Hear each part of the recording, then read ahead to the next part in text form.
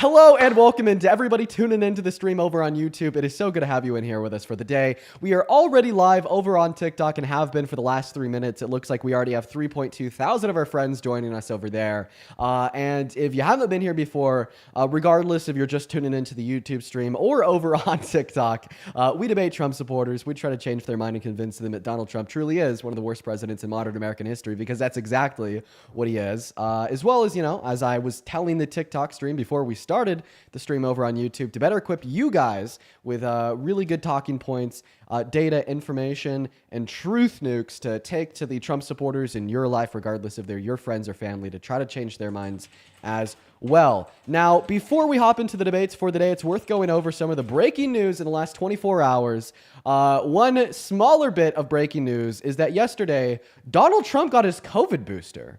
In fact, I was looking back on it. This actually isn't new. So Donald Trump got vaccinated when he launched Operation Warp Speed at the end of his first term. And ever since then, periodically, according to the direction of his medical health professionals, he gets his boosters just like we do. So I think it's really hypocritical and ironic that Donald Trump has been staying up to date with his boosters while also supporting, the anti-intellectualist propaganda surrounding not just the COVID vaccines, but vaccines as a whole.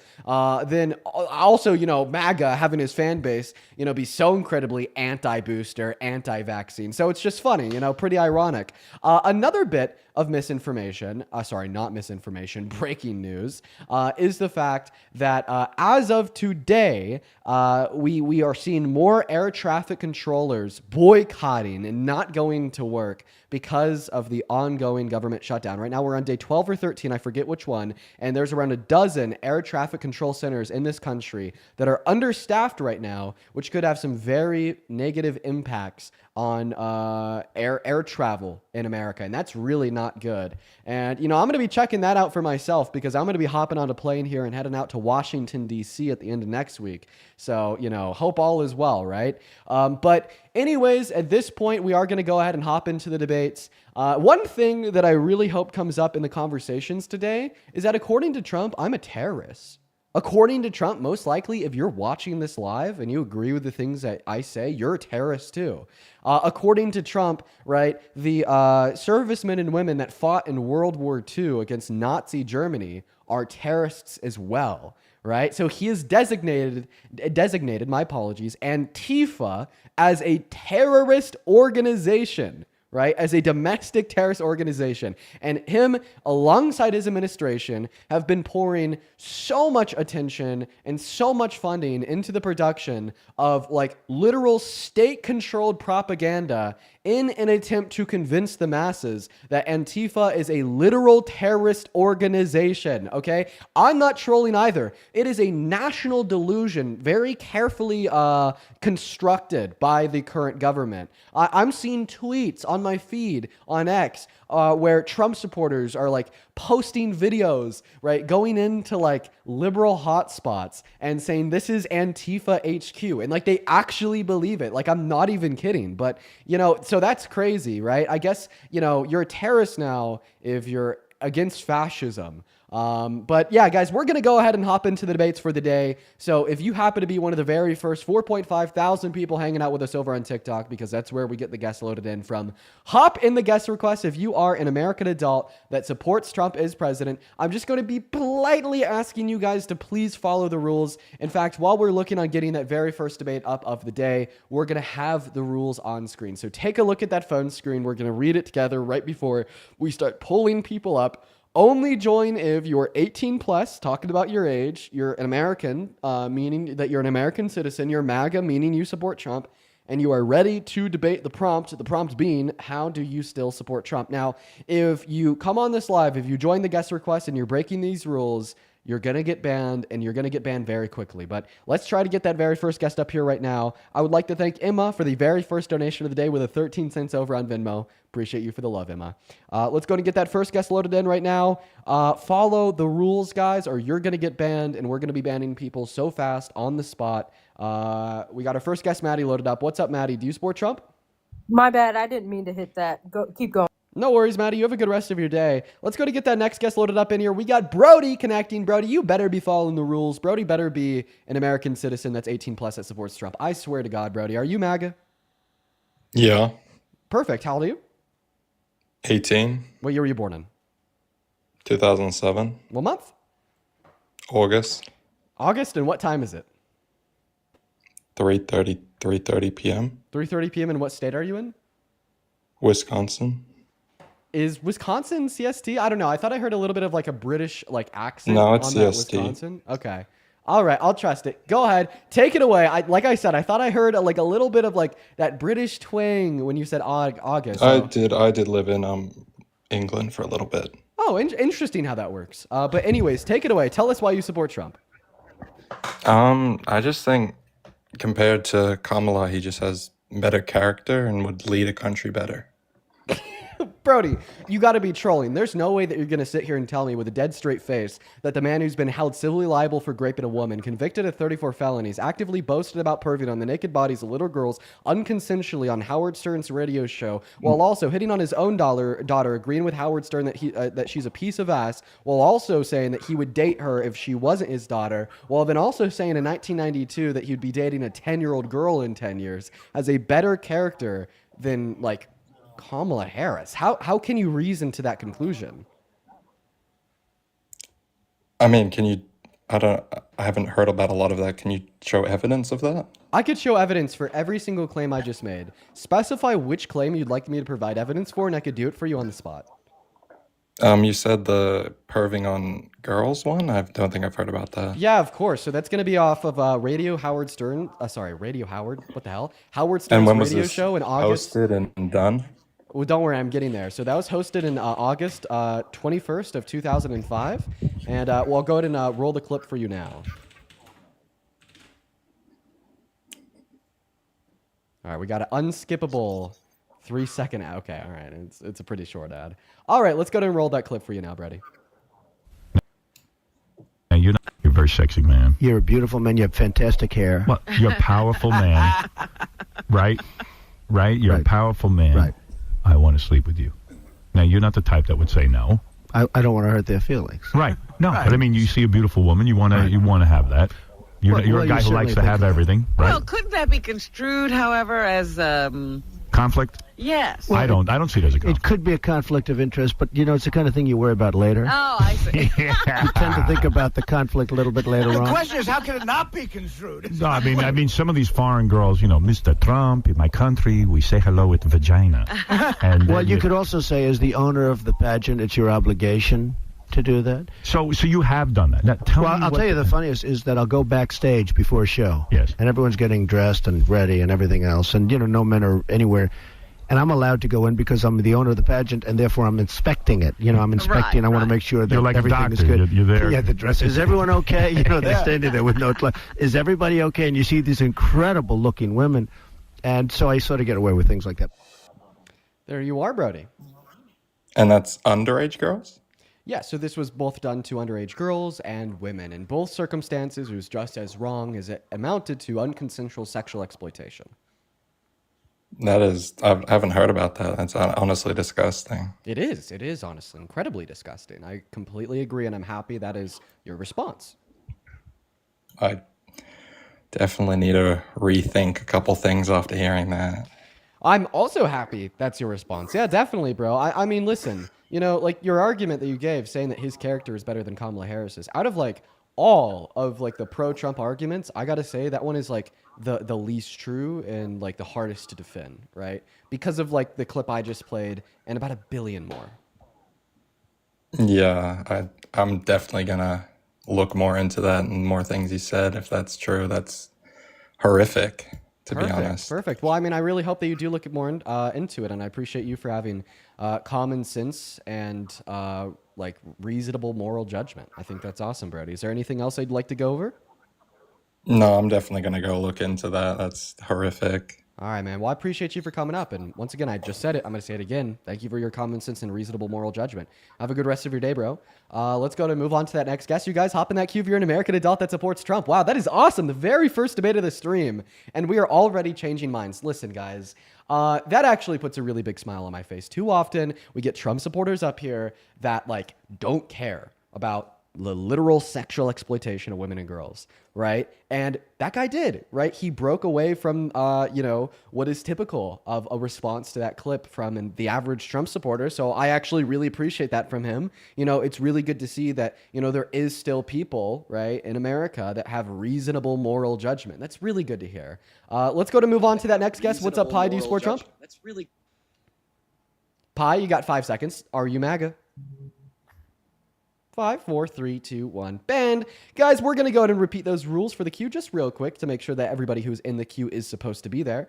Make sure if you are in the guest request on that TikTok live, you are an American citizen, you are 18 or older, and you support Donald Trump as president, and you're ready to come up here and debate that prompt. The prompt being, how the hell do you still support Trump? So if that's not you, go ahead and leave that queue now, because if I do ultimately load you up here and you are breaking the rules, you will be banned. So just leave the queue now if you don't want to be banned. What's up, Mr. Scientist? Do you support Trump? What's up, Dean? Yes, I do. Awesome, man. Before we hop into our debate, I want to go and thank a handful of people for their super chats on YouTube. Emma, thank you so much for the $10 super chat, saying, I hope you know that your political presence in this day and age is so important, and you are moving mountains, Dean. You are so diva. I appreciate you for that love, Emma. All the love in the world to you. Let's go ahead and show some love to Emma down below in that chat, as well as we actually have another Emma with as well as with $10, saying, have an amazing day. Thank you so much for the love to the 2 Emmas. Shout out to you guys. Thank you all so much. But Mr. Scientist, go ahead and take it away. How the hell do you still support Donald Trump as president? All right, well, before I get into like the whole like policies as to why I support him, my first reasoning would be I've received a lot of hate. I've actually gotten doxxed, which is why I don't really post on my social media accounts anymore by Democrats. Um, I'm a black conservative. I'm about to go to law school. So a lot of hate that I've received have been from people um per se who are like liberals or Democrats. So that's one reason. As far as policy wise, I don't agree with everything that he does. But things like abortion, um, Title IX, stuff like that. I want to Um, respond to that first thing that you brought up. You understand the reason why you're like incredibly more likely to get hate from liberals compared to conservatives is because you are a conservative, right? That's right, like the that's same reason fine. why I'm much more likely to get hate from conservatives than liberals because I am a liberal. Like for instance, I've had conservatives dox my mother's address. I've had conservatives Hmm. dox my sister's address. I've had conservatives post a picture of my sister with her full name in school and say that they're going to go and grape her. I've had conservatives, right, literally swat my old house. I actually haven't told you guys that story yet. But yeah, this was like a month or two ago, right? They literally swatted my old house, and the person that lives there now almost got killed by one of the SWAT members, right? I've had conservatives write songs about how they wanted to slit my Achilles tendon and unalive me and then eat my guts. I'm not even kidding. That's a real thing. For those of you who know QB, right? There's that story. And at the end of the day, man, right? What I think is something we all need to come to terms with is that violence like this is wrong. Threats like this is wrong. Doxing is wrong, right? It's illegal for a reason. And you are inevitably going to experience some of those things, being, publicly outspoken about your political beliefs on the internet. And if you're a liberal, it's going to be by conservatives, and if you're conservative, it's going to be like by like a very small portion of liberals. You know what I mean? So I wouldn't say that's a Right. motivating reason to support Trump. And actually, right, I would argue that Donald Trump plays into this narrative of like disseminating hate, creating political division, and calling for harm against those that he politically disagrees with by like labeling anti-fascists as terrorists, by disseminating misinformation, calling them an organization, by saying that he literally hates all Democrats and that he doesn't wish his enemies well, while like referring to Democrats as his enemy, right? So like he plays into this narrative and he helps create and foster that divide. Well, what I can say is, I mean, there's definitely bad apples on both sides of the spectrum. I think we can all come to an agreement that I think both conservatives and liberals want what's best for the country.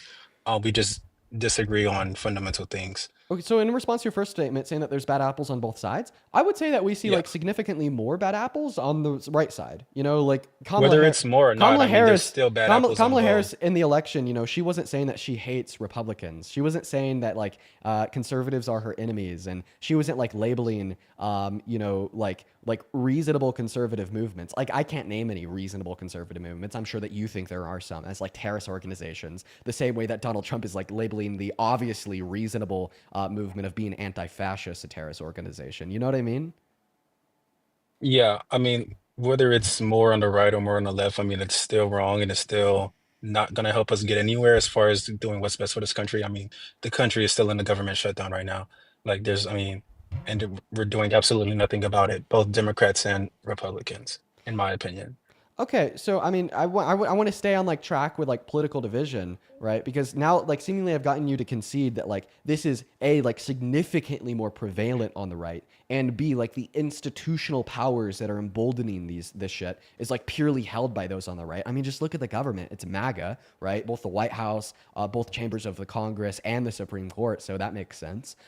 And then C, your first argument was to tell me, well, like originally before I gave you these facts, before I started this conversation with you, the reason you're on the right is because of the hate from the left. But now that you've conceded that there's significantly more hate and creation of division on the right, and the right actively props this up institutionally speaking through the American government, wouldn't this give you reason to be on the left? Well, I didn't necessarily concede. All I said was, I mean, whether it is or it isn't, I mean, it's still wrong. I mean, so if it's more on the right, then I mean, that's just not, it's still not a good thing. So I didn't really concede to anything. But I mean, if I'm receiving hate from liberals, why would I go to a liberal side? I mean, I don't receive hate from conservatives. Okay, all right. So do you think that you should, can you tell me that I should remain a liberal for the rest of my life because I receive hate from conservatives? I mean, if that's what you think is best for you, No, no. From and your you have perspective, liberal idea, would you from argue my that perspective, what is best for me and what is best for the future of this country is for Dean Withers and like vast majority of all of his followers to remain liberals until the day they die because they receive hate from the right? I mean, it's more that plays into it. So I mean, it also comes down to ideology and whatever you agree with. Okay, so now all of a So, sudden there's like significantly more involved, like core values, Dean, ideology, political you're trying to affiliation, what you twist think my is best for the words. country. I'm not twisting You're your trying words. to I'm just twist my simply word. pointing Yeah, out the flaws with your you are. argument. You're trying to straw man. No, it's not a flaw in my argument. I mean, you're just trying to straw man me. Can you please like reiterate my straw man? There's nothing to reiterate. You literally just did it. Okay, well, there's nothing to reiterate. Then I didn't straw man you. Okay. Okay. Perfect. Now moving on to the second subject that you brought up, the government shutdown. I don't think that's a both sides issue at all. I think it is. No, No, not at I all. mean I mean, liberals and I mean Democrats and Republicans have to come to some sort of agreement in order to move forward without to pass a bill so the government isn't into a shutdown. Right, right. And where the Democrats stand right now in the Senate, which is where 60 votes are required, is like not defunding certain ACA credits through Medicaid.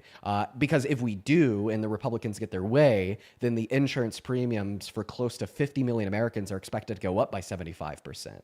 Right? This is like blaming, the government shutdown on like the individuals who are actually fighting for you and fighting for the future success of this country. Right? Which just makes no sense.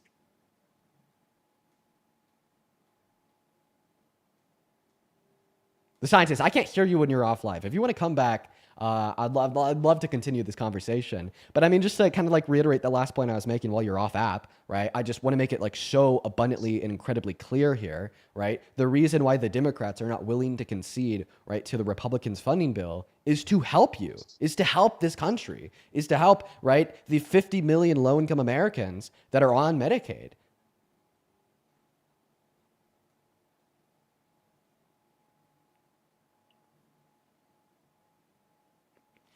He's on the live. I didn't mute him. Can you Okay, hear he's me? back. Hello? Now I can hear you. Yeah, I'm sorry. I'm getting a phone call. But we can. I mean, if you ever let me up again, if I ever join your queue, we can finish the conversation. Why can't we I don't want to just take finish up it too much now? of your time. You're not taking up too Um, much of my time at all. No, no, because I have a quick phone call that I have to attend to, so I'm not going to prolong your live for you to wait on me. You can move on to somebody else. Okay. All right. All right. Well, do you want to hop back in the queue like after your phone call? Could I Yeah, expect to see yeah, you that's what like, I'm saying. Yeah, that like after the phone call, you can let so me I back up. could like But expect to like see you in like 10 minutes? yeah, 10-15 minutes, that's fine. All right, you got it, man. I'll be speaking to you soon, hopefully, right? We're gonna go ahead and move on to the next guest. Hop inside of that queue if you're an American adult that supports Trump and you want to come up here and have a debate with me. We're just gonna quickly like put the rules back up on screen for a second, go over them, then move on to the next guest. All right, if you're on TikTok and you're trying to join, give me your full attention real quick so we could go over the rules. Only join the queue if you are 18 plus, that's talking about your age. You are American, that's talking about your citizenship. And you are MAGA, that's talking about your political affiliation, meaning that you support Trump as president. And you are ready to debate the prompt, that prompt being, how the hell do you still support Trump? Keep in mind, if you're in that queue and you don't, right, and you're not following these rules, you don't support Trump, so on and so forth, if I bring you up onto the live, I'm going to ban you, right? So I would just highly recommend you leave the queue now. So let's go ahead and move on to the next guest, guys. Let me know in that comment section if you're MAGA and you want to come up here and skip that line. While we're getting the next guest up here, let me go to thank a handful of people here. Ray, thank you so much for the $5 over on Venmo, saying that you left your ex because he supported Trump. Let's fucking go, Ray. Appreciate you for the 5. Good luck for your future endeavors. As well as Gotham, thank you for the $5 on Venmo, saying that you rock, man. Thank you, Gotham. And Tylee, last donation here. Thank you for the $10 over on PayPal, saying that you've been listening to me for years and recently your independent boyfriend has been convinced he's liberal now because of you. Bro, let's fucking go. Huge shout out to you, Tylee, and huge shout out to your boyfriend as well. I hope that you guys have a good relationship and everything is rainbows and sunshine for y'all, for real. Thank you for the $10. Show some love to Tylee down below in that chat. What's up, Gino? Is that how I pronounce your name? Mm-hmm. How old are you? 19. And how long do you expect me to believe that for? About no seconds. Moving on to the next guest. Dude, we got JRB loading up into the box. Jesus Christ. Jennifer, thank you for the $10 over on PayPal. Jennifer says, do you believe Trump when he says he's going to make sure the military members get paid? I'm unsure. Okay, yeah, Trump has to say that. If he doesn't say that, it's literally like political suicide. Like, it is like such a bad look if he doesn't say that. However, we've already seen Republicans in Congress say that they are not going to do it.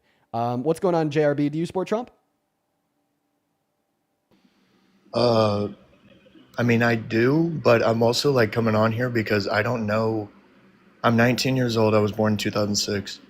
I'm from the United States. I don't really know who to go for. I've been watching your lives trying to get, like, more in depth with politics because I want to start learning about them. But,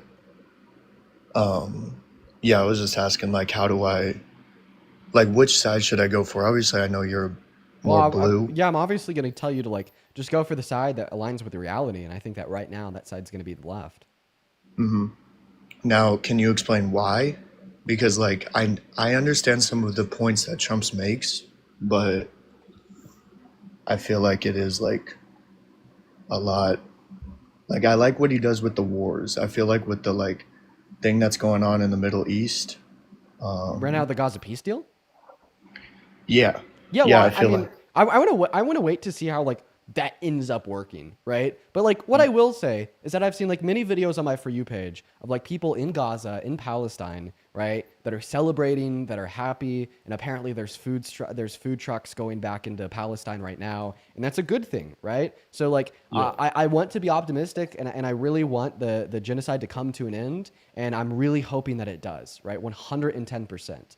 But from Trump, I mean, we saw him less than 3 months ago hold a joint press conference with Netanyahu, where he told Netanyahu that he would allow American troops to go into Gaza and to ethnically cleanse all of the remaining Palestinians on the strip, while then also forcefully relocating them to Jordan and Egypt, right? And then not even a month ago, we saw Israel kill all of the remaining Al Jazeera press members in Gaza and pass legislation through their parliament to like legalize, according to themselves, right, the forceful annexation of the rest of the strip. In my mind, what I think has happened is we've seen an increasing global pressure against what Israel's doing, with Canada recognizing the statehood of Palestine, same thing with Australia, and then Germany cutting off all arms shipments to Israel. That now Israel's at a point where they want an out, right? Because the world's starting to turn on them, and Donald Trump wants a political opportunity to make himself look good, so he's going to try to help him with that. But I actually don't think that Donald Trump cares at Palestine at all for the reasons I just gave and more. Yeah. Well, I do feel like I understand what you're saying, and I could see how you see that. Yeah, but like I said, I really do hope that it comes to an end. I want Palestinians to stop dying. I want the ethnic cleansing to stop, and I really do hope that it comes to an end. Yeah, yeah, definitely. I think it's like because I was 18, so I was able to vote when the last election happened for the president candidates. I was more leaning towards Trump because I feel like he did a lot more when he was president than Kamala being vice president. Now that's obviously because like president and vice president, that's a different thing. But I feel like if Kamala was president, it would be like different. Like I was worried about like the war with Russia that was happening in Ukraine, how like we were allowing so much money to be given to them, to be given to Ukraine, and Russia was kind of getting pissed. And then when Trump became president, that kind of died down a lot. Wait, you think that Russia's ethnic cleansing of Ukraine died down? No, not at all. Russia actually started to drop the most bombs they ever have since their original invasion of Ukraine under the Biden-Harris administration, right, on Ukraine right now, as well as in response to your original claim, right, saying that Donald Trump did more in his first term compared to what Kamala Harris did as VP. That's also just evidently false. Kamala Harris worked on and passed the CHIPS Act, the PACT Act, the American Rescue Plan, the Infrastructure Bill, the Inflation Reduction Act. What did Trump do in his first term? Like I said, I looked some of it up, but that's why I was also coming on here to ask you like what like side I should go for. Obviously, you're going to tell me to go for the left, but I feel like it is like definitely like a thing of like, oh, I don't really know what to do. Like I don't know what side to go for. Yeah, well, let me try to help you out real quick. I think I could help you make up your mind super duper quickly. Do you think that fascism is bad?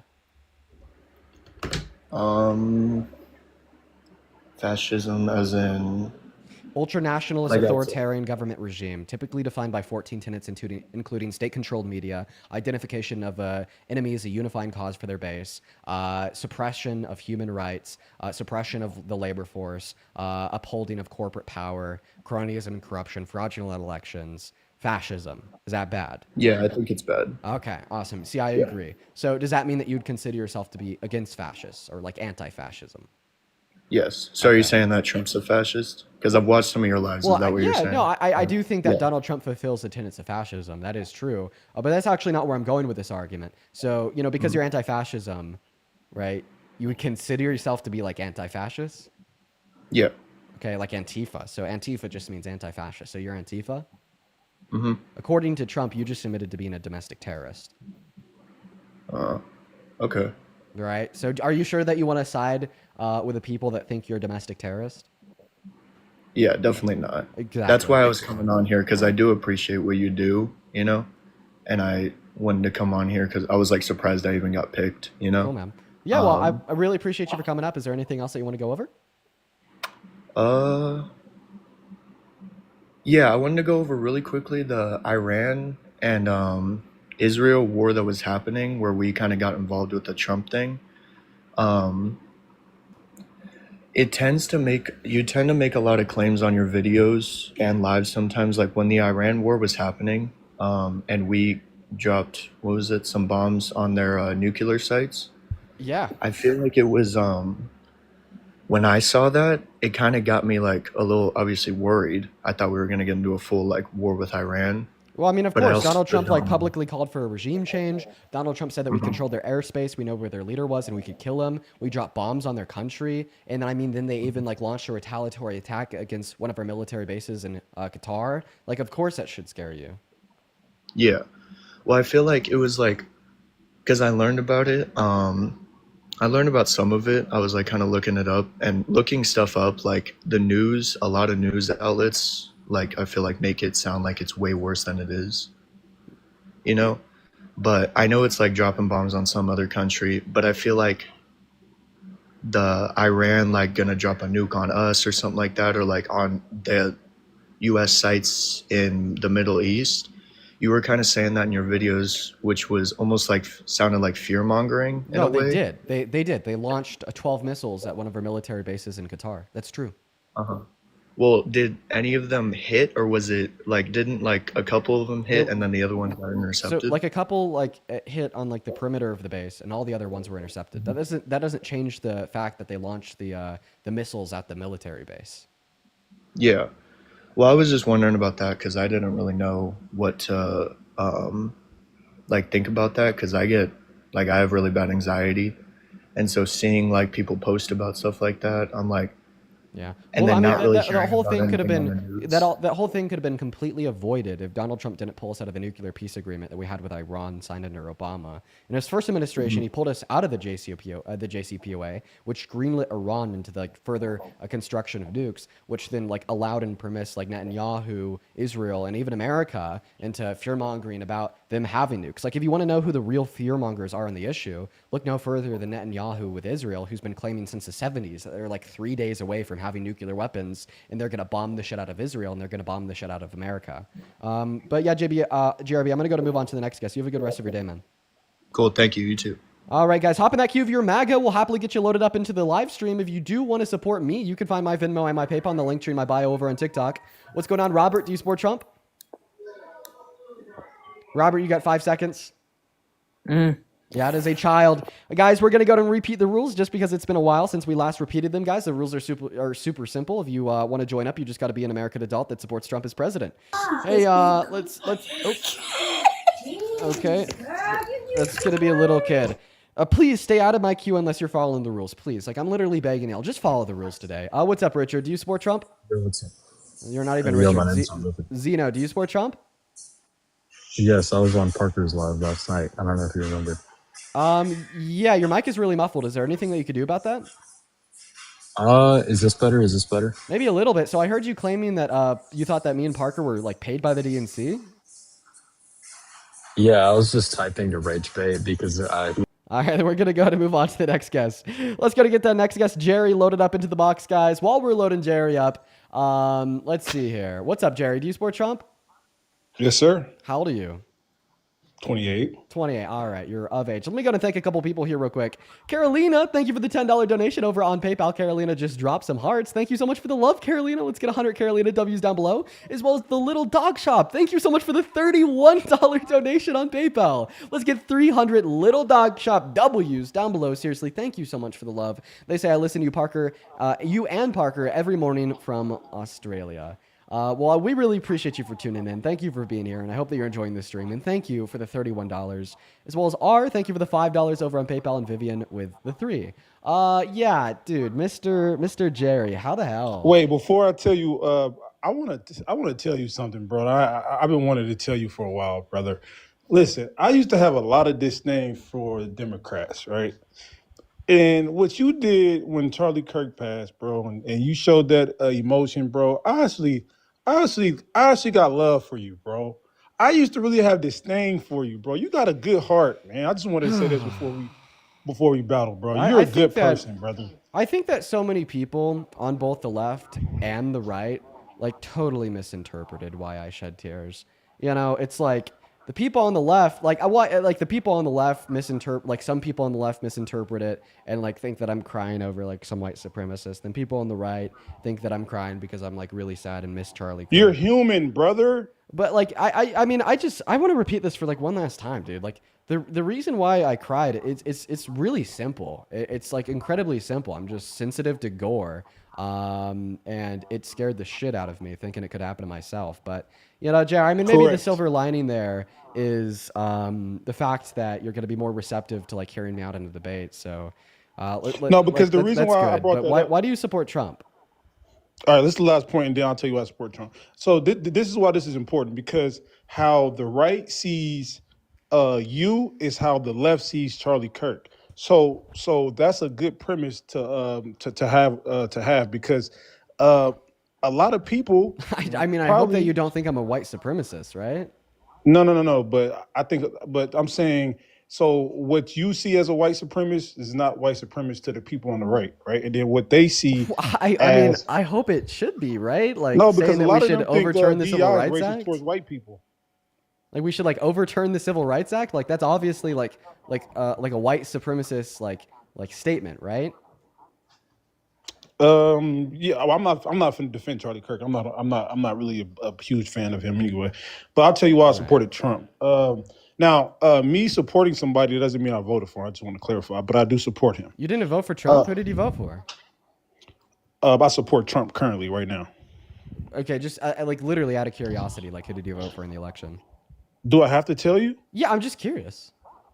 I can't, brother. I just can't. Did you vote for Harris and you've changed your mind? I currently listen. I have no choice but to support because I like to keep my vote private. But I currently support Trump. Currently, yes, because I like so. I'll tell you Dude, why. it just sounds like you like voted for Harris in the election. You support Trump today, and you're just super ashamed to admit that you've somehow That's swung not to what the happened, right. brother. Did you vote for Jill Stein? I don't want to embarrass myself, brother. Can I? Did you vote for like that independent candidate? You didn't vote at all? Okay, whatever, fine. Just tell us why you support Trump. 1,000% voted. 1,000% voted. Boy, well, now I'm just super 1,000% curious. voted. Brother, can we get to the conversation, brother? Yeah, it's just like it's just interesting that you have so much like shame and embarrassment out of your vote. Yes. Sometimes voting for both parties is embarrassing. Did you like write in RFK? Stop it, brother. You definitely wrote in RFK. Are you trying to embarrass me? Well, Victoria, thank you for the motorcycle. Okay, I'll just drop it there. Tell us why you support Trump. All right, so let's speak geopolitically. All right, so I think Trump should win a Nobel Peace Prize. Right, dude. Oh. And I'll tell you why. Guess what? The Nobel laureates disagreed. Wow. Flick off, huh? I thought you was better than that shit's getting serious, Jared. We're heating up. All right. So the reason why, because if you look at the America is divided on this Israel and Palestine situation, right? As they should be, right? But we're not really diving in on the root cause behind why America has this disdain for Israel. And what's going on is a lot of people has been indoctrinated to have this same disdain for Jewish Americans. So people don't know how to make the distinction between Jewish Americans who've been patriots in this country and Israeli government who is doing I would say, well, yeah, they're doing a bad job on how they deal with this conflict, right? I would say that there is a lot of people in this country that cannot like differentiate between somebody being religiously Jewish and somebody being in support of the government of Israel. But I think it's like an imperative to inform you that the many Americans that can't make that distinction are like on the far right. They're fans of Nick Fuentes. They're on the far left. Are you familiar with what a groiper is? Yes, I know about Nick Fuentes, but are you familiar Are you familiar with the fact that Nick Fuentes is just a mask-off neo-Nazi that openly hates Jewish individuals, and he's been like in very loud criticism of the state of Israel, and like some of his like specific criticisms of the state have been true, but then where he absolutely loses me and should lose everybody else is when he then equivocates those criticisms to everybody that is ethnically or religiously Jewish, regardless of their ideological beliefs?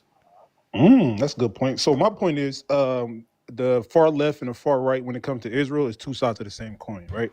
So for every Nick Fuentes, there's Black Lives Matter Chicago, who right after the day of October 7th happened, they had a parachute saying "Free Palestine," basically co-signing what Hamas did to Israelis. Wait, saying "Free Palestine," right, is not saying that I want Israeli citizens to die. That those two sentences do not mean the same thing, right? And in fact, I would argue that the equivocation that you're making by attempting to make them say the same thing, right, is like incredibly morally perverse, right?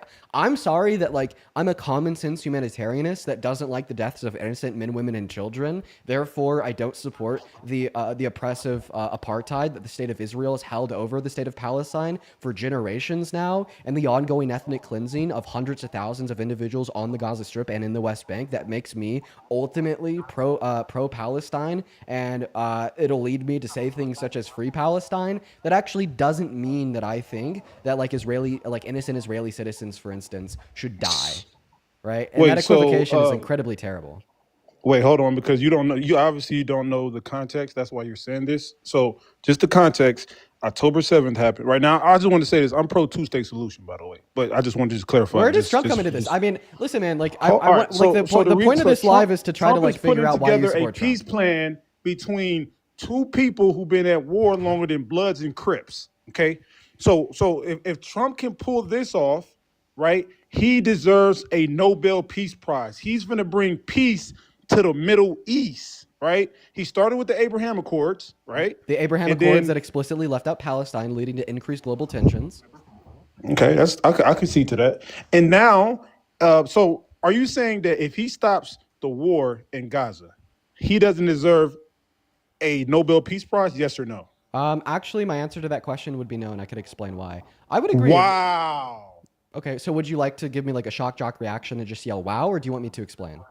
I'm sorry. Right. So like I could agree, like if the Trump administration inevitably like stops Israel's like ongoing ethnic cleansing of the Palestinians, that like that's going to be like a materially like good outcome. Like I want Palestinians to stop dying. I want innocent children to stop being shot in the back of the head, right, with bullets from IDF soldiers, right? I want to stop the starvation of literal newborns, okay? All those things are bad. So if those things stop, that's great. All right. But I think it is like so incredibly important to me to be able to paint the full picture here of how instrumental, right? Not just Trump, but like a lot of people in the American government have been for the ongoing ethnic cleansing of the Palestinians, right?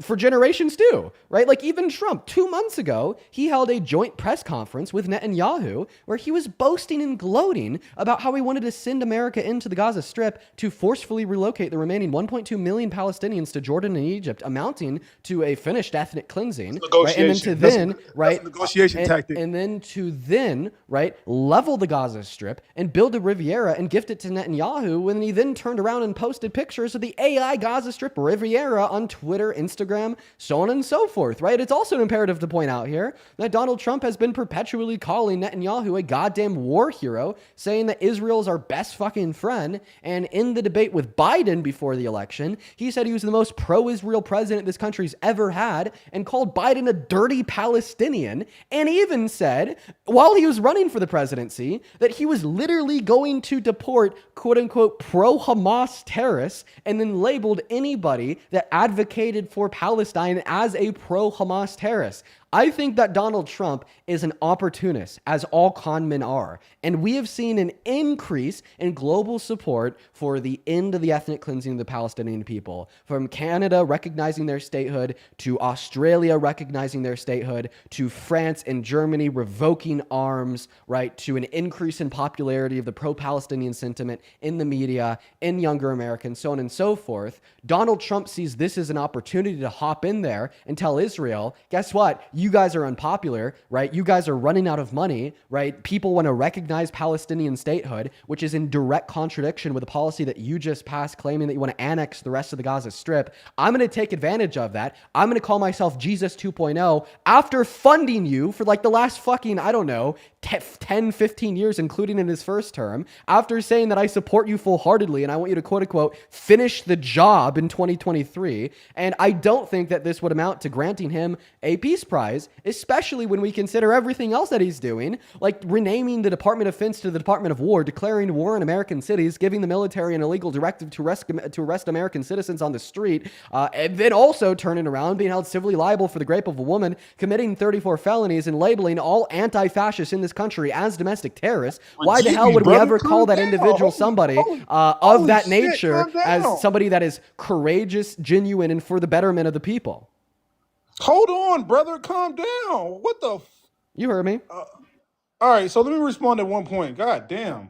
So you're a smart guy. I'll give you that. So you don't see. I read the Art of the Deal, right? So when he talks about he's going to turn the Gaza Strip into a hotel resort, this is hardball negotiation tactic. He's not really going to do this, right? This is the art of the deal, so we can lead up to what's going on now, which is a potential peace agreement between two groups that's been beefing more than GDs and vice lords in Chicago. All right. So Who's the negotiation with? I'm sorry. What? Who was the negotiation with? Hamas and IDF and the Likud party, which is Benjamin Netanyahu. So he was just negotiating with Hamas by telling them that he plans on like ethnically cleansing 2 No, million listen. Palestinians. No, that's not. What he did was he said, okay, here's our proposition, right? We want you guys to concede to give up weapons, give up hostages, and then on the Israeli side they'll do this, and because if you don't, it will lead to potential. Now he didn't say ethnic cleansing, but it could lead. It could lead to an ethnic cleansing, right? So the Hamas leaders conceded. Benjamin Netanyahu agreed, right? So if he creates peace, right, this will literally bring Americans together because this has been a divide amongst the left and the right, right? The far right are just anti-Semites who hate Jewish people and blame them for all of their just stereotypical, they control stuff, typical stereotype. And then the far left, right, has been radicalized by the conflict between the West Gaza Strip Brandon, and thank you the so much for the IDF, well diving. I appreciate you for the love. right? So my thing is the fact that you can't concede that he deserves a Nobel Peace Prize because this is one of the biggest wars and divisions in world history. And Donald Trump, the art of the deal maker, right? He could potentially squash this beef. And for you to say he doesn't deserve a Nobel Peace Prize, you're putting your politics before your morality. Well, I gave you about a billion reasons why I don't think he deserves a Nobel Peace Prize, as well as I added on additional context. But what if it happens? What if it happens? All right. Well, I already answered that question, and I answered. All your right, let's question debate. again. Okay. All right, can we do immigration just Jesus before I get Christ. about here? Oh my God, Jerry. Where it's almost like you don't even want me to respond to what you just said. What about immigration? Because we're all over the place. All right, so let's start with so I don't have a problem with legal immigration, right? So I've been tricked to believe Donald Trump that, does. He wants to charge companies $100,000 for H-1B visas. That's brilliant. I thought you just said that you don't have a problem with legal immigration. Yeah, you're calling it legal. a Yeah, restriction you can pay. non-legal immigration. Brilliant. Yeah, it's brilliant for America. Yes, it goes to. Yes, and then he said that he's going to give Americans taxpayers $2,000 of that money. I think tariff money or Yeah, visa money. yeah. He said he was going to give each individual taxpayer $5,000 back from Doge. When did that happen? Vaden, thank you for the globe. Oh, wait, he actually didn't give the average American anything back from the Doge cuts. In fact, he just charged them more according to the Center on Budget and Policy Priorities. When he passed the big, beautiful bill, it's reducing the purchasing power of over 156 million American citizens, making at or under $51,000 per year. See, you got fucking conned. Art of the deal, my friend. Yo, your name is Dean GBT. Like, how are you reading something? Like, what? You're like a robot. What the fuck? I'm not reading anything, dude. I keep the right. facts stored in the brain. All right, so let's get to the undocumented. So my thing is, see, I was tricked to believing that undocumented immigrants, right, and the Republican Party is trying to split up families. Let me get this full thought out, please, brother. I'm not going to interrupt you. You're good. Go ahead. Okay, so what happened was, right, it's not about families being torn apart or sending people back or whether they should be here or not, right? It's about cheap labor, because I know that I live in California, right? A lot of undocumented immigrants are in the agricultural sector, hospitality, right, and other fields. And what happens is they get exploited for their labor. That's one point. And then we can get to my second point. The second point, because it's about the bottom line. It's not about morality. It's not about, because these people get exploited for their labor by Americans, whether it's Democrats and Republican states. That's my first point. The second point is, I talk to a lot of immigrants, undocumented, right? Because I got a cousin that used to bring them over here for like $5,000. So I talked to a lot of them, right? And they literally told me out of their own mouth the stuff that they got to deal with the cartel. The cartel literally charges them like $10,000 just to bring them to the United States. And then if they don't pay the money, they will kidnap families. So the stuff that they got to go through, I'd rather them come over here legally, get paid the same amount of wage that Americans do, and not get exploited. But y'all more worried about families getting torn apart, but really they're getting exploited for their labor. Dude, That's really what it's coming here's down the to. crazy thing, right? There's actually like a lot of things that you just said there that I agree with. But I yield a completely different conclusion from you on like what the next step is. We'll start off with like the exploitation of labor part. It is absolutely true that in this country, the labor of undocumented immigrants is exploitative by nature, right? Because even though undocumented immigrants technically have the same legal protections as like a citizen or as a resident under like the Equal Protections Clause of the 14th Amendment, right? They're still significantly easier to exploit because they don't have long-term survivability in the market because they could be deported, right? If they're unemployed, they can't access any federal social safety nets and many state benefits, meaning that they could starve to death or like die from harsh weather conditions because they can't have any housing, right? And they get paid significantly less for the same job when compared to a resident or citizen because they have less bargaining power in the labor force, right? But maybe, just maybe, the solution to fix that exploitation isn't to rip the families apart, which is, by the way, completely true. The Trump administration wants to deport a father, Abrigo Garcia, to fucking Uganda while his wife either stays here or in El Salvador. So they are ripping families apart. And maybe the solution is rather to instead offer undocumented immigrants a pathway to residency or citizenship through mass amnesty so they could be a resident or citizen, they could access those federal and state benefits, they could have long-term survivability in the market, they're not under the threat of being deported, so therefore they have just as much bargaining power in the labor force as you or I, so then they automatically collect higher wages for the same labor they're doing now, and they're more incentivized to work over the table since they could file for a tax return and claim those benefits, meaning that they'll go from paying $100 billion per year in taxes to significantly more than $100 billion per year in taxes, meaning that they'll go from contributing $1.1 trillion through $1.7 trillion to the GDP per year to significantly more than that annually. That sounds like the better solution to me.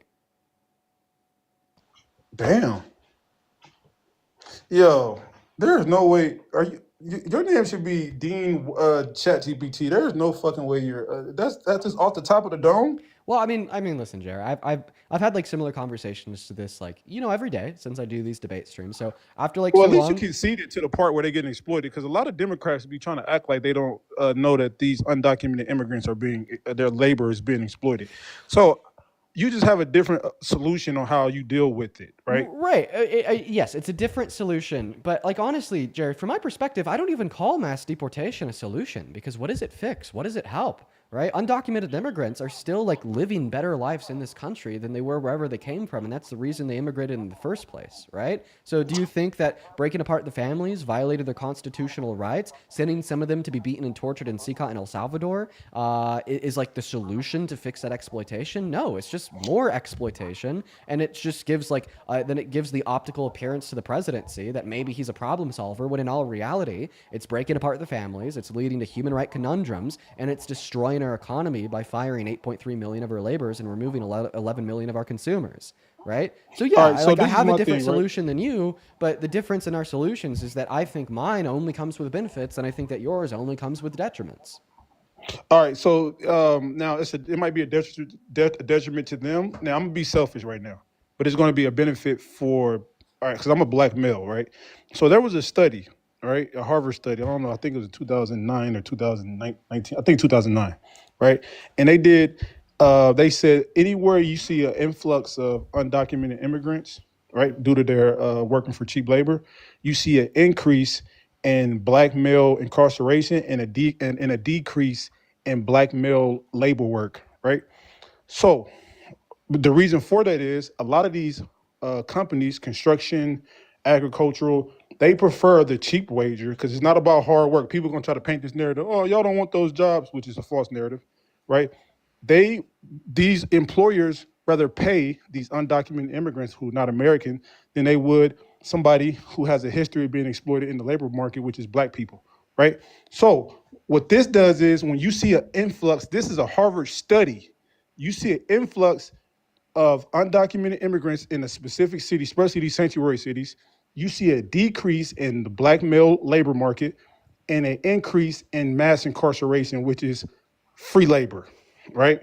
So this is the mind games that the Democratic Party does, right? They try to act like they care about something, but really it's about labor, and then they leave out American citizens who've been exploited in the labor market historically. which is black people. Cool. Before I respond to that, I'm just going to thank a handful of people for their donations. Jay, thank you so much for the $10 over on Super Chat. Show some love to Jay in that chat. Jay says if he thinks that Donald Trump says that aren't seriously expressing Trump's intent, what is his method of differentiating what Donald Trump says that is serious and what Donald Trump says that is unserious? You know, that actually is a good question. We hear that a lot from Trump supporters, just arguing that like Donald Trump never means what he says. So then how do they determine in any circumstance whatsoever? Thank you for the love. And I'm going to be honest, it looks like my computer actually crashed trying to read through the other super chats. So while my Google Chrome catches up to speed, I'm just going to read the other ones off my phone super duper quickly. Nally, thank you for the $6 over on PayPal. Sunny, thank you for the $5 on PayPal. Thank you so much. Julia, thank you for the $10 on PayPal, saying thank you for making the world a better place every day. Thank you so much for the love, Julia. Let's get 100 Julia W's. And then once again, Yuri, thank you for the $5 on PayPal. We're all cut up over there. Let's take a look at Venmo. Mia, thank you so much for the $5 on Venmo. Carmen, thank you for the $15 on Venmo. Carmen says, listen to you every day, Dean. Thank you for doing what you're doing. Thank you so much, Carmen. Show some love to Carmen in that chat. And then one big one here. Oh my God. Hayden, thank you so much for the $75 donation over on Venmo. Holy fuck, dude. Let's get 750 big Hayden W's down below in that chat. That is Hayden. Thank you so much, man. Hayden with his $75 says, hey, Dean, I've been watching your streams and playing your past lives while I work. I love what you do, and I've learned so much since I've been able to start listening to you. Keep it up. Also, use this on your next anxiety pen, bro. Let's fucking go, Hayden. You are such a G. The literal goat is in the building over here. Thank you so much, bro. And my Chrome is like still crashed. I don't know what's going on over there. I'm just going to go ahead and hop back into the debate and respond to your claims. So wait, hold on. So give me 15 seconds real quick. So the reason why I brought this up with the Harvard study and how there's a link between mass immigration and black males being shut out the labor market and increase in mass incarceration, right? Now that he's sending a lot of people off, right? And this is what I see with my own eyes. There's a opening in construction for black men. I got cousins that just got out of prison, right? Literally a month ago, right? They're a product of the war on drugs, which really was the war on black men, right? So these people got out of jail, they paid their debt to society, and then they got construction jobs, agricultural jobs, hospitality. This is American first. Okay. My friend, as of August, the unemployment rate for black Americans is 7.5%, marking the highest it has been, excluding the pandemic, since Donald Trump's first term in April of 2017. Now, that was goddamn. So, see, I was talking about a specific industry, which is agricultural. Now, tell me the stats on agricultural work, construction, hospitality, and other fields where you see undocumented immigrants, brother. I'm not so sure if like there's any specific like employment data specifically for like black Americans and like specific industries such as, because I know the government jobs they're losing for sure. He's not playing with nobody. He's actually waging war on black women, which I don't like. That's why I haven't I've been really triggered about defending Trump. Did you know? Well, I mean, dude, he's not just waging war on black women. He's waging war on black men. He's waging war on all marginalized communities. At the end of the day, Donald Trump has a track history of being incredibly racist. In the 70s, he denied to rent to black Americans. In the 90s, he called all black people lazy. In the early 2000s, he perpetuated the birther myth as a Central Park 5, calling for the death penalty for 5 innocent young black and Latino men. And then in 2012 through 2016, he literally said that Obama, because he's black, is born in Africa. And then when Obama dropped his birth certificate, he said he didn't trust it, when in all reality, this was just an attempted coup to prevent a black man from getting a job because of his race, by arguing that because he was born in Africa, he's not constitutionally eligible to run for the position of the presidency, right? And I mean, this is something that we've always seen from him. So, I mean, I wouldn't be too shocked that he's racist. We've known this about him forever. Right. And then, I mean, just like generally in the response to your argument that we see more like firms, right, opting to hire undocumented immigrants because they will accept lower wages due to the fact that they have less bargaining power, that could have like some negative reciprocal effects, like for instance you pointed out, on black men, right? I'm not so sure like of the study that you're mentioning, but I'm willing to believe that what you're saying is probably in part true. But this goes right back in to what my original statement was, insofar as that I believe that the labor of undocumented immigrants is exploited. I believe that burden and immorality would ultimately fall on the firms that are exploiting them. And I believe the way to fix that, not just for them, but for everybody in this country, is to offer them a pathway to residency or citizenship, so then they have more bargaining power and they'll be less likely to accept lower wages, which as a reciprocal effect would end any negative outcomes associated with like an outcast of black men in the labor force, so on and so forth. Now, you also brought up, right, a war on black men incarcerating them. Well, guess what? The GOP and Trump is still propping up a war on black Americans to do with incarceration on the war on drugs. I mean, we saw Kamala Harris in 2014 say that it's time to end the war on drugs, and then in 2018 argue that we should pass legislation through the Senate, through the Congress, to federally decriminalize the use of the M drug. She even co-signed herself on legislation to do exactly that. It never made it out of committee.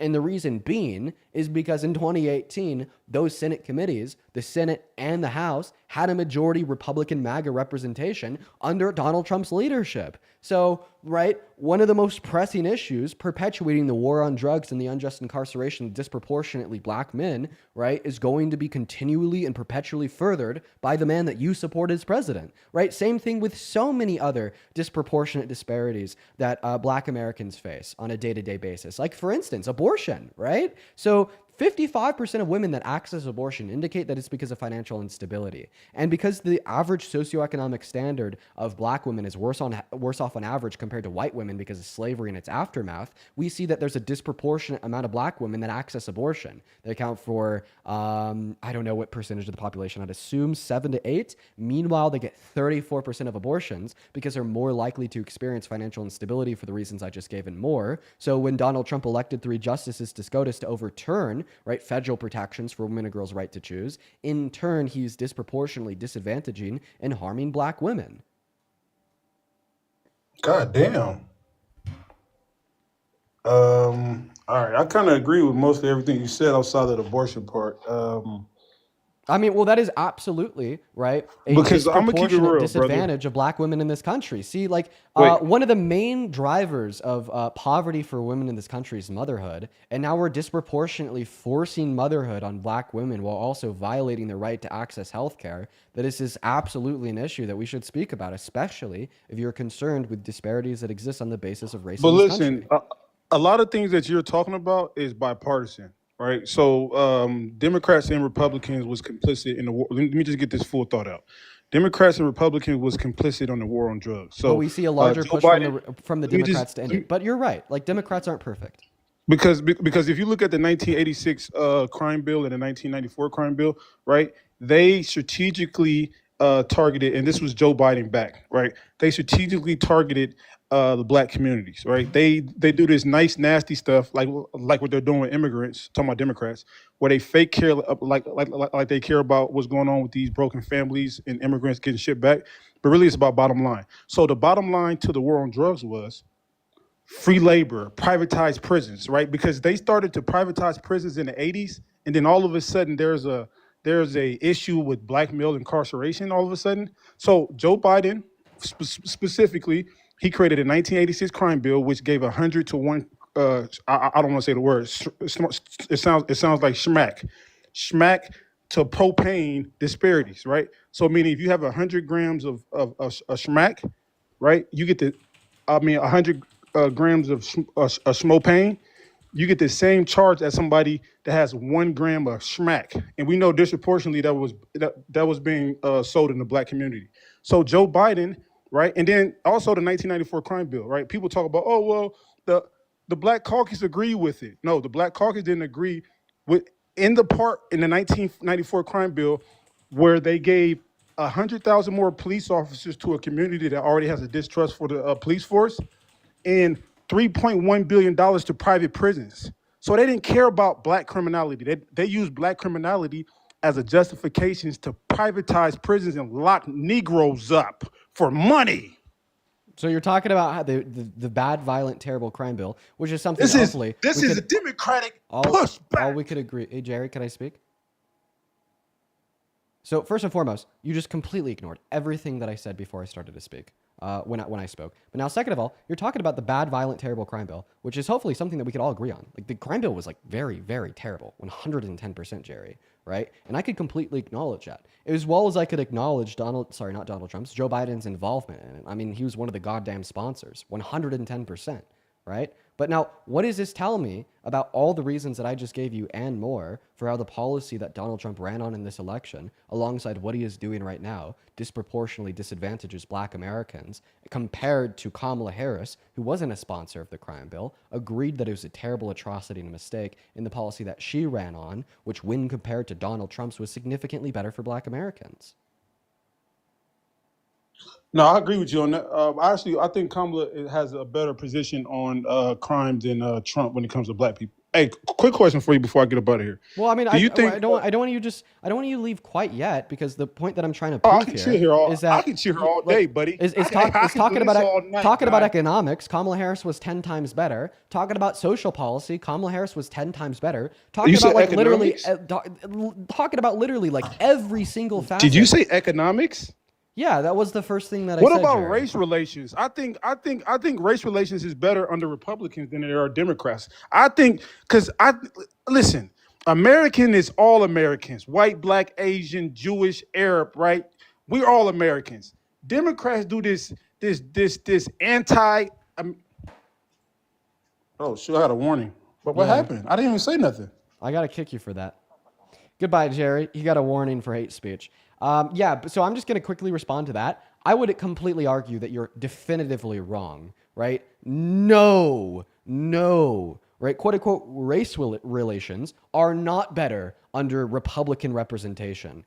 Donald Trump won an election by deploying anti-black rhetoric by arguing that DEI is this mysterious tool that Democrats use to benefit black people and put down white people. Are you telling me that like using anti-black rhetoric and just creating words and tools and ideas and then superimposing them onto Democrats to argue that they're hurting white people while helping black people is like good, right? For like a standard of racism in this country? No, not at all. But yeah, let's go and move on to the next guest. Somebody in the YouTube chat says, wow, tap out Dean L. No, I got to kick people when they get violations. That's not new. Let's go and move on to the next guest. Hop inside of that queue if you happen to be an American adult that supports Donald J. Trump as excuse me, as president. We'll happily get you loaded up into this stream. We got Joneski loading up in. Arrow, thank you so much for the $10 over on Super Chat. Thank you so much. Oh, also, wait, race relations. What about Latino people? Holy fuck. I'm so sorry. Is like bigotry and racism like at an all-time low now that we have a president who's saying that undocumented immigrants, right, like and more so targeting Latino individuals, escape prisons and mental asylums, right? And now like deploying ICE and having SCOTUS rule that they can like racially profile immigrants, not immigrants, anybody, which could possibly include immigrants, undocumented immigrants, or natural U.S. born citizens on the basis of their like ethnicity or race expression to like detain and question them for potential deportation. Like, holy fuck, dude, that was so off. What's up, Joan? Do you support Trump? I do. All right, how old are you, man?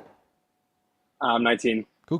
Let me go and thank a handful of people here. Let's see. Yo, Josephine, thank you so much for the $25 donation over on PayPal. Thank you so much for the love, Josephine.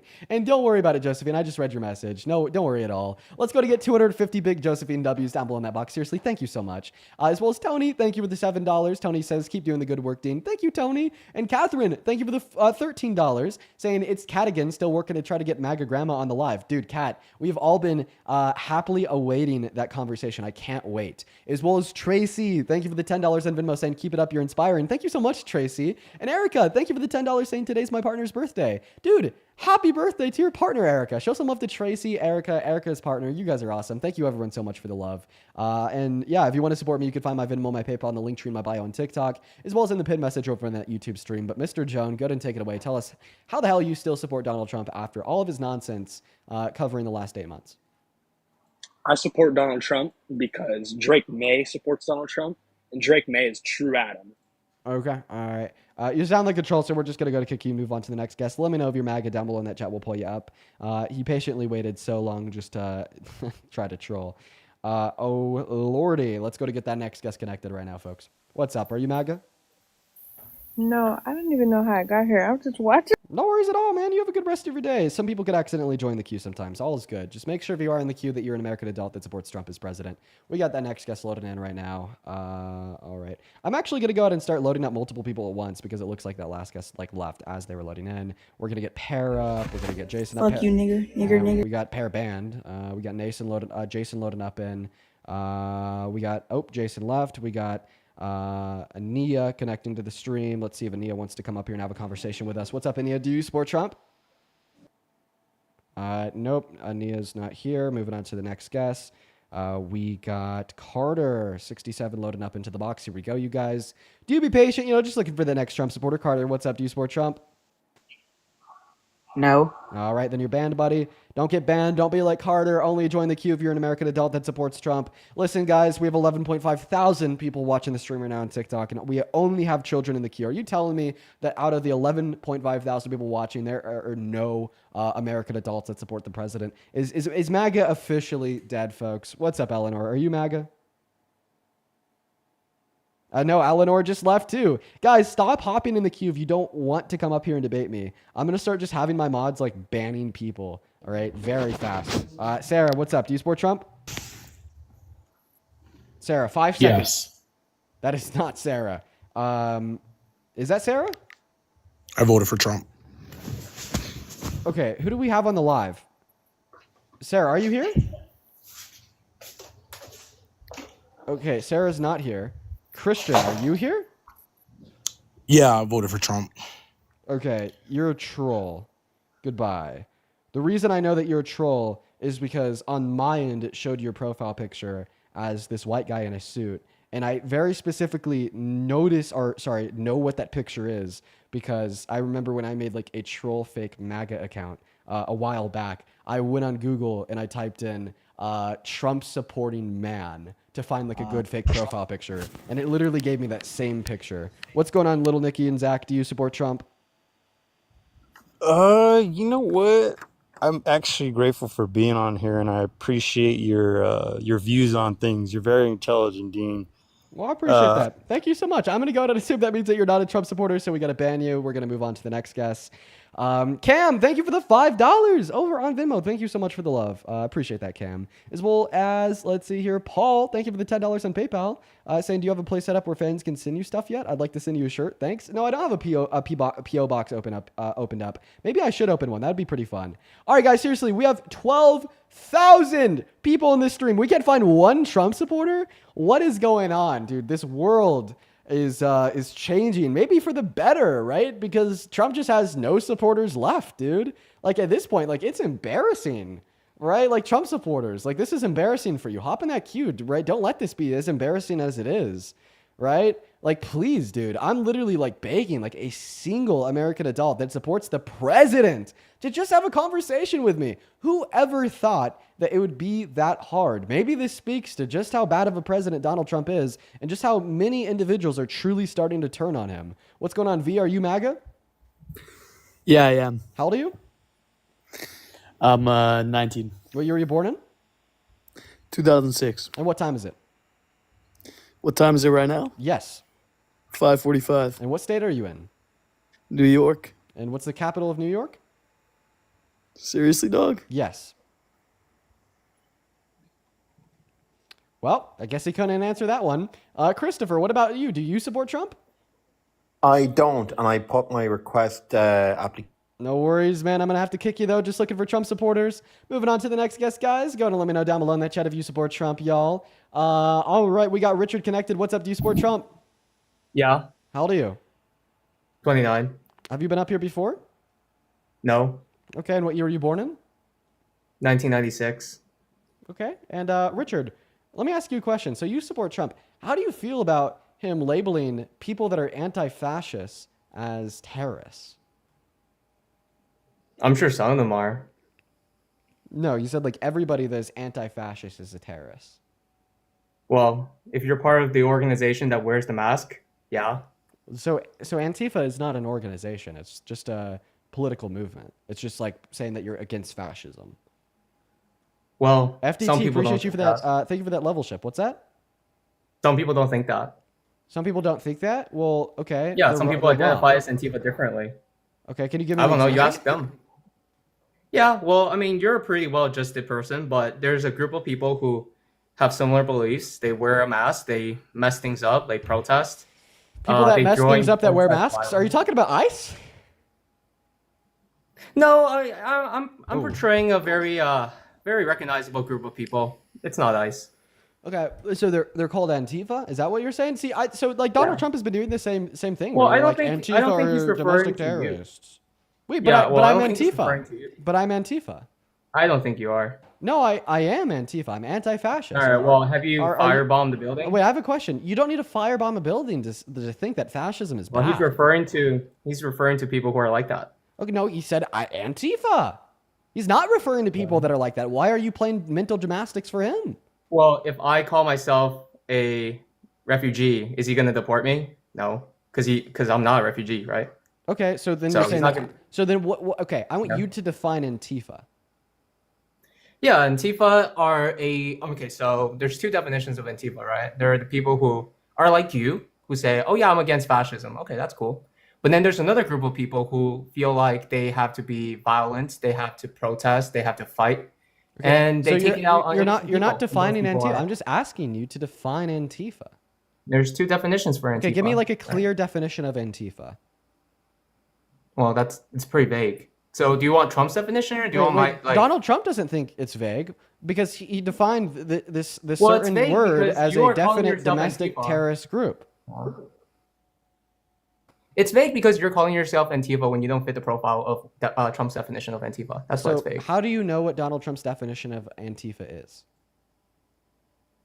Well, he's referring specifically to the people who protested during 2020, who So- destroyed a lot of So, businesses. so how do you know what his definition of Antifa is? Well, is he arresting you?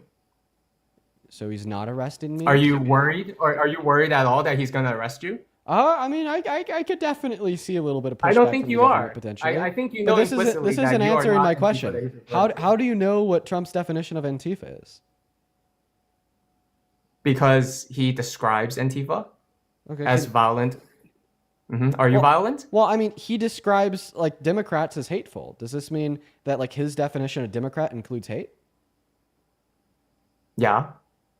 Oh, do you agree with But that? that doesn't mean all Democrats wait, are hateful. Wait, so It does just that mean means that some I'm? Democrats Do you are. think that I'm hateful? No, you're actually a nice guy. Okay, so then you'd argue that according to Donald Trump's definition of what a Democrat is, I'm not a Democrat?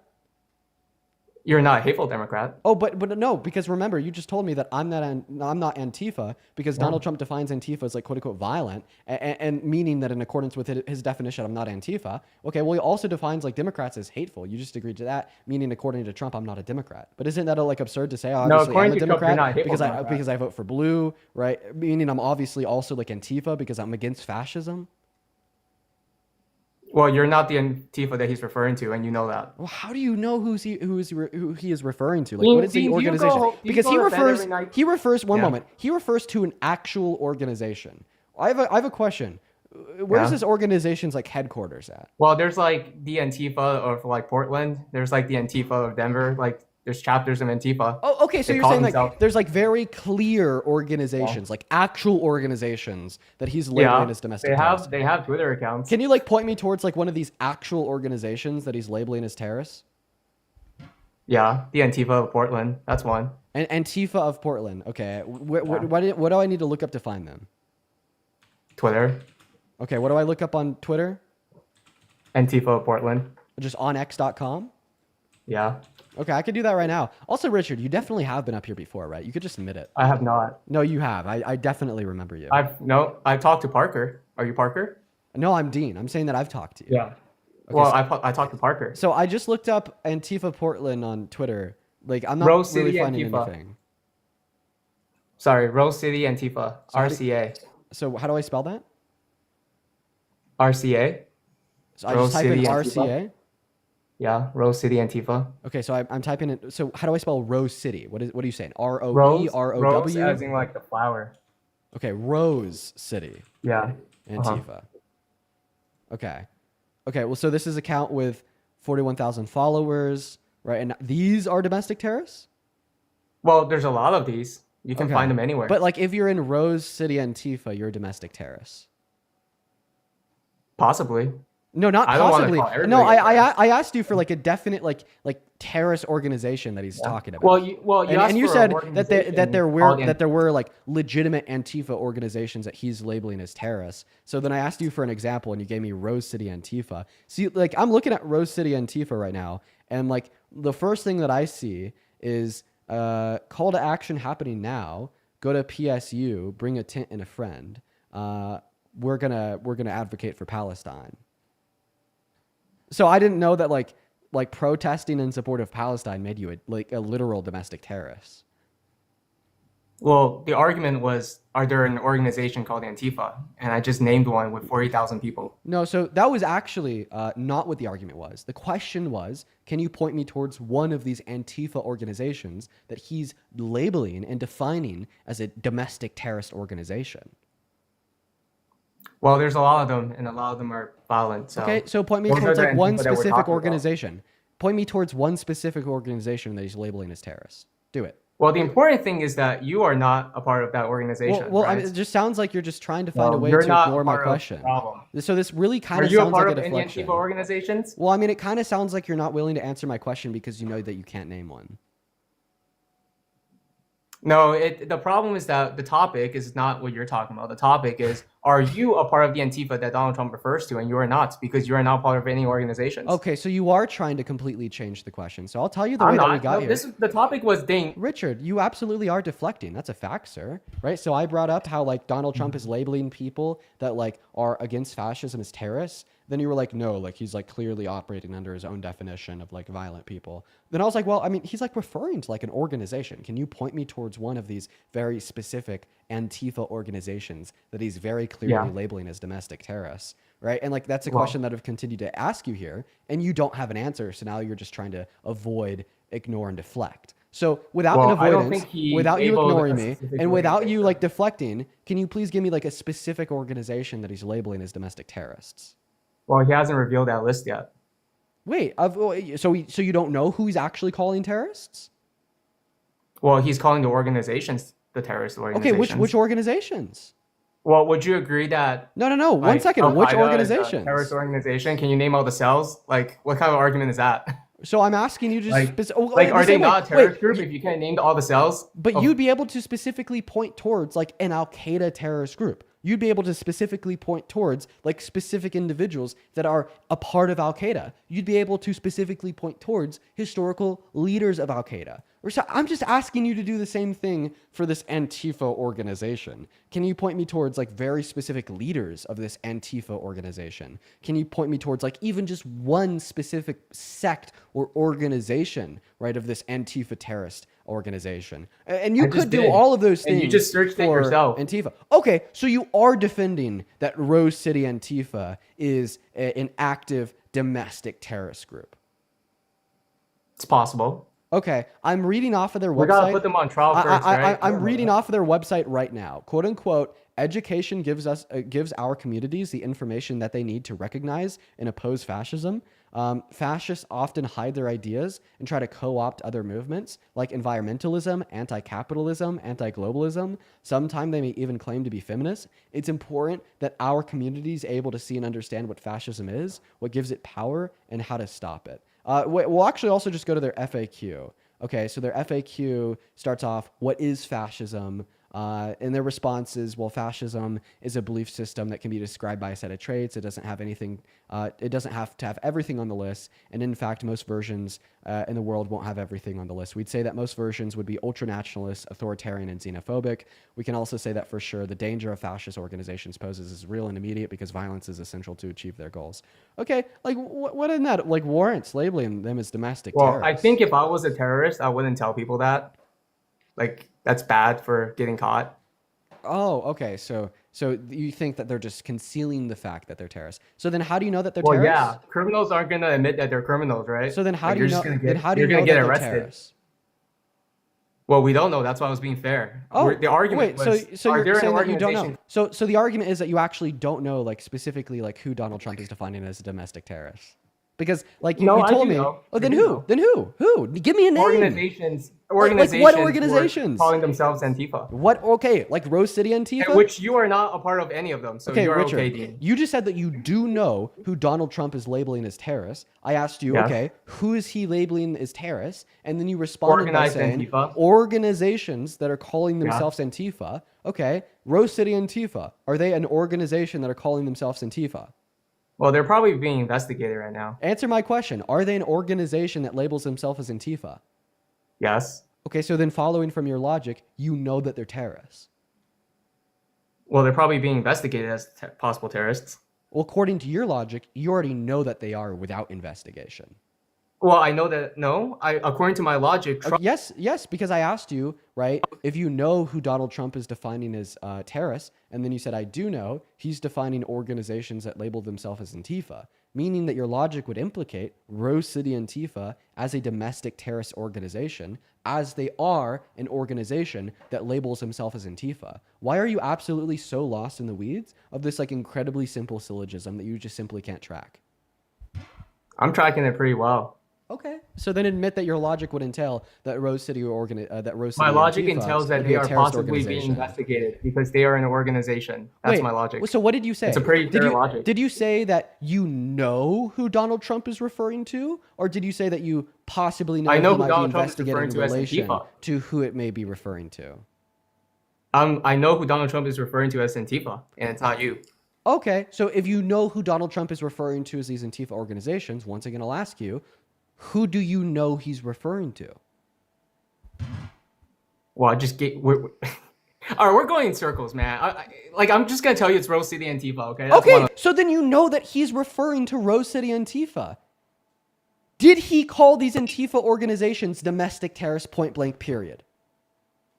He called all Antifa, which refers to organizations. Okay, so then he did call Rose City Antifa domestic terrorists. Do you agree with him? Well, there's a lot of cells. I don't think he's naming all of them, right? Okay, he's so just gonna name like one group. Okay, well then you don't know who he's calling terrorists because you just said that you know he's calling organizations like Rose City Antifa, right? These Antifa organizations. We just simply track your logic for like 3 seconds. That implies that according to Trump, they're a domestic terrorist organization. But then you want to walk back on that because you know how insane that is. So then it goes back to the grand elusiveness where you can't clearly tell me who Donald Trump is and isn't labeling as domestic terrorists. What are you doing, Richard? So you have told me, one second, my friend, you have told me that you know who Donald Trump is referring to as a domestic terrorist.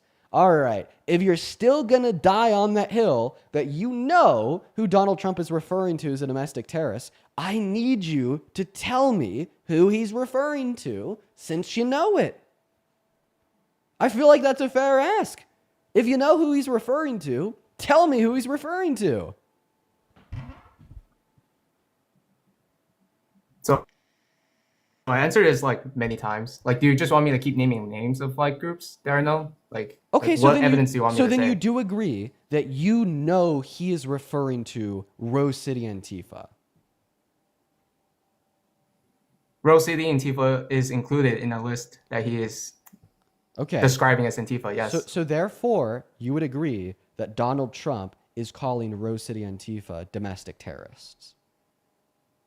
Okay, this is all cats are dogs, and therefore this is not a dog, so it's a cat. Like this is bad logic, Dean. Like you're committing a very big logical fallacy. I'm actually not committing any logical fallacy whatsoever. This is third grader shit. You just told me that Rose City Antifa is one of the Antifa organizations that he's referring to, right?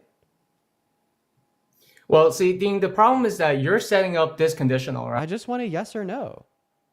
Right? We're just gonna like observe and reflect on everything that you just said. You told me that you know that Rose City Antifa is on the list of the Antifa organizations he's referring to, right, Richard? If you don't answer this question, I'm going to kick you. So you're just going to commit logical fallacy? Like, well, I'm actually not committing any logical fallacy at all. I'm like proactively trying to demonstrate how I'm actually not committing a logical fallacy, and in fact, the logic that I'm using is that in which third graders are equipped with. All right, it's Yeah, super so simple here's logic. what you're saying, And I'm right? like proactively trying to demonstrate that logic to you, but you're not even allowing me to proactively demonstrate that logic to you by avoiding my question. So I'm going to go ahead and ask you the question one last time. Richard, I understand that your little brain is breaking because you got fucking caught, but stop being so dense and hard-headed and just answer the question. You told me that you know that Rose City Antifa is one of the Antifa organizations on Donald Trump's list that he's referring to, right? Yeah, high likelihood. Okay, perfect. So if you know that he's referring to Rose City Antifa, therefore he thinks that Rose City Antifa are domestic terrorists, right? Because he thinks that It's these highly Antifa possible. organizations are domestic terrorists. Yeah, highly possible. Okay, now let me ask you this question. How do you feel about the fact that our president is actively referring to these random organizations where we have no reason to believe that they're domestic terrorists whatsoever, literally just saying that they're against fucking fascism as literal terrorists? Well, are they being arrested right now? I don't know. Go ask the DOJ. Yeah, well, if they're Because being you arrested, just told then me that Donald we'd Trump be is referring to having them as a different terrorists. conversation, right? So now you're saying that Donald Trump's referring to them as terrorists, but he's not doing anything to them. So then would you agree that from Donald Trump's perspective, he's just letting domestic terrorists roam the streets of America, even though he knows exactly who they are?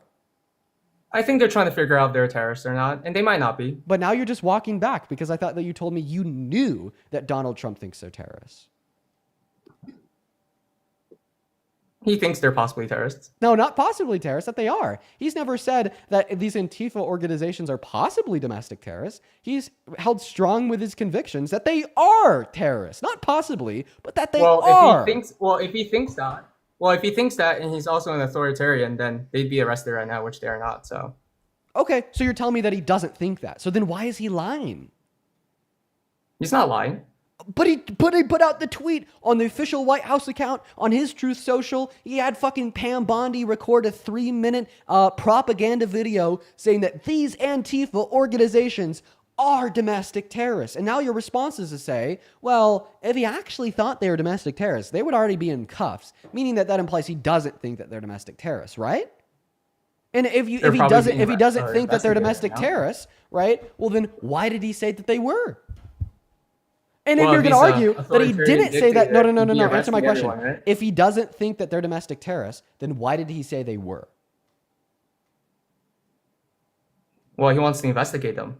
You're not answering my question. My question is, So- and I quote, so if would he you say doesn't that think that they're Trump- domestic Trump can terrorists only be or right? thinks that he should probably investigate them, then why did he say that they were domestic terrorists? Can you answer that question? Because he said that they were definitively domestic terrorists, and he continues to do so every day. So if he doesn't think that they're actually domestic terrorists, then why does he continue to call them domestic terrorists? Well, I think this is just an example of Trump applying due process, so it's a Trump W. Okay, you're not answering my question. I am answering your question. How does that You can answer think my somebody's question? a terrorist and not immediately arrest them. Oh, okay. So you'd argue that he actually does think that they're terrorists. Like, yes. Okay. Yes. Can we agree that with his so messaging? what's your gotcha now? Yes. Can you agree that with his messaging, he's been trying to convince as many people as possible to agree with him? Okay. Yes. So you I'm agree? just gonna move the conversation forward. So now that you are trying Richard, to get me on something. Richard, so now that you agree that Donald Trump thinks that they are terrorists, and now that you've agreed that Donald Trump has been trying to convince everybody that they're terrorists to agree with him and his convictions, right? This entails that Donald Trump is trying to convince 320 million Americans that these American citizens that haven't had due process, that haven't been investigated, that honestly don't signify anything of terrorism are terrorists. Do you think that this is like incredibly vindictive and harmful as he is now specifically rhetorically targeting so many Americans for just merely disagreeing with him politically by not only labeling them as domestic terrorists, but trying to convince you, me, and everybody else that they're domestic terrorists as well? Well, see, this logic falls apart when the answer to the premise is no. Okay, so then you don't think that that's bad. No, I don't think that how you described his motivation is right. I think you are wrong in your characterization of his beliefs. Okay, so I'm wrong in my characterization of his belief, believing that they're domestic terrorists. So then That everyone is automatically a terrorist, Okay. because otherwise they'd be arrested. Okay, so if I'm wrong, right, well then why did Donald Trump say it? Well, if you're right, then why is no one arrested? Okay, so you're saying now if I'm right, why is nobody arrested? Because they're not actually fucking terrorists. You have to have probable cause to arrest somebody for an articulatable crime that they've not fulfilled. The answer to why they're not actually arrested is because they're not actually terrorists. Okay. Huh. Duh. Okay. They haven't actually done anything to break the law. Yeah. I mean, most of them are not terrorists. I said that. I said most of them aren't terrorists. So now are you arguing that he is labeling, like, for instance, Rose City Antifa as a terrorist organization, even though Rose City Antifa has not actually done anything to break the law? Well, I'm saying that they probably got investigated and then they got cleared. That's why they're not arrested. Okay, but you told me earlier that you knew he was referring to them as terrorists. So why, under your view, is he referring to a cleared group of Antifa, of anti-fascist Americans as domestic terrorists? So by your logic, if he has a rhetoric, he's going to commit, authoritarian action. And now you're saying that he's not committing authoritarian action, so he's not authoritarian. So you're actually not answering my question here. I am, actually. No, so the question was, under your view, you think that, for instance, Rose City Antifa have been cleared of any wrongdoing, right? And the DOJ doesn't suspect them of a crime. Well, earlier you told me that he knows that they're terrorists, right? So why would he think and accuse somebody of being a terrorist and try to convince all Americans that they're a terrorist when he knows that they're not actually terrorists because they've been cleared by his DOJ? So he said something and he was wrong. Well, he continues to say it every single day. So why does he continue to say it if he knows that he's wrong? Well, he said something no, because you're trying to fearmonger people, right? You started this by saying that he wants to arrest every single person who's anti-fascist. And Trump. And now literally, we're the saying only that they're individual, not terrorists, and he's not arresting them. The only individual here that's trying to fearmonger is Trump, because now we've gotten to the point where you think that Donald Trump knows these people are not terrorists, but he continues to call them terrorists. So answer that question. If he knows they're not terrorists, then why does he continue to call them terrorists? Is he continuing to do it? Yes, every single day. Oh, no, oh my God. Yeah, you haven't been up to date. Go look at the White House account. They put out a 4-minute propaganda video yesterday honing in on the Antifa organizations, calling them domestic terrorists. It's like their whole brand new thing. So if he knows they're not actually terrorists, then why is he calling them terrorists?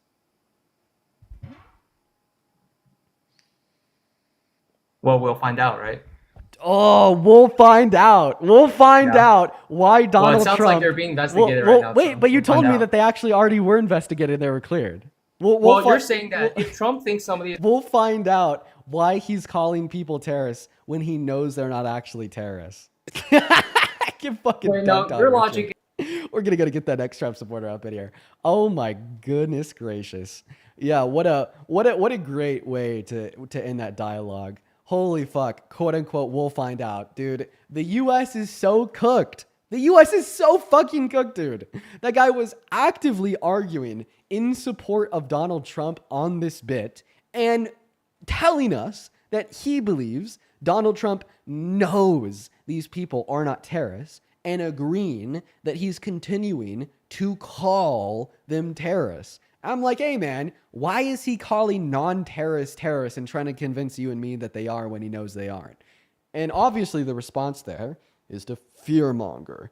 Obviously the response there is to identify a false enemy as a unifying cause for his base. Obviously the response there is to attempt to proactively justify the deployment of the military in cities across this country because they have to have quote-unquote good reason in accordance with the 10th Amendment to prevent a federal judge from restricting their deployments, right? But no, none of those things were obvious to him. From his perspective, we don't know why he's labeling non-terrorists as terrorists, and apparently we'll find out. Get the hell out of here. We're going to move on to that next guest. Go ahead and hop in that queue if you're an American adult that supports Trump. And Zach, thank you so much for the $50 super chat over on YouTube. Zach, that is incredibly kind of you. Let's get 500 big Zach W's. That is Z-A-K. Zach with a $50 super chat says, from one proud Antifa to another. Yeah, man, I'm proud of Antifa, man. I don't know what to tell you. Let's go and get that next Trump supporter loaded up into the live, guys. Hop in that queue if you're an American adult, and please show some love to Zach for the 50 big ones. From one proud Antifa to another. As well as Emma, thank you for the $10. Emma says, talking to MAGA supporters is like talking to a bunch of bratty 6-year-olds. On occasion, definitely on that last debate, 110%. What's up, Jenna? Do you support Trump? I definitely do. What's up? All right, Jenna, you really shouldn't do that. Why so? Well, I guess I came up here to talk about something definitely Trump related. It's related like to everything. But can I ask the question quick? Yeah, if you don't mind, I'm just going to thank a couple people here real quick. Okay, Lars, go thank you ahead. for the $10 over on Venmo. Lars with the $10 on Venmo says, all the guests today have been spewing nonsense. It's hard to understand what their points are. No, I agree. It's been really hard to track like any of these arguments. Thank you for the $10, Lars. As well as Cam, thank you for the $5. I think I actually already thanked you. And then Darius, thank you so much for the $5 over on PayPal. Thank you so much. If you're watching and you want to support me, you can find my Venmo, my PayPal, and the link tree in my bio over on TikTok. And it's also in the pinned message over on the YouTube stream. I think that there's actually two new donations that we just got that I want to thank. Valerie, thank you so much for the $50 over on Venmo. Literally like 10 seconds ago. Valerie with the $50 says, keep going. Valerie, that is literally so kind of you. Thank you so much for your kindness. All the love in the world to you, Valerie. Let's get 500 big Valerie W's, as well as thank you so much for the $50 on PayPal from Peyton. Holy shit. Mega W's for Peyton and Valerie. Peyton with the $50 says, thank you for all that you do. I can never do what you do, as I have zero patience. You know, let me tell you this, Peyton. The patience has actually been developed over time. It's not a trait that I have naturally. It's a trait that I've had to learn to just have these conversations. But seriously, all the love to Valerie, all the love to Peyton. I appreciate you both for the $50. That is a shit ton of money. Thank you guys so much for your kindness. Go ahead, man. So, okay, you're talking about how it's kind of a gift that you are able to have these conversations. So don't you think that it's important that we talk like amongst each other with friendship and love and kindness? I think that is something that you've been lacking, and that is really bugging me because you are such an incredibly intelligent man. And like with everything going on, like why aren't you promoting that more? Listen, so I take the high road, but only to a certain extent. I try to compose myself better. I try to be more patient. I try to be kinder than my guests. But only to an extent. At the end of the day, right, I'm a petty motherfucker, and I am going to give back some of the same energy I receive. But I will say, I still do proactively continue to try to not do that and to take the high road. And I'll continue to do that moving forward too, you know? Like maybe shit, in 20 years, I'm going to be serving in a public office somewhere. Just maybe, it's a potentiality. I'm not going to want clips rerunning on Fox News of me calling some Trump supporter in 2023 a raging fucking idiot, stupid motherfucker with zero brain cells. So, you know, I try to take the high road, but I'm petty. I'm realistic. And I hold a lot of disdain in my heart for a lot of the things that Trump supporters believe in. But I try to take that high road. How about this? I'm going to try to take that high road with you, Jenna. Tell us why you support Trump, and I'll try to treat you with patience and kindness. I guess I would like to go off of a little bit of what you said before we go onto that, if that's okay. No, for sure. What okay, you say, so I'd be you're reading. patiently Are you reading your comments right now? So I look and forth. I would back really, between the really, comments. really like you. You are a smart man, right? Yeah. I would like you to take a look at your comments right now. Yeah. Do you not support that because they're spamming baby bottle emojis? No, not necessarily baby bottle emojis. Or do you think it'd be but worse if more they're so just, like do you the think it'd be- women comments and Do you- I don't know. have a I just question. think that Do you think it'd be like worse? you need to have a lot more intelligent people in here. Excuse me. What do you ask me? Do Okay. I work? So you just labeled like every single person watching this live as unintelligent. That is like the most hateful thing that anybody has said on my live ever. I'm not trying to be like hateful at all whatsoever, but the comments that have been coming through are incredibly I don't know, stupid. Like, come on, dude. Get a better audience. Well, I think it's funny because now you're calling my audience unintelligent and stupid when like 5 seconds ago you No, were telling I just me to be think that kinder. like we all just need to It's so sad, like how stupid people are. Like you're Dude, I'm What? telling you. Like every guest I've had so far in my stream today has been more respectful than you're being right now. And like you're the one to make an issue out of my apparent disrespect. Is this a projection? Well, maybe so, I guess. Like think about it. Like the last guest that came up, he wasn't calling everyone in the live stupid. Well, I don't like necessarily need to like even say the words for it to be apparent. I just don't know why you are like you're allowing these people to like support you. Like, why do you want this type of support? You know what? You're It's so sad. You're so real. You're so real. For It is everybody, real, though. listen. Like, For don't listen, you? just let me cook. Let me no, cook real I quick. want you to listen let to me for a second. Let me cook real like, quick. why can't you have people? No, I want you to like actually like listen to this. Like, why aren't you like trying to get better, more intelligent young people to be here? Okay. Because it's sad. It is sad. You're telling me that I should like stop allowing people that are, for instance. No, I'm not telling you to do anything. Hey, Jenna, does respect come with allowing me to speak? I'm not trying to be disrespectful, Dean. I'm trying to like level you up, okay? Okay. I think that there's a lot more Can I talk without you Okay. interrupting? Yep, go ahead. Sorry, bud. Oh, actually, bud, disrespectful. Nuh-uh, Jenna. Alexis, thank you for the $5 on Venmo. Alexis says, just passed the bar exam yesterday. Sorry, I'm not smart enough. No, dude, you just passed the bar exam, right? A toddler could obviously do that. I'm just kidding, Alexis. She's wrong. As well as Allison, thank you so much for the $10 over on Venmo as well. Allison with the $10 says, from the dummies, thank you for the $10. Thank you so much, Allison. I'd also like to thank City for the $5 on PayPal, who says, for being so unintelligent and stupid. Appreciate you for the love. Kelvin, thank you for the $5 as well. Appreciate you. Alexandra with the $5. You're awesome. And let's see here. Kimberly, thank you so much for the $5 on Venmo, who says, if Jenna calls me stupid one more time, I swear to God, don't worry, I'm about to start cooking here shortly. As well You know what? as I'll Mia, send Dean thank a you so good much for the $5 $20. and then he can share it amongst all of you, okay? You're going to send me $5,000? Do it. I'll redistribute that wealth. Okay. My Venmo and PayPal can be Let's found in the finish link tree in this my convo bio. first. Oh, wow. Okay. Let me thank two more people, then I'll respond to you. Nia, thank you so much for the $20 over on Super Chat. I actually really want to read Nia's message out loud. That is NIA. Show some love to Nia for the $20. She's actually going to cook for me instead. Nia says, Trump supporters demanding decorum while defending a 34-count convicted felon, sex offenders, rapists, white nationalism, fascists, homophobia, transphobia, and other flavors of hate and bigotry. So insane to me. Like, look in a mirror. Damn, girl.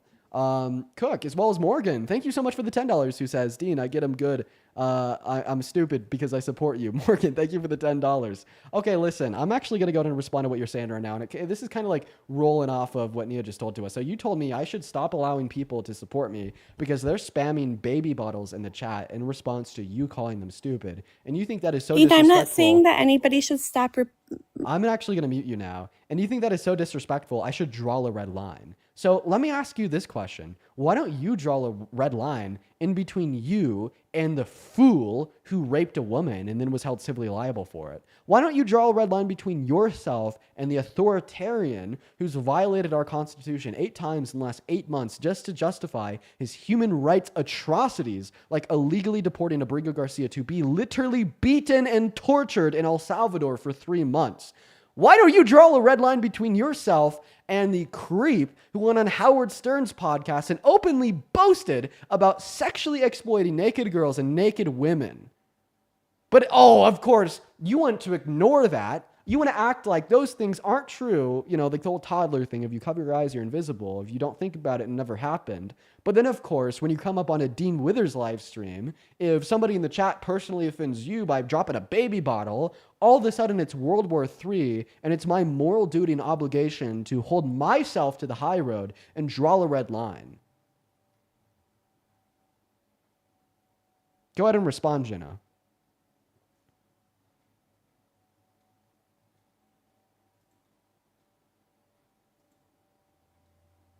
Honestly, I thought that she was muted because she wasn't speaking. So then I clicked to like unmute her and she wasn't muted. Can you unmute me? Yeah, go ahead and respond. Okay. Oh, Lord. This is a lot to unpack. Don't take the Lord's name in vain. That's very disrespectful.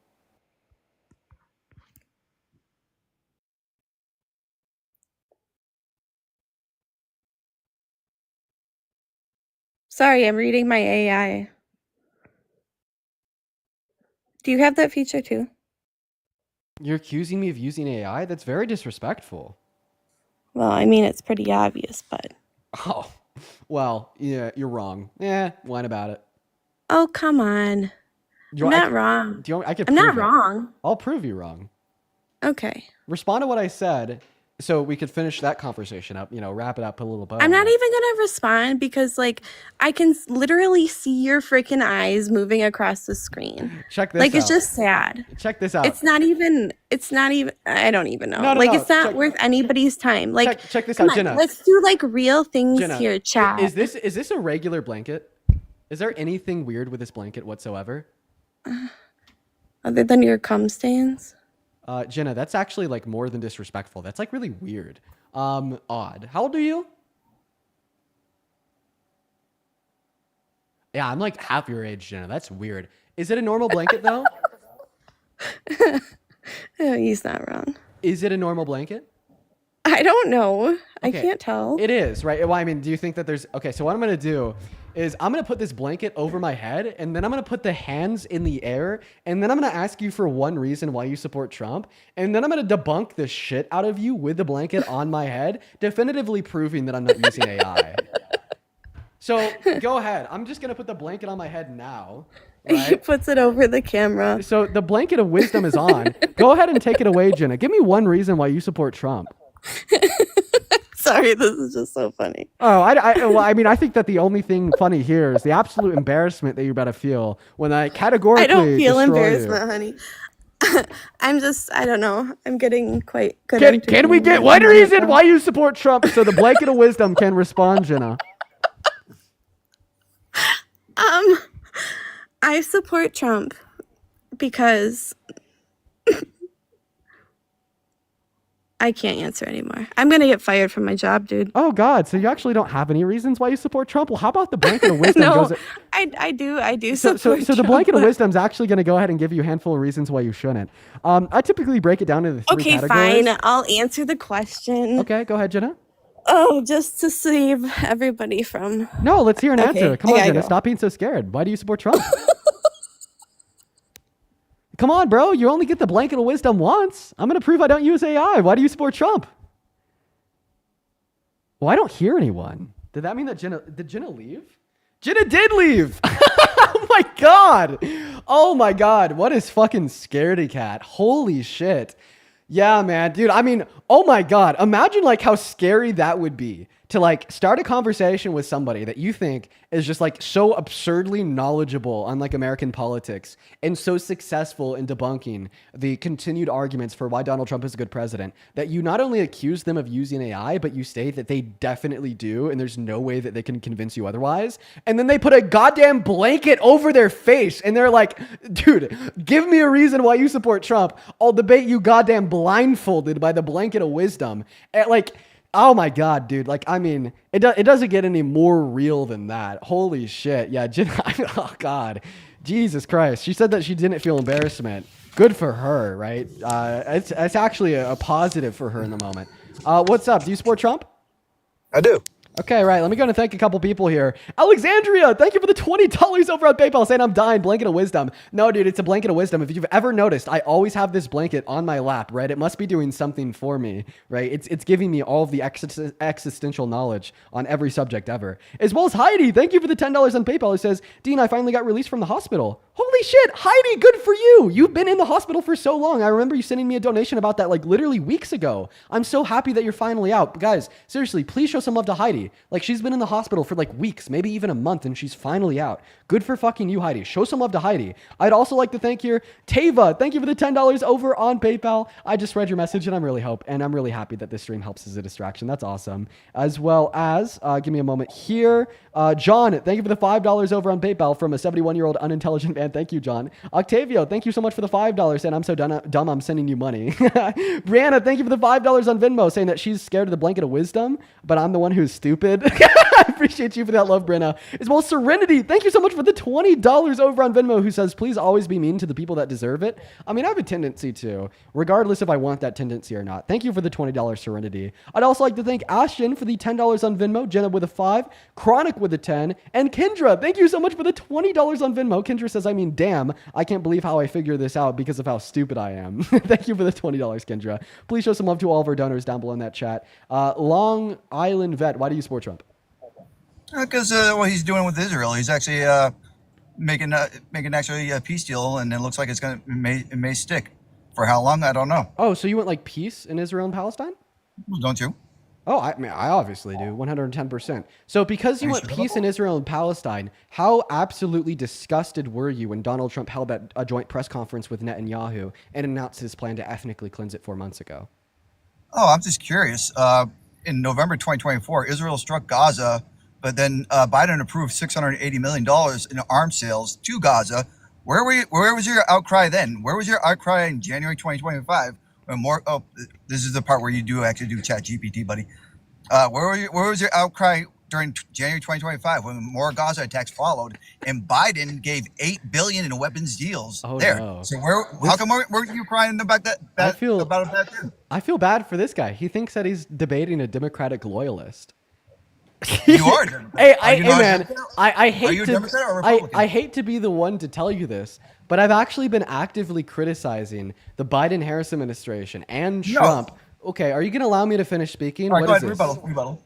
So you just asked me, where were you and how upset was I when like the Biden-Harris administration were approving like funding weapons and money for Israel? Can you show me a video? So I I'd like hate to to see be a this video. guy, right? But I'm actually not a Democratic loyalist, and I was outspoken very loudly about how I think that the Biden-Harris administration's policy directed to being pro-Israel was absolutely atrocious, and that I didn't support the ongoing ethnic cleansing of the Palestinian people at that time either. But it's funny because you use this as a deflection away from the question that I asked you, because you are now applauding an apparent step towards peace between Israel and Palestine, saying that it is the reason why you support Trump. In turn, I asked you, well, how absolutely disgusted were you when Donald Trump did a joint press conference with Netanyahu and announced that he wanted to personally ethnically cleanse the rest of the Gaza Strip? And you didn't answer my question, but rather you pulled the "but Biden" card to paint me as a hypocrite because you think I'm just like you and I'm willing to be an absolute raging hypocrite and support anything that is on party lines. But guess what? I'm better than you. I didn't support the Biden-Harris administration, even though they were blue for their support of Israel.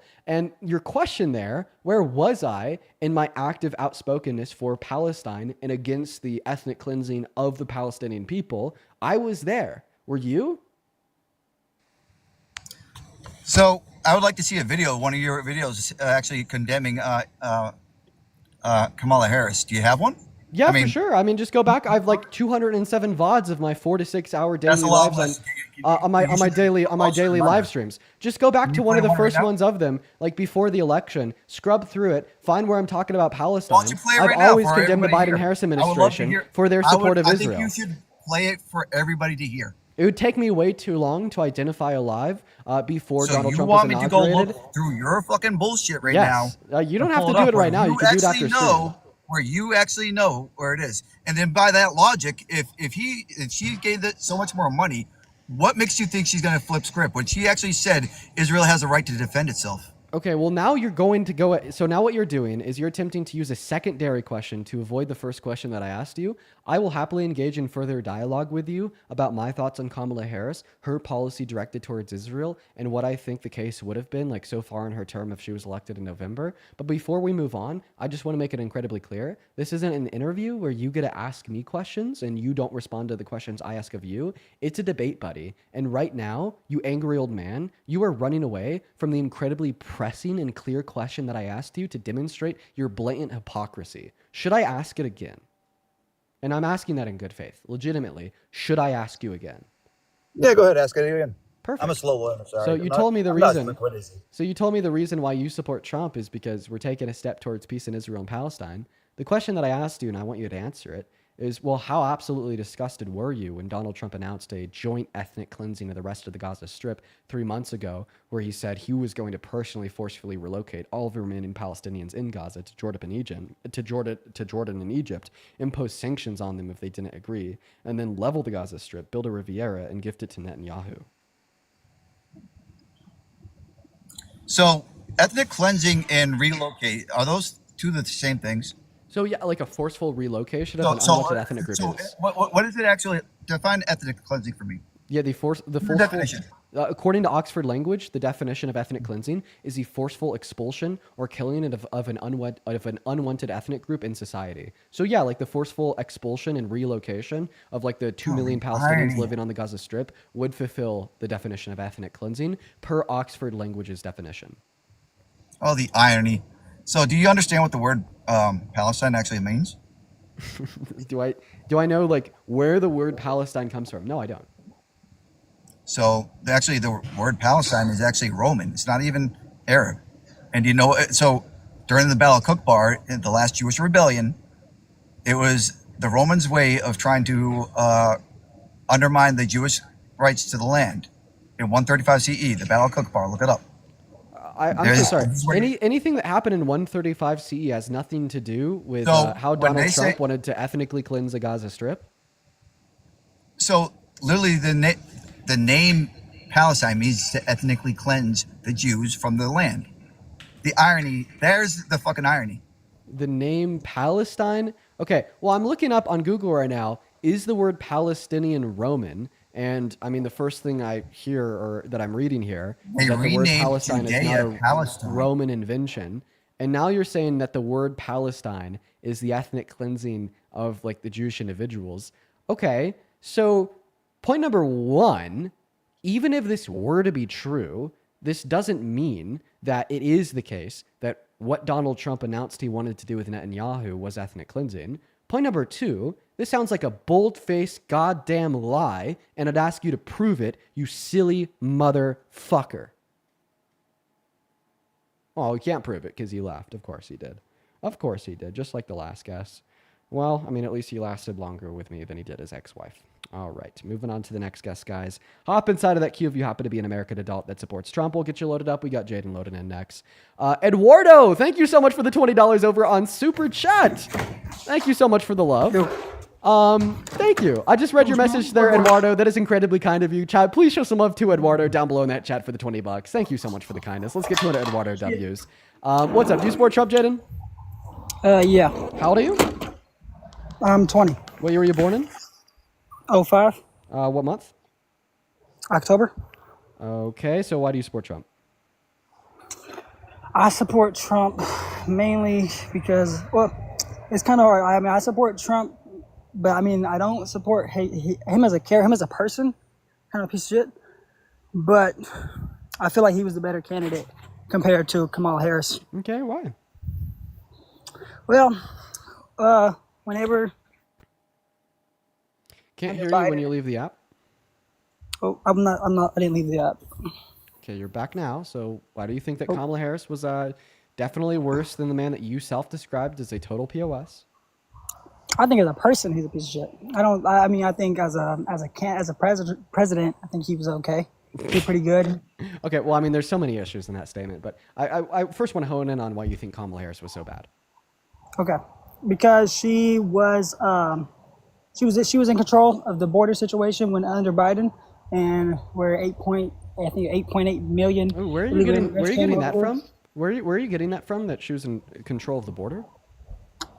I looked it up. I don't remember exactly where it was. Right. That I seen it from. Well, I'll tell you. You heard it from like some Republican on Twitter, but it's not true. So it's a stretch of the truth. What the truth is, that's not stretched, is that by Biden, she was delegated an immigration duty of working diplomatically speaking with Southern Latin American countries to help resolve the negative socioeconomic conditions caused by the pandemic in their country to reduce the incentive for immigration into America in the first place. Like one of the countries that she worked really successfully with was Guatemala. And through her diplomatic attitude, she was able to reduce immigration from Guatemala by upwards of 50%. Okay. Before we keep going, so I'm still new into politics. I've been trying to get into it, and you know what I'm saying, I'm more so hoping to be convinced if we're able to, at least. You know what I mean? But you know what I'm saying, I was a big fan of Charlie Kirk, so just throwing that out there. Okay, but yeah, you being a fan of CK, I mean, doesn't answer the question that I asked you. That question being, like, for instance, why do you think America would be worse off today if Kamala Harris had won the election? Well, like I said, when she was under Biden, it didn't seem like because it seemed like they maybe they had like similar goals, whatever, and it just didn't seem like America was better under him or under both of them. And I just think that Trump was just a better candidate because comparing it to his last term, you know what I'm saying?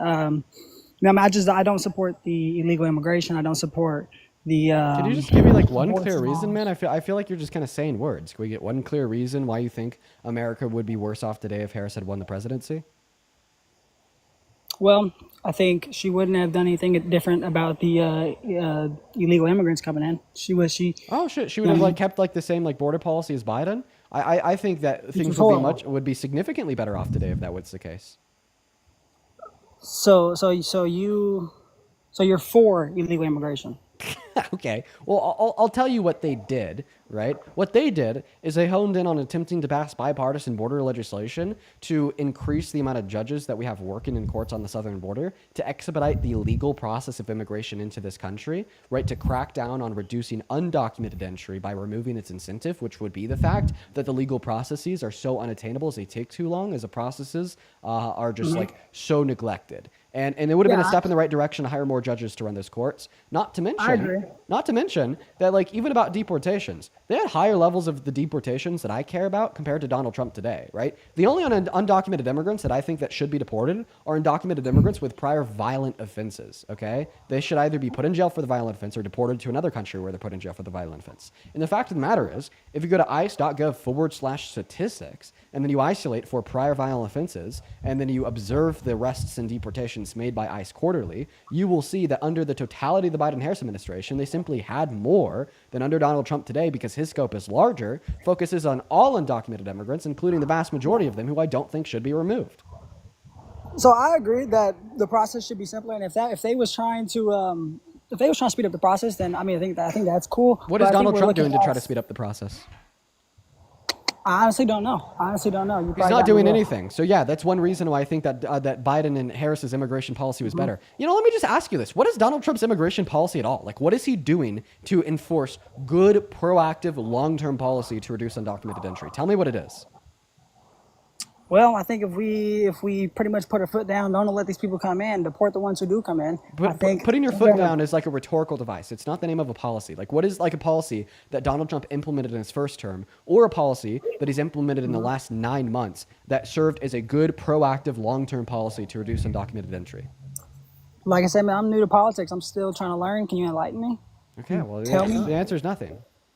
Nothing? Yeah, nothing. Okay. The reason why we see lower levels of undocumented border entries today is because he's playing a wannabe authoritarian fascist, and he's convincing undocumented immigrants that if they do enter into this country, they'll have a lower quality of life by violating both the constitutional and human rights of the undocumented immigrants that are already in our country. Right, but like, why should we allow illegal immigrants to come here? Why should we? Like, you know what I mean? Like, why? Why should we let people come over here who possibly are possibly murderers, possibly rapists, possibly kidnappers, possibly we don't. If we shouldn't allow somebody into the country because they're possibly a rapist, then why did you allow a definite convicted rapist to run the country? Okay, you got me. You got me there, bro. You got me there. Okay, you're right. Okay, if I'm right on that notion, do you still believe with conviction that we should stop undocumented entry to prevent individuals that are possibly rapists from entering? I mean, see, man, you're good at this, dude. You're good at this. Like, your answer there is obviously yes. So then, therefore, you definitely agree that we should like stop supporting the actual definite rapist that's running the country, right? It's kind of hard, bro. Because I mean, like, I support that he doesn't want illegal immigrants coming in, but I don't support that he is a rapist. Like, if he's like that, I mean, that's fucked up. At the same time, well, I just think it makes you a fucking hypocrite. Like, you're over here saying that we should like destroy lives and destroy our economy in the process, but because we should deport like millions of undocumented immigrants because they're guilty of a singular misdemeanor. But Donald Trump should be president even though he's guilty of 34 felonies, should be president even though he's guilty of rape, should be president even though he's guilty of defrauding students at Trump University, should be president even though he's guilty of lying about the property of one of his values on a loan form with a bank in New York, should be president even though he intentionally concealed classified documents at Mar-a-Lago, should be president even though he was sued by the New York State Justice Department in 1973 for not renting to black tenants, should be president even even though he tried to coup our goddamn capital and rig the outcome of the federal election in 2020, then admitted to it in court, should be president even though on his first day in office he did something unconstitutional when he signed Executive Order number 14160 into law, banning birthright citizenship for the children of undocumented immigrants, should be president even though he called for a violation of the Second Amendment when he told his DOJ to pursue means to ban all gun ownership for trans Americans, should be president even though he literally told you a week ago that he's taking your free speech away by trying to ban the burning of the American flag, even though SCOTUS ruled that was protected under free speech in 1993. Okay, I got a question about that. Here's my rebuttal against that about the burning of the flag thing, right? So so if we say racial slurs, isn't that technically a use of our First Amendment of freedom of speech? But at the same time, I think it's considered hate speech, right? So I mean, obviously, using racial slurs is colloquially understood as hate speech. I'm not so sure on like the constitutional litigation of the use of racial slurs surrounding its legality. Okay, but we can agree that you know what I'm saying. We can agree that racial slurs are hate speech, right? And which we shouldn't support, right? Right. It's the same thing when it comes to most and 90% of the like whenever people are burning flags. Can't that be considered hate speech? Can't that be considered hateful? You know what I'm saying? That's always going on with protests. It's always going on with hateful things. Violence is striking. Like that's the only time. So I mean, I can see why he did that. You know what I mean? Yeah. So trying to calling a black person the N-word, when the N-word has been historically used as a term to societally oppress black individuals, leading to the consequence of the enslavement of black individuals in this country for hundreds of years, their consequential murder, rape, so on and so forth, is just categorically not the same thing in my eyes as burning a piece of fabric in protest of those that are representing the fabric and running said country into the ground by implementing tenets of fascism, violating our Constitution, and screwing over our own citizens. Okay, but if I burn a Black Lives Matter, flag like that, I would be considered racist and hateful. How come if somebody burns? I think it should. If you go out and buy a BLM flag, I think it should absolutely be within your legal right to burn it. Would I disagree with you? Yeah, but do I think you should go to jail? No. Okay, I can see that. I can see that. I can see that. You got me there. Another reason I support Trump would be because, like I said, I don't support abortion. That's one reason, and he seems like he's with that. And Kamala Harris didn't seem like she was. She seemed like she was pro-choice. I'm pro-life, so that's another reason. So, are you pro-life in all circumstances? Like, do you think that victims of rape should be able to access abortion? I do not think that victim of rape should be access to abortion now. Can you go somewhere that's a little bit more quiet? Sorry, man. I'm in a house full of liberals too, man. I don't want to offend them. Okay. Like, anywhere else, we just hear like the road, and there's a bunch of road noise. Yeah, I got you. I'm trying to move around Jesus here. Christ. Okay, we'll talk to you about that crazy dude. Okay. Oh my God. Okay. Let me go and thank a handful of donors, and then we'll hop right back into the debate. Dude. Got you. Jesus Christ. I think that's such just like a terrible belief. 1 second. Jaden, thank you for the $5 on Super Chat. Jaden says, is he for real? Yeah, he is for real. Terrible shit, dude. As well as Bailey, thank you so much for the $10 over on Venmo, saying pour one out for Jalen. Appreciate you for the love, Bailey. As well as Kevin, thank you for the $10, saying, hey, Dean, I love what you do. Thank you so much for the love, Kevin. Show some love to Kevin and Bailey down below in that chat. As well as Keely 10 minutes ago, thank you so much for the $10 on Venmo. Keely says that you quote-unquote, you silly motherfucker, scratch my brain just right. Thank you for the love, Keely. And then Dalen, thank you for the $5 over on Venmo. Jesse, thank you for the $3. And Hannah, thank you so much for the $15 on Venmo. Hannah says, I know it's been a while, but it's good to be back watching you. Yo, happy to have you back, Hannah. I hope you're enjoying the stream. Thank you for the $15. As well as Carissa, thank you so much for the $25 donation on Venmo. Carissa says, thank you for everything that you do. Well, thank you for your kindness. Thank you for the $25 donation to what we do here.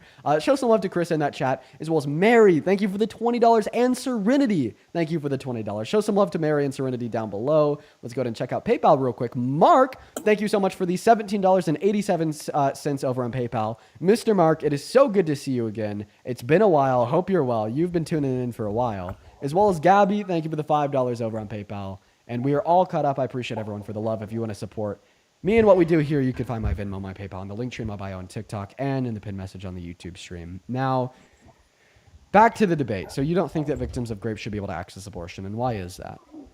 I believe in the value of human life. I think that it doesn't really matter. I mean, obviously, it's an unfortunate situation that somebody was raped, but I still believe that is human life and that life should be protected. Okay. All right.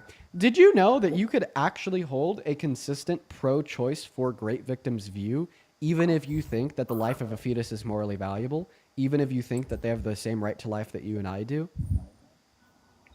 Did I know that? No, I did not know that. I'll explain how right now.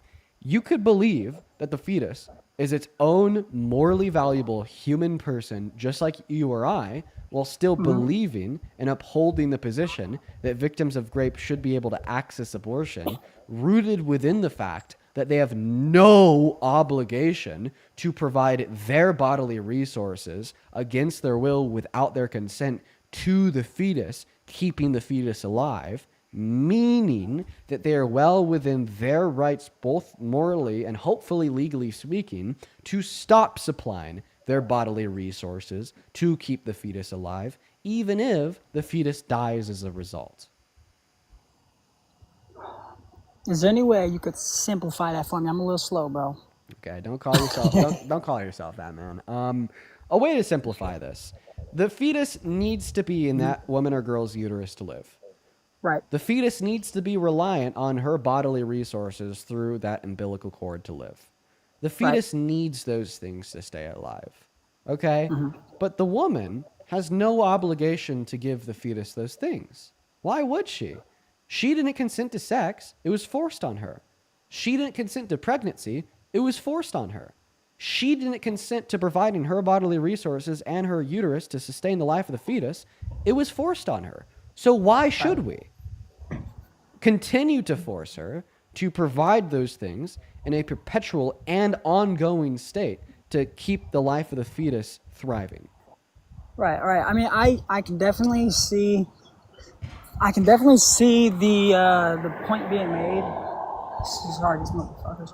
I can definitely see the point being made, and I can see why some people could go with that. But me personally, I just believe that life begins at conception, and I mean, like I said, it's unfortunate and stuff like that. But it's just I believe that child has a right to life. Like, I mean, okay, I think you're just not even arguing against a view, because even in that view, we assume that the fetus has a right to life, and it's still not wrong for the woman to abort it. How about I try to make this point clear with the use of an analogy? Okay. All right. Okay. So here's the analogy. You make just enough money to survive. Every dollar that you spend goes towards food to feed yourself. And one night, somebody walks into your house through the front door, and they take half of your food to feed themselves. And you know that they are going to take half of your resources for the next 9 months. And you know, if you continue to allow them to do this by keeping your front door unlocked in the middle of the night, that you will experience physical pain, you will experience mental trauma, and there's even like a 3 to 5% chance that you are literally going to die from starvation if they continue to take half of your resources. Do you think that you would be doing anything morally wrong by merely locking your front door at night to prevent that non-consenting third party from taking half of your resources, even if they die as a result from starvation themselves? Hell no, man, forget that dude. You do think you'd be doing something morally wrong? No, hell no. I think I'd be doing something right for me. Forget that damn thing. Right, exactly. So those are your resources. Those resources are your property, right? And you have the right to tell anybody off that tries to take those resources, your property, away from you without your consent, even if they unfortunately die as a result. So then why doesn't a great victim? I think that's just that's not exactly the same, bro. Like, I mean, like it's not exactly the same, dog. You know what I mean? You're right. It isn't exactly the same. Your goddamn uterus inside of your body is a whole lot more personal and meaningful than a goddamn can of beans, right? So you're right. They're not exactly the same. It's just the best analogy I could come up with on the spot. But the differences between the personal resources of your womb, your uterus, and your bodily resources are significantly more valuable and meaningful than the can of beans in your pantry. Well, but the reality, though, is so go ahead and tell me why you have the right to tell anybody off who's taking your resources away from you without your consent, even if cutting them off kills them, but a victim of rape doesn't. Tell me, please, Please, I'm begging to know the answer to this question. Hey, cuz, why you getting mad for, bro? I'm being respectful, dog. Sir? I'm just trying. I really want to be. I'm I really want actually to not like. mad. I'm actually not mad. I'm just passionate about this shit. Okay, I got you. And I'm passionate about the life of an unborn baby. You know what I mean? I'm passionate about that. You know what I mean? I think, like I So said, go bro, ahead regardless- and tell me. Once again, I'm going to ask the question one last time because you're just not telling me. I'll repeat it. go ahead. Why do you have the right to tell anybody off that's taking your resources away from you without your consent, even if it kills them as a result, but a victim of grape doesn't? Tell me. Because What's the difference? Because first of all, if somebody coming over taking my shit, bro, I'm not, what's the word? I'm not responsible for that person. I'm not responsible for that person. Okay, so then why is the victim of grape responsible for the fetus? Because it's in her body, dog. Okay. Oh, wow. Wow. So it has to do with being in her body. So if it's In a way, it's still 50% in her DNA. Okay, I mean, got it. So if it has to do with her body, let me get this straight. So if a victim of grape, right, has a fetus removed from her body, is still alive, and then they kill it, it's not morally wrong because she's not responsible for it. Is that what you're telling me? Oh, it was turned off. Well, at the end of the day, though, she knows that if that fetus is taken out of her body, that it's going to die. Okay, just like you know if you lock your front door at night in the hypothetical I gave you, and this person no longer has access to your resources, they're going to die, but you still said, I am damn well within my rights to do so. Yeah. I mean. Oh, okay, so then just simply saying that a victim of grape knows a fetus will die if she gets an abortion is not sufficient in arguing that she'd have an obligation to sustain its life. And if you do think that's sufficient in arguing that she'd have an obligation to sustain its life, well, then you're a raging fucking hypocrite for telling me that even if you have the foreknowledge of the individual that's breaking into your house dying if you cut them off from your resources, that you are still within your rights to cut them off. Right. I mean, I just think I don't think those go hand in hand, bro. I don't think. Well, what's the that's a very difference? We're different still waiting on model, you bro. to tell me the difference. Because the first It's difference that you try to 50% of point her out, DNA. oh, it's 50% of her DNA. Yeah, it's 50% of her DNA. At the end of the day, that's still technically her child, bro. At the end of the day. So she shares DNA with it. So let me get this straight. So if a woman is raped, she's not allowed to access abortion because that fetus shares 50% of her DNA. But like for instance, if a surrogate mother that gets an IVF embryo implanted into her uterus that doesn't share any of her DNA, she was well within her rights to get an abortion, right? I was like, can you repeat that one more time? Yeah, so like for instance, if there's a surrogate mother that gets like an IVF implanted into her uterus that is not using her egg and it doesn't share any of her same DNA, then she was well within her rights to access abortion. That's a good rebuttal. That's good right there. No, I still think that regardless, that's human life, and we shouldn't murder it. We shouldn't kill it. Great. So then what I'd say to you is, well, guess what? In the hypothetical scenario of the person breaking into your house and taking your food, if you were to come to me and tell me that you should be able to lock that front door at night and kill them from starvation because it's your property, well, guess what, man? Regardless of the fact that the person that's breaking in doesn't share any DNA with you, it's still an innocent human life. Why are you okay with killing the innocent human life by locking your front door at night and cutting them off from your resources? Tell me, seriously. When somebody agrees to an abortion, they have the intent to kill that child. I don't have the intent to kill this person. I don't know. I don't understand. I don't know the circumstances of this person. I don't know who this person is. You know what I'm saying? He can go and seek resources from somewhere else. You know what I'm saying? So I just want to get it clear. You think that you as a man think that you know the intentions and the mental states and attitudes that are going through the head of a woman when she is pregnant from rape? I don't, and that's but you just try to tell me that you know that their intent is to kill the fetus. Well, obviously, I mean, abortion. Obviously, what is abortion? Tell me what okay. Well, abortion you're just telling me because abortion leads to the outcome of death of the fetus. Therefore, the intention is to kill the fetus. So, because in the hypothetical, you locking your front door at night will lead to the death of the individual that's breaking in and taking half of your resources. It is your intention to kill them. No. Oh, okay, great. So just because something could lead to the outcome of death doesn't mean that the intention is death. Meaning that just because an abortion leads to the outcome of the death of the fetus doesn't mean that the intention of a victim of rape getting an abortion because she got pregnant is to kill it. Yeah, I mean, if you agree to an abortion, you are agreeing. The end goal of an abortion is for the death of a fetus. That's the end goal. My goal. If I say no, actually, no. The end goal of an abortion is just the removal of the fetus from the woman's body. Bro, what is bro, you know, come on, you know that the end an abortion. No, is it's actually not. information. Women don't get abortions to kill. Women get abortions to live without Yeah. an incessant infringement upon their bodily autonomy via the presence Okay. of the fetus within their uterus. But the reason you're confusing these two goals the reason that you're confusing these two goals is because abortion results in the death of the fetus prior to viability. It always does. It's lethal because a fetus can't survive outside of the woman's body. Right? So because those two things go hand in hand, the end goal of the removal of the fetus from the woman's uterus, and therefore the death of the fetus, you are just attempting to confuse me and everybody watching into thinking that women are getting abortions with the intention of killing, and that's why they're doing it. But that's not true, right? And keep in mind, in the hypothetical scenario that I gave you, of you locking your front door at night to keep this burglar out that's taking half of your resources, the end goal of that is going to be a prevention of the non-consensual theft of your resources against your will. But in every single scenario where you're doing this and the parameters of the hypothetical I gave you, that person is dying because they no longer have access to your resources and they're going to starve to death. So in the same way that a woman revoking the ability for the fetus to receive her bodily resources is going to result in the death of the fetus, therefore you're calling her end goal to kill the fetus, I would just simply posit within that hypothetical scenario that I gave you, in every single scenario where you lock your front door at night and prevent that person from taking half of your resources because it results in the death of the person that is breaking in, then your end goal is to kill them. Therefore, in accordance with your own logic, you locking your front door at night in the prevention of theft of your resources is gravely immoral, as you are intentionally doing it to kill the person breaking in. What's your response to that, Jalen? My response to that is, if that person dies, if that person goes out and he dies of starvation, see, I wouldn't even know it. It wouldn't even No, bother my hypothetical, conscience. you know that they're going to die if they no longer have access to your resources. You can't change the parameters of the hypothetical that you already agreed to.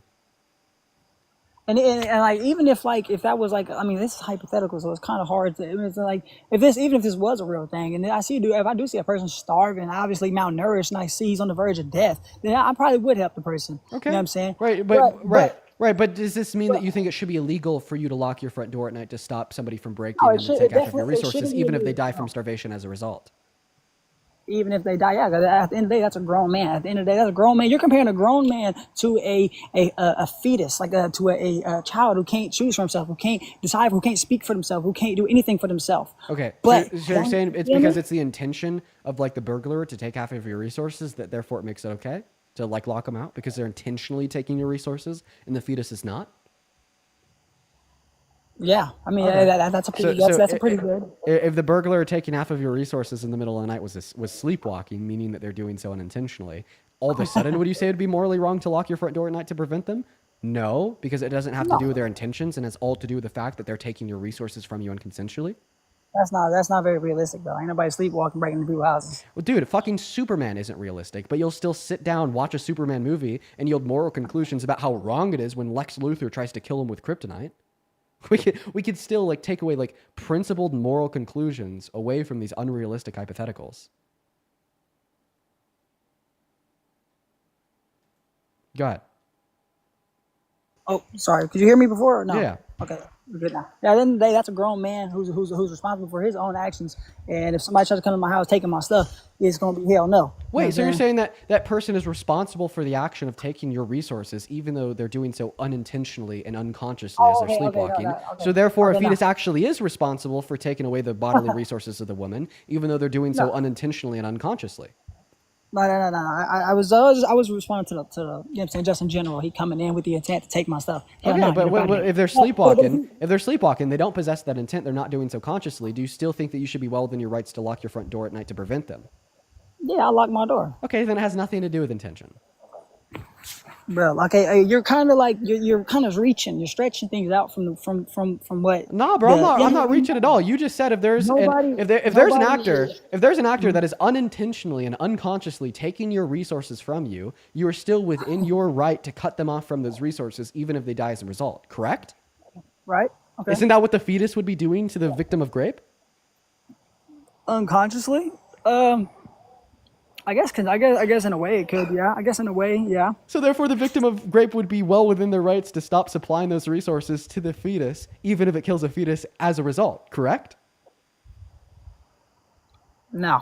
Oh, what's the difference though? Because you agreed that if somebody is unintentionally, unconsciously taking your resources from you, you're well within your rights to cut them off even if they die. You then agreed that that is exactly what a fetus is doing, but then you disagreed that a woman should be able to cut them off from the fetus even if the fetus dies. At this point, you were just admitting to believing in a contradiction. You cannot tell me that you believe X being that you were within your rights to cut somebody off from your resources, even if they die, even if they're doing so unintentionally, unconsciously, and then state that a fetus is unintentionally, unconsciously taking resources away from a grape victim without their consent, and then argue that still yet the victim of grape shouldn't be able to cut those resources off. That is an explicit contradiction. What the hell? Bro, okay, you're stretching, dog. Like this is not. It's not. Like, No, this it's actually not a stretch. That is It is. exactly what a woman is doing when she accesses abortion. What is the Okay, but stretch? it is- I want you to it is very a clearly child- state the it is- stretch. Okay. So if there's a child, right, there's a little kid who unintentionally steals something and stuff like that, are we gonna sit here? Are we gonna punish that kid for that? Are we gonna smack? Are we not gonna smack their hands, tell them not to do that again? Are we just gonna let them continue to do it because it's unintentional, because they don't understand the you know what I'm saying? Like, Well, I mean, sure. Like, what is your answer to that question? If a child was like taking your resources from you without your consent, do you think that you should have your legal right to prevent them from doing so? I'm gonna tell the child that's not right. I'm teaching them, right? I'm teaching Okay, them. but You know what I'm saying? do you think that you should still possess the legal right to like stop the child from accessing your resources if in accessing your resources it puts your life in 9 months of peril, physical pain, mental trauma, and introduces a 3 to 5% chance of killing you? Yeah. If it involves my life, then yeah, get up out of here. I think All right. the only So then time- the age of being a child doesn't matter. I think just in general, bro, life is valuable, regardless of the father. It's Okay, valuable. stop generalizing this conversation to subtract away from the fact that I'm cooking your ass with this analogy. No, because it's not the same. Like you're like Oh, that's well, like I mean, me. you could say it's not the apples to same, oranges. but you actually You're can't tell comparing- me why. You could say it's You're not the comparing- same, but you can't tell me what the difference is. Because you're comparing apples to oranges, bro. You're Okay, comparing well, apples to oranges, bro. apples and oranges in this sense would be two incredibly different things, and you'd be able to articulate the relevant differences between said apple and between said orange. Right, Can you and we can- articulate we can- the relevant differences between a victim of grape accessing abortion due to the fact that the fetus is unknowingly, unintentionally, and unconsciously taking her bodily resources away without her consent, and she's just actuating upon her consent to revoke the fetus's ability to do said thing, and the analogy that I gave you? Could you please tell me the very specific difference? The woman understands that when that child is taken out of her body, that is going to die. That's not a difference, though. In the hypothetical, you understand when you lock your front door, the person's going to die. I don't understand that, though. I don't know that person. I don't. There's other resources. Bro, we already went through this. If you knew that the But- person would die from starvation as a result of you locking your front door to prevent them from taking your resources, should you still be But- within your right to lock that front door? Yes. Okay, so even if you understand that they died as a result, you're still within your right to cut them off. But here's the Boom, not a difference, difference. though. Here's the So difference. yeah, Here's tell me the difference. Okay, I got you. Here's the difference. That child is solely dependent on its mother. There's no other resources for. There's nothing else that could help that child. There's nothing else that will carry on the life of that child. Right. That person potentially has other resources. They can go to the neighbor's house. They can go Actually, to- no, because now you're just no, because in the hypothetical, you told me that you still think that you should be able to lock that front door at night and prevent said burglary, even if you understand that that person breaking in and taking your resources would die as a result from starvation. Obviously, if they would die as a result from starvation, then they would be solely dependent on your resources to live. That is and if that was the self-implied. case- if that was the case- No, 1 second. That is literally self-implied. This is like as self-implied as me saying that if I take a step forward, then I understand that I would have moved. Okay? Moving would be necessarily implied by taking a step forward, just like not having access to anybody else's resources would be necessarily implied that due to the fact that we're understanding if this person were to no longer have access to your resources, they would die. So that's not a difference either. What's the difference?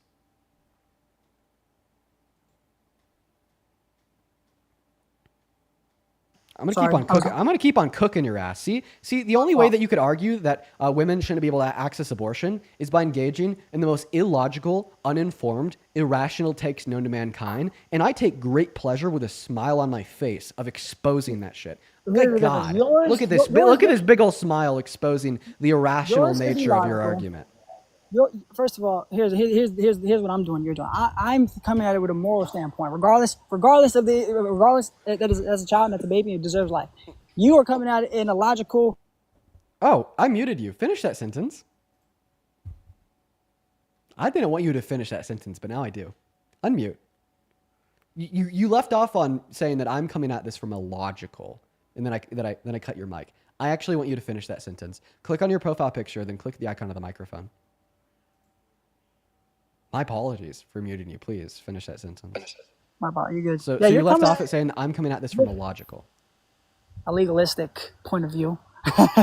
You're coming at it like I'm coming at it in a moral standpoint, bro. Like I think, regardless that that's a child, it deserves life. You're coming at it in like using analogies and just trying to justify murder. That's what you're doing. You're trying to justify murder. Hey, piss boy, we've already went through how you think if the person taking half of your resources from your house. That's not murder, though. It's not murder, though. Hey, Chandler, thank you so much for the wolf. I really appreciate you. Thank you, Chandler. Thank you so much. Show some love to Chandler in that chat. So without interruption this time, piss boy, you told me that if the person that is breaking into your house in the middle of the night was a child, you still think that you should be within your legal right to lock your front door at night, preventing their access to your resources, even if they die, because if they continue to access your resources, you could die, right? Well, no. If it's a child, I'm gonna help a child. Okay, but I didn't ask you if you would lock your front door. I asked you if you think you should have the right to. Yeah, regardless, I should always be able to have the right to lock my door, regardless. Even if it's a child. So drop the fucking virtue signal, you piece of shit. Oh, it's a child. It's a child. Oh, but if I was in a situation where a child was unconsensually taking my resources, inducing 9 months of physical pain, trauma, 9 months of mental pain, trauma, and even a 3 to 5% chance of literally killing me, I should still maintain the right to kill the child regardless. It's a child. Oh, yeah, dude, it's just it's not a child. It's a virtue signal because you don't care about the child. You simply just care about punishing and controlling women because, well, I was about to say because they decided to have sex, but we're talking about rape victims, so they didn't even decide to have sex. So honestly, it's just punishing and controlling women, period. God, I mean, what else am I supposed to think here? When it's you, when it's your resources, when it's possibly your life, you think you should be well within the rights to cut that third party off, deny them your resources, even if it kills them. Regardless if they're doing so intentionally, unintentionally, regardless if they're an adult, a child, it doesn't matter. You think you should have that right. But if it's not you, because it's a woman and you're a man, all of a sudden, it's about the innocent life of the child, and if a woman gets an abortion, she's a goddamn murderer. You know what? You're a goddamn spineless coward. We're going to go to move on to the next guest. Hop in that queue if you support Trump. Who's next? We got Chase Post loading up into the stream. Here we go, folks. Marin, thank you so much for the $20 over on Super Chat. I appreciate you for that love. Show some love to Marin down below. Let's get 200 Marin W's. What's up? Do you support Trump? Yes, I do. How old are you? I'm 20. What year are you born in? 2005, March. Okay, and what time is it? It's 6:08. Perfect. Quickly, before we continue our debate, I just want to thank a handful of people. Once again, seriously, Marin, thank you for the $20. Marin says somebody needs to explicitly describe what it's like being assaulted to this person, and then he can tell me to my face about his moral righteousness. I'm so angry. No, those conversations piss me the fuck off too. Ooh, they piss me off so much. I completely agree. I'd also like to thank Morgan. Thank you for the $20 on Venmo. Let's show some love to Morgan in that chat. Morgan says, it is dangerous in this country for a woman to have a child. I have a high chance to die, and if I get raped, and then the man attempted to murder me. Also, I don't know the child that I would be having, so why should I protect it if I don't know who they are? Per your logic. Well, Morgan, I appreciate you for the $20. As well as Amanda and Bailey, I appreciate you both for the $5. Kelly, thank you for the $5. Kelly says, thank you for doing all that you do. Thank you so much, Kelly. As well as Corey, thank you so much for the $15 over on Venmo. Corey says, please run for office. Maybe one day. Thank you so much for the love, Corey. As well as Kelly, that is Kellie with the $25. Kelly says, from someone who's spent over $50K to create embryos, I paid extra to get them tested for viability, and half of my embryos are missing severe chromosomes. You think those should still be implanted and birthed, even though the doctor said they wouldn't live past 2? You'd probably say, yeah. Thank you for the $25, Kelly. as well as Hannah, thank you for the 1. Nikki, thank you for the 5. Kiana, thank you for the 5. Ray with the 1. Beth, thank you for the $10. And holy shit, Claudia, thank you so much for the $100 donation over on Venmo. Show some goddamn diddly darn love to Claudia down below in that chat. Holy fuck, Claudia. That is so much money. That is incredibly kind and generous of you. I seriously do not deserve that. Claudia, that is nuts. Claudia with a $100 says, watching your lives throughout the workday. Thank you for doing what you do. Stay awesome. Claudia, you're a goddamn icon, I tell ya. I want you to stay awesome. Thank you so much for the $100 donation. As well as Tristan, thank you for the $20 over on PayPal, saying a year ago I considered myself a Republican, and now today because of you, I'm a liberal. Let's fucking go, Tristan. As well as Marco, thank you for the 5. Carolina, thank you for the 5. Christina, thank you for the 6. And Dane, thank you for the 5. I think that we are all caught up. We also got CJ with the 10 Canadian dollars over on Super Chat, who says, Piss Boy is the funniest thing I've ever heard. Thank you for the $10. Yeah, I'm going to start calling more people that. And awesome. We're all caught up. I appreciate you guys for your love. Now, Jessica, everybody in my chat is spamming that you've been up before. I honestly don't think that you have. I have not been up. I have dual citizenship if I sound from New Zealand. I usually remember the people that have been up. I've been on Parker's, not yours. Okay, I'm gonna stay hesitant of like what the chat is saying, telling us that you've been up before. If like just give an argument, why do you support Trump? If you've been up before, I'll definitely be able to recognize you from your argument. Okay, I feel like we've been debating a lot of the same stuff, so we can talk about the school lunches if you want. What? How Trump stopped the school lunches. I don't see this as negatively a bad thing. Countries like UK, New Zealand, where I'm from, we don't have 3 school lunches. And it's, I think, a necessity for the parent to be able to provide for the children. And I feel like he's stopping unnecessary spending for stopping the funding for these school lunches. And then this money can go towards maybe like new schools infrastructure, which I think will more positively affect the children of America. Okay. So it's not just debt spending, it's an investment that generates an ROI. So we know when we provide free school student lunches to children in K through 12 that their educational outcomes are better. When one's educational outcomes are better, so are their work prospects in the future. And when their work prospects in the future are better, they're more likely to get paid more. And when they're more likely to get paid more, they're also more likely to pay more in taxes, right? And when they pay more in taxes, that would result in a higher level of government revenue being generated, meaning that the original investment into funding free school student lunches is ultimately a positive investment that puts the government in the green at the end of the day. Just purely looking at it from an economic perspective, free school student lunches are a good investment that generate a return for the government.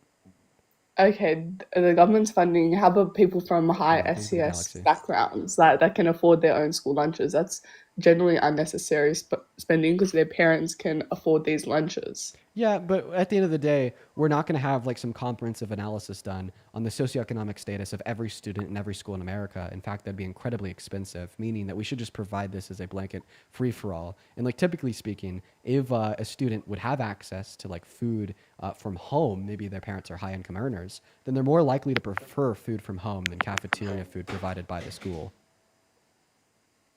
That's correct, but what about countries like New Zealand? I think our IQ is pretty high. Australia, our IQ is pretty high, higher, not higher than America's, but like pretty close to America's, and we're doing completely fine. And our government invests in infrastructure, etc.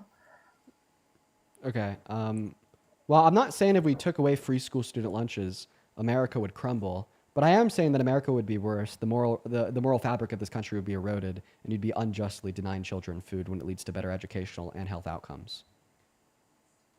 So, like, hey, maybe like Australia and New Zealand would be even better than they are right now if they started funding free school student lunches. Never know. Okay. Do you want to talk about abortion? Well, I mean, where's my thought process wrong on that last topic? I feel like it's pretty balanced argument. You have your points, I have my points. Okay. Well, I mean, I think that your points were wrong because you said that money could be better spent elsewhere, like on school infrastructure. First and foremost, Donald Trump isn't just defunding free school student lunches. He wants to get rid of the totality of the federal Department of Education. Second of all, I like told you how it generates a positive ROI, which leads to more government revenue than not because we're making this investment in the first place, which actually means we would have even more money to generate and build and pay for new school infrastructure. Third of all, like for the most part, school infrastructure is not paid for or subsidized by the federal government, but rather like paid for on the local level through local property taxes. Okay, that's fair. What was your second point? How are we gonna be better off? Well, I think the second point that I made there is like we'd actually have like more federal money that we could potentially like subsidize for local school districts to build new infrastructure if we were to pay for How are we free gonna school have more student money when lunches we're because paying for the lunches? well, because of like the very simple like concept of an investment. Like, oh, how am I going to have more money if I like pay $15 into an Nvidia stock?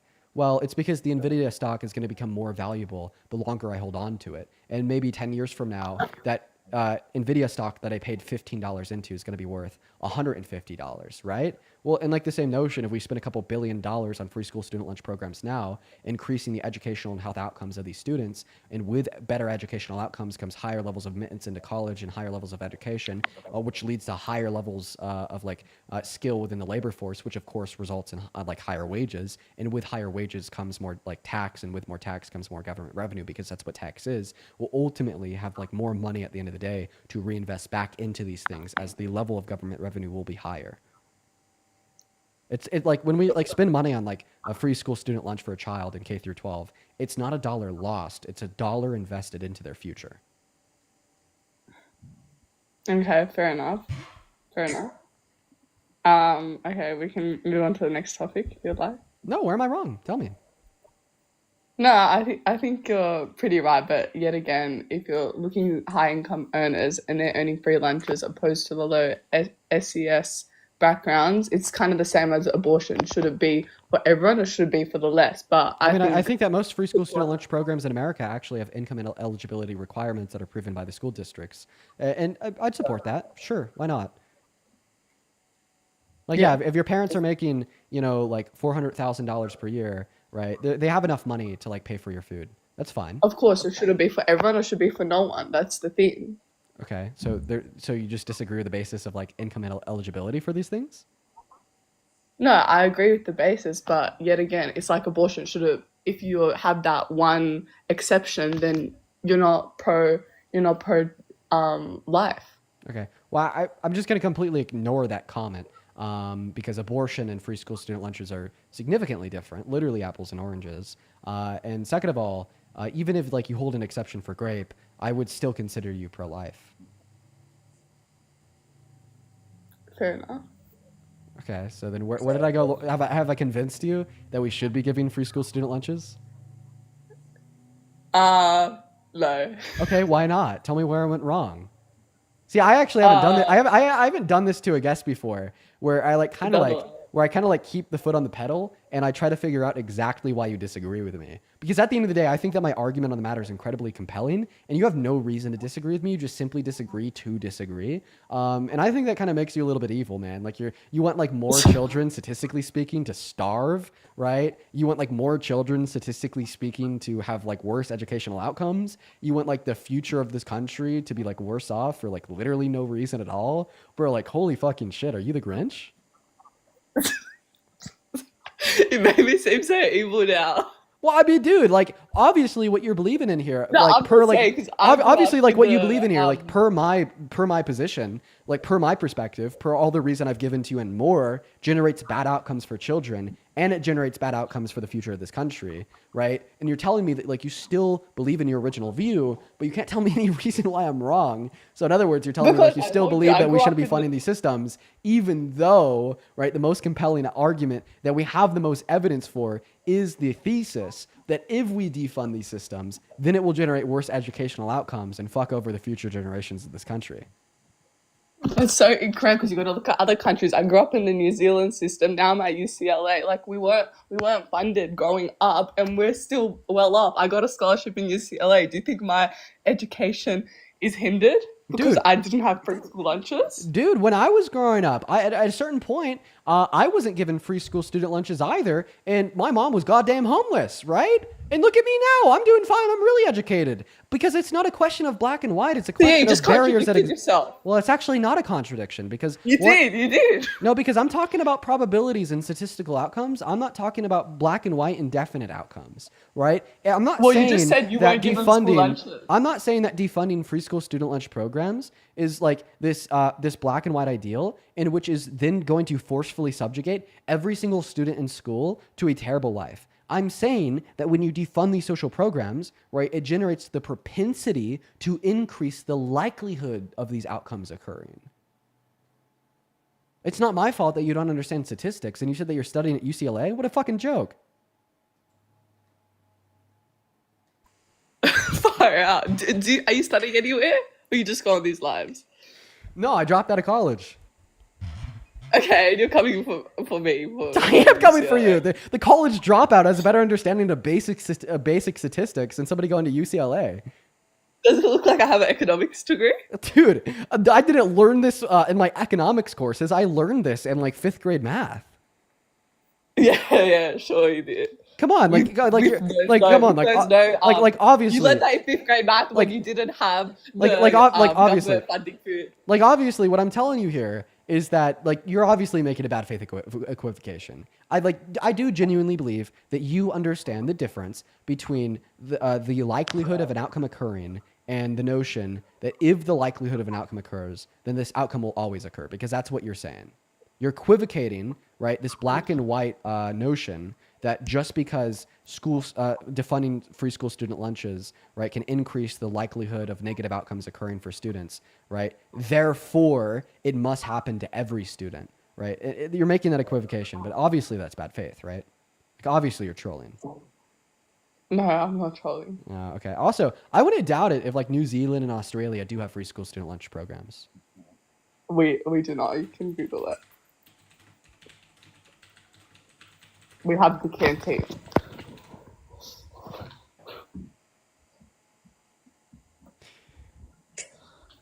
Yep. So you actually do have free school student lunch programs in New Zealand.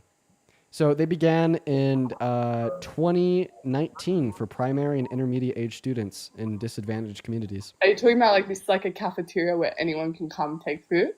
I'm talking about the Healthy School Lunch Program posted on Ministry of Education, New Zealand. Yeah, that's just a program where they promote you to eat healthy food, and they put that food in the canteens where you need to come buy money. No, it literally provides it for free. I literally lived in the education system over there. Yeah, you live in America and you support Trump. Does that mean that Trump's a good president? Just because you live in a place and you think something about the governance of said place doesn't mean your thoughts about said governance are accurate. Of course, if you have the facts and stuff to back it up, then it is accurate. Right, but you don't. Not statistics. Statistics are skewed. So do you want to give me a counter argument to the position that I gave you to like very like readily like justify like giving free school student lunches to children in K through 12? We can switch the topic if you'd like. 'Cause I feel like you're... Okay, so then do you concede? No, I still don't concede. Okay, why not? It's still like, sorry, it's hard for me to articulate. It's still for like, because these high income earners, how can they have this like money? How can have this money, this like unnecessary government when their parents can pay for it? So if it's for the greater good. Hey, I'm going to cut you off there, Jessica, because I already told you that I'm like completely fine with these free school student lunch programs having an income cap. In fact, they do. Right? So what you're doing is you are ignoring like specific parts of the argument that I gave you in order to attempt to find a reason why you don't concede to my argument. That's embarrassing. Okay, sorry, Dean. Give me an I'll counter argument. I'll counter argument. Yeah, I gave you 3 specific reasons why free school student lunches are good for students K through 12.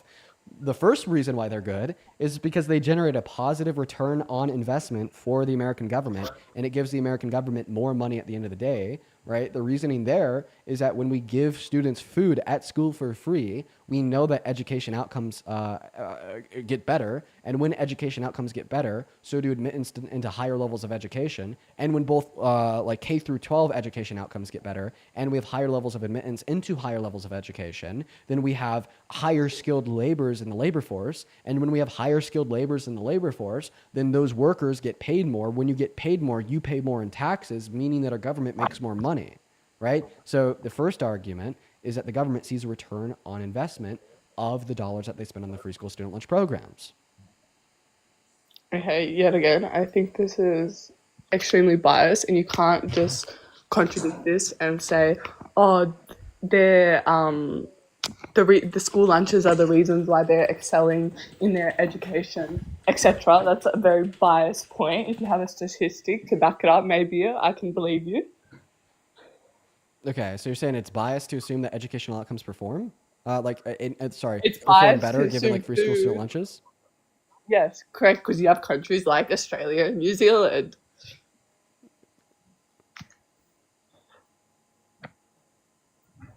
Let's see here. Give me a second. Let's see. And boom! Awesome. The study is called School-Wide Free Meal Programs Fuel Better Classroom Outcomes for Students, published in 2021 by the financial institution by the names of Brookings. Okay, let me Google it. Oh, you're not good to me. Wow. Yeah, so not only does this Brookings study that I just gave you demonstrate that it leads to better educational outcomes to give students free school student lunches in school, but it also analyzes the impact of a program that offered school-wide free meals and found that it also led to a significant reduction in suspensions among students.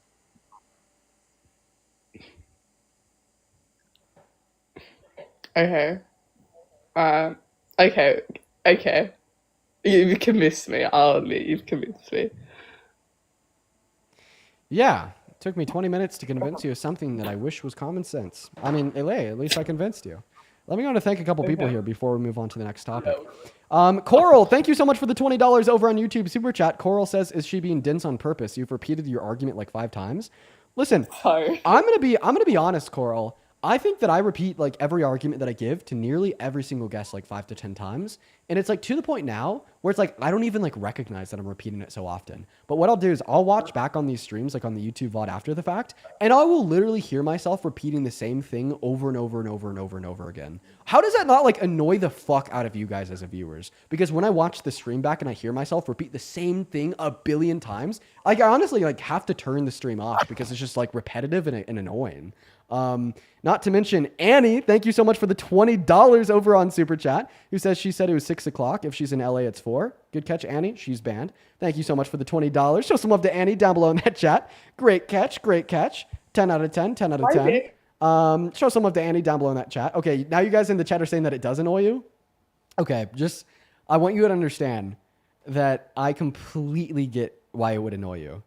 Like, it is annoying to hear me repeat the same thing over and over and over again. Let's go to get that next guest loaded up into the box. Like I said, I literally have to turn the VODs off because I just hear like myself repeat myself so many times. All right, we're going to go to get that next guest loaded up in here. I'd also like to thank Courtney. Thank you so much for the $20 over on Venmo. Courtney says for being spicy with the emotionally draining guests. Dude, I am kind of being spicy today. A little bit more spicy than usual. Let's show some love to Courtney down below in that chat for the $20. Thank you so much for the love. As well as Scott Lynn. Thank you so much for the $10 over on Venmo. Scott Lynn says, your guest is the woman who said it was okay to essay a little boy because they like it. You kicked her. Oh, no, that was another guest. Her name was Anne. That wasn't Anne. Thank you for the $10. As well as A, thank you for the $15 over on Venmo. Thank you so much. Thank you. I really appreciate it. Jessica with a 5 and Darlene with a 2. You guys are awesome. Appreciate you for all the love. And what is going on? Do you support Trump? G. No, I just want to say some facts about New Zealand real quick. Unfortunately, I'm going to kick you, man. Don't worry, bruh. If you want to share facts to tell us how based New Zealand is in a lot of ways, I'm pretty sure we already know. New Zealand's not that bad, guys. They have free school student lunch programs. They have a propensity to vote liberal. It's a pretty chill place down there. W New Zealand, but we're just looking for Trump supporters. Hop inside of that queue if you happen to be MAGA. We're gonna get you loaded up in here. Let's go to get that next guest connected right now. If you're part of the 11.2 thousand people hanging out with us on TikTok, make sure that you're double tapping and sharing out that live. And if you want to support me, you can find my Venmo and my PayPal in the link tree in my bio on TikTok at the top of the phone screen and pinned in that pin message over on YouTube. But let's go and get that next guest loaded up here right now. Go ahead and hop in that queue if you are MAGA. We got Corndog69. Oh, loading up in. Holy fuck. Dude. Christopher. One second, Christopher. Corndog, do you support Trump? No. Get the hell out of here. Fucking Christopher, dude. Thank you so much for the $250 donation over on PayPal. Holy shit, bro. Guys, let's get like a billion big Christopher W's down below in that comment section. Thank you so much for the love, Christopher. That is like, dude, that, oh my God. That's outrageous. Thank you. That is so kind of you, man. That is so much money. Thank you so much for your generosity. I do not deserve that. What's that? You the GOAT, Christopher. For real, I'm pretty sure you sold yourself out there as a fetus, but he is the GOAT. Well, I want to see so much love for Christopher down below in that comment section. That is incredibly kind of you, man. Christopher didn't even leave a message. Just the love. Show some love to Christopher down below in that chat right now. Thank you so much, bro. As well as Kelly. Thank you so much for the $10 on PayPal, who says Jessica made like 30 different TikTok profiles and put them all the cute ones trying to debate Parker. Oh, yeah, apparently she's a troll. Well, I mean, she got pushed, so thank you for the $10, Kelly. Show some love to Christopher and Kelly down below, as well as Monica. Thank you for the $10 over on PayPal as well.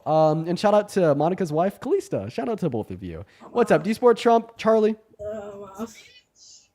It's another child. Children, get out of my life. This isn't a daycare. Quite frankly, not a daycare. Hit the road, all right? Hit the road, guys. Get the fuck out of here. Get the fuck out of here. Hit the road. We're going to go to move on to the next guest. If you're a kid, get out of that queue. While we look for that next Trump supporter. Here we go.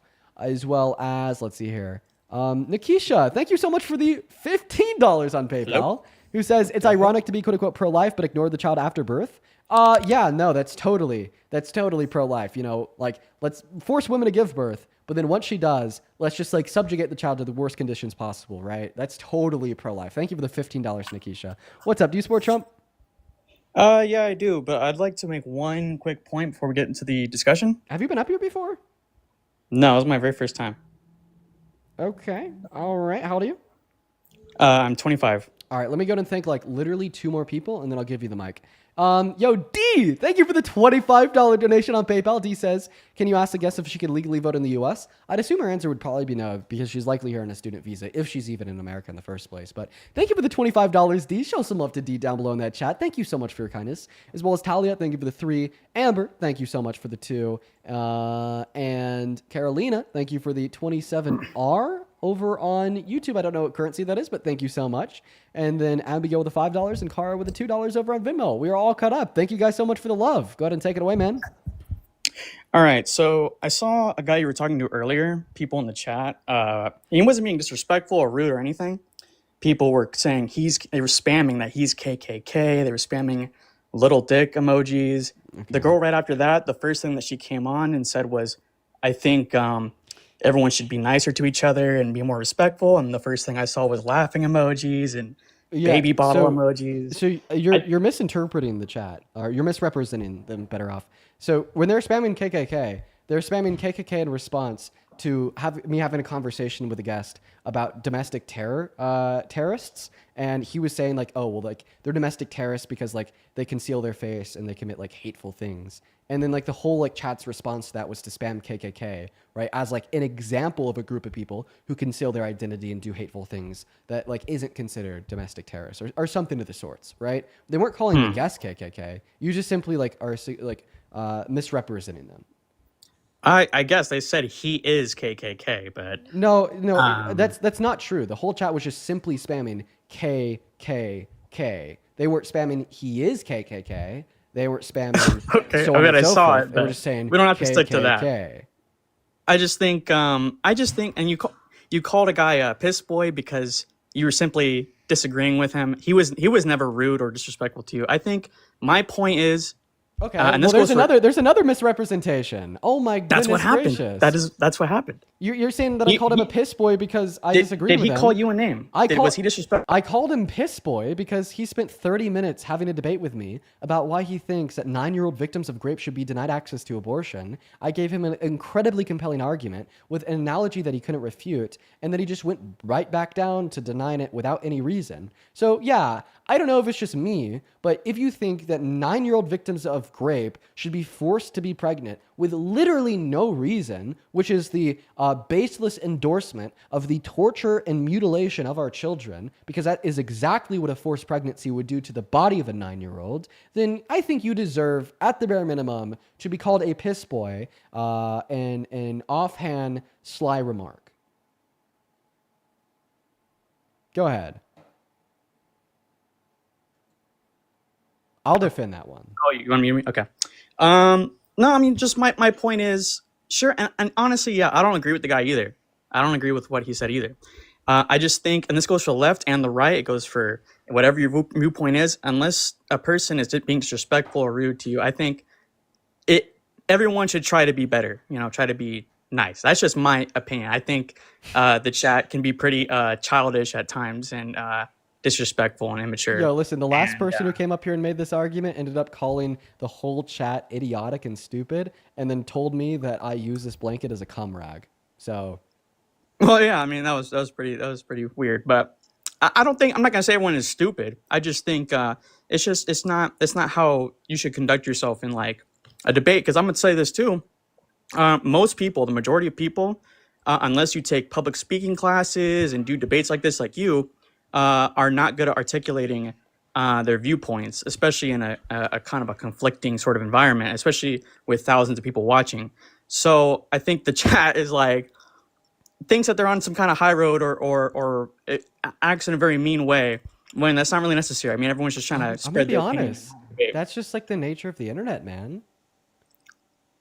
Sure, I guess. I mean, it's just like if I had a big following, I would try to hold the reins and try to tell my chat to not be that way. What am I supposed to like hold the reins on like right now? Like right now, like they're spamming baby bottle emojis. So like I'd assume the reason why they're spamming baby bottle emojis, I feel like it's because you support it.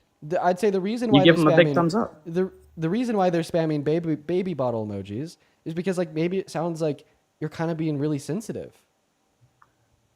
I mean, a lot of what the people on the left will say is that fucking conservatives or people on the right are so mean and angry and hostile.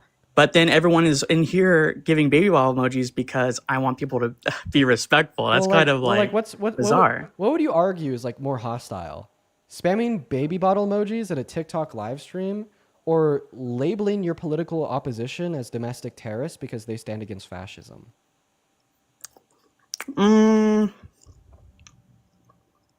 I don't think that's exactly what that guy was saying. Oh no, that's what Trump said, the president you support. So he said, so he verbatim said that every single person who's opposing him is a domestic terrorist. He said that Antifa is a domestic terrorist organization.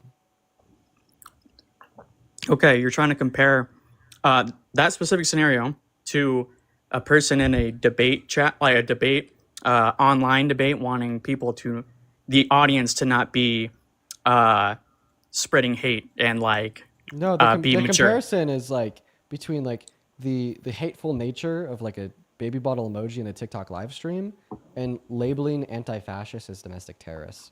Like obviously like what Donald Trump is doing here and continues to do every single day is significantly more hateful compared to the chatters on TikTok spamming a baby bottle emoji. But yet you seem to have an issue with the chatters I think on there's TikTok hate on both spamming sides. a baby bottle emoji, but then you actively support Donald Trump even My though he's labeled point Antifa is as a that I think domestic there's hate on terrorist both sides. organization. Dude, this is like saying, well, I think you both are criminals when the two people I'm referring to is like a 14-year-old boy who stole a candy bar from a grocery store and the other one is like Jeffrey Dahmer. Right? Like to equivocate and like say that spamming a goddamn emoji in a live stream comment section, right, is equivalently hateful to the president fulfilling No, I didn't say it was all equivalent. 14 minutes of fascism is ridiculous. Right, Frank? I didn't say it was equivalent. My whole point was No, you know everyone should what? be nice to each other. You know what? Unless, You've beat me. you know. You've beat me in this debate. I can see it. Everyone should be nicer to everyone else. So now that we've agreed that everybody should be nicer, everybody should be more respectful, everybody should be kinder and more benevolent. Now, do you want to tell me why you support the 34-count felon, adjudicated rapist, racist who called all black people lazy, misogynist who boasted about walking into the naked to the changing rooms of naked teenage girls, who also said that he could just walk up to women and grab them by the P word, and sexualized his own daughter, calling her a hot piece of ass, and hit on a 10-year-old girl saying that he'd be dating her in 10 years, and was best friends with Jeffrey Epstein and was sending him letters depicting the body of a naked woman, including the statement, "May every new day be another wonderful secret." Well, let me say this. Just because I support him, or I don't really even support him very much, just because I think that I prefer him as president, doesn't mean I support every single thing the man stands on. I don't think he's the second coming of Christ or anything. I think some of those things are guys, listen to this guy. I think he's right. He has like the right to moral grandstand here and to tell you to stop spamming emojis in the TikTok live stream section, even though he thinks America's better off under the rule of a wannabe authoritarian who is now illegally deporting undocumented immigrants where they're beaten, tortured, and starved in CCOT in El Salvador for weeks. I'm not Trump's best friend. Okay, I didn't even vote for him. Here's what I am. I think that Trump is the lesser of other evils. I think that the country would be worse if we had Biden or Harris in office. Who is more respectful and kind, Kamala Harris or Donald Trump? I don't know. I guess we could say in public on what we see on TV, maybe Harris would be nicer. Okay. But I mean that's because she you'd argue here disrespect him as well. That we have like the same way. So you'd say that Kamala Harris was like more respectful and kind. Maybe slightly more, yeah. Okay, so why wouldn't you say we'd be better off with a more respectful and kind president? Because being nice in a like a public debate, like a presidential debate or whatever, that's a very minute problem compared to the rest of You can't make this shit up! You can't make this shit up! You have spent the last 15 minutes of your life trying to like criticize me for not being nice enough in a debate. But now, all of a sudden, being nice in a debate is a very minute and unimportant point. I'm fucking giggling. I'm giggling, Mr. Piss Boy. I'm laughing my ass off, Piss Boy. Why are you comparing this platform to, and you as like just a YouTuber or whatever you are, a TikToker, to a presidential thing? Well, I would hope to you whatsoever, but you call me Piss Boy. I would truly hope that you don't think I have a higher standard to be held to than the president. I would hope it's the other way around. No, I mean, right, bro. It's just basic courtesy. Can you agree that it's like that I don't have a higher standard to be held to than the president? Yeah, you don't. Awesome. And if anything, the president would have a higher standard to be held to than me. And if respect and kindness in a debate is really minute and unimportant for the president, then it is just completely unimportant for me. Well, it's kind of spinning what I said. Okay. Yeah. Well, I mean, I listen, dude. This is kind of getting into the point where it's like coping and whining territory. Now, if you want to give, we haven't even talked about anything political. Man. Now, if you want to give an argument, you're just upset that I said that your audience is immature. I mean, do I seem upset? Like, I think. Yeah, you called me Piss Boy, and I didn't do anything mean to you at all. I didn't say anything rude to you whatsoever. Well, I called you Piss Boy because you seem pretty pissy. Not because I'm mad. It's just kind of what it seems like. Because you turned it into like a whole thing where I'm trying to grandstand or some shit. Like, I'm just saying everyone on either side should just be nicer and more respectful and more professional to each other, especially if this is a debate platform. Okay, all right. And as a person with a large audience, maybe you shouldn't just give a thumbs up to childish behavior. So let's be more respectful. Let's be kinder. Let's reject childish behavior. Can we start with Trump? He's the embodiment of those three things. So those three things. So maybe we should start with him, right? Sure. We should revoke our support because he is the embodiment of disrespect, a lack of kindness, devoid of moral moral virtues, and the embodiment of immaturity. So we should start by stopping to support him, right? Again, you're kind of twisting my. You're basically saying it's black or white.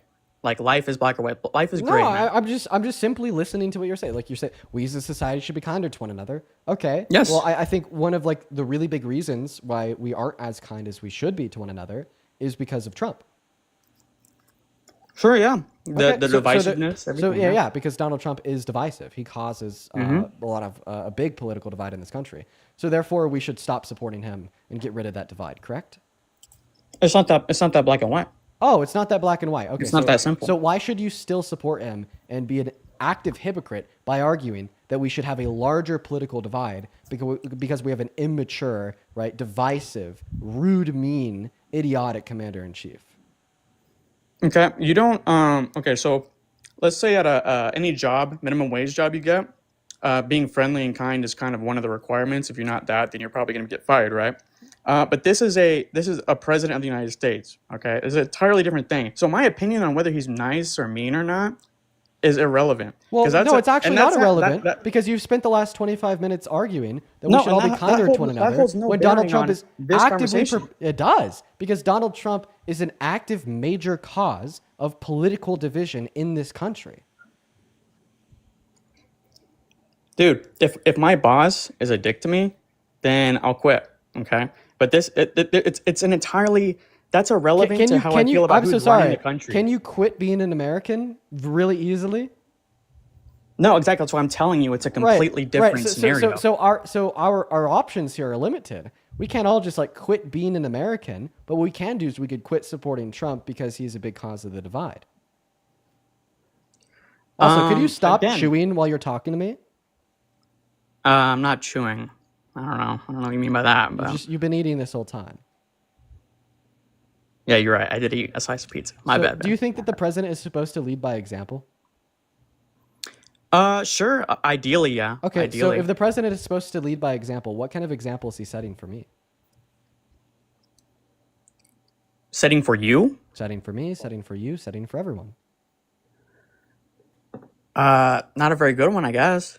No, not a very good one at all. So therefore, you should stop. But supporting again, him. so you're making it black or white. Okay, so then why do you still It's support? this or Hey, that. has anyone heard? Has this guy like said a single reason why he supports Trump the whole time he's been up here? You haven't asked, What does that say? dude. I told All you. I I had told to you he's do the was lesser point out- of, so of can- other evils. I told you he's the lesser of other evils. I think Okay. that he's better than Biden or Harris. That's what I told you. So tell me why you think America would be worse off today if Kamala Harris had won the election. Give me an argument. I think that she's not as strong as of a political or presidential candidate than Trump. So define strength and then give an argument that she's less strong. Well, first of all, when she was chosen as vice president, it just kind of came out of nowhere. Wait, I'm so sorry. Are you answering my? I asked you to define. strength. I'm answering your question. No, you're not Yeah. defining strength, and that was the question that I asked you. Define strength. I mean, she doesn't give the qualities of a leader. Doesn't give. So what are the qualities of a good leader? She when asked about her policies. No. You're also not. I'm answering what your are- question. No, Dude. you're not. I'm answering your question. Because what? Do you want me to give you a dictionary definition? You want me to go look the up? qualities of a good leader have like nothing to do innately with Kamala Harris, right? So you shouldn't be talking about Kamala Harris when I'm asking you what the qualities of a good leader are. What do you think the qualities of a good leader are? So you're gonna ignore the context of this conversation, ask me the definition, dictionary definition of the word leader. Dude, That's what you want me to do. You are saying that Kamala Harris doesn't have the qualities of a good leader. If I don't know what you mean by qualities of a good leader, then I don't know what you're accusing Kamala Harris of not having. So, of course, it is very fair for me to ask you what the qualities of a good leader are, so I can one of the better qualities- understand what Kamala Harris lacked. One of the good qualities of a leader is having a plan.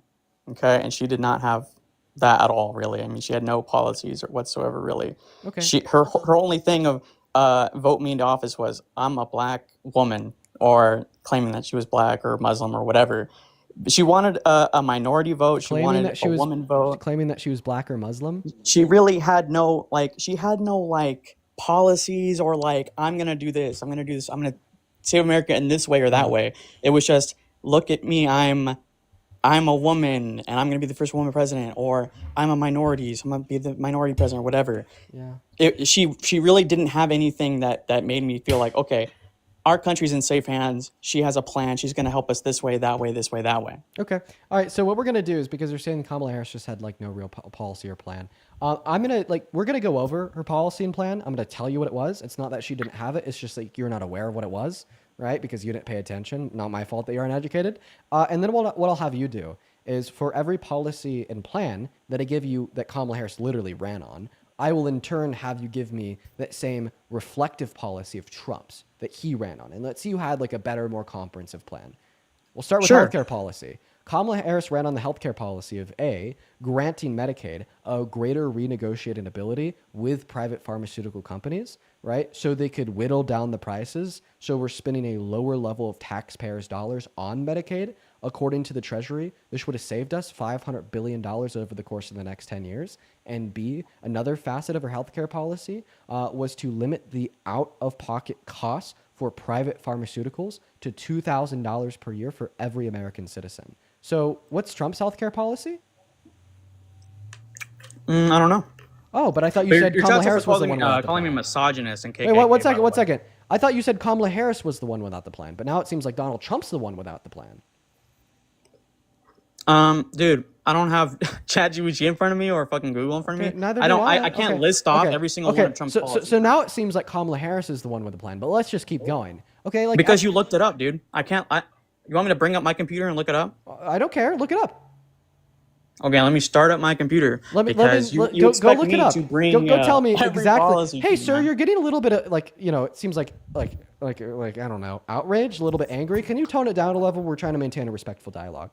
You're not being respectful, though, dude. I think I'm being respectful. You're not funny because you're not being. You're throwing these very vindictive claims, posturing me to be something that I'm not.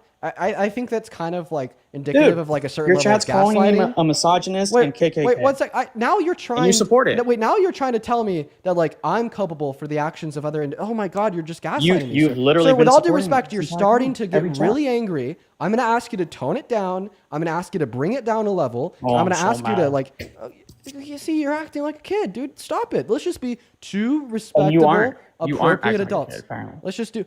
Oh, now you're trying to give me some hand comment saying that you're freaking out, Because that's dude. literally what you just did to me, Okay, right? I'm gonna need That's you. what you just said? I'm gonna need you to just take a deep breath in and calm down. I understand that you're getting upset. It's okay. We're gonna maintain a respectful dialogue. Where we were at is you couldn't tell me. Dude, your jokes are not funny. Okay, because you're being disrespectful. You're interrupting me, and interruptions are very disrespectful, sir. Please, Just like you have please interrupted me multiple just tone times. it down a level, sir. You're starting to really crash out, okay? So once again, I'm just trying to maintain a respectful dialogue here. So you told us You're that actually Kamala not. Harris... All right. Oh, dude, what are we doing here? You're losing your shit, seriously.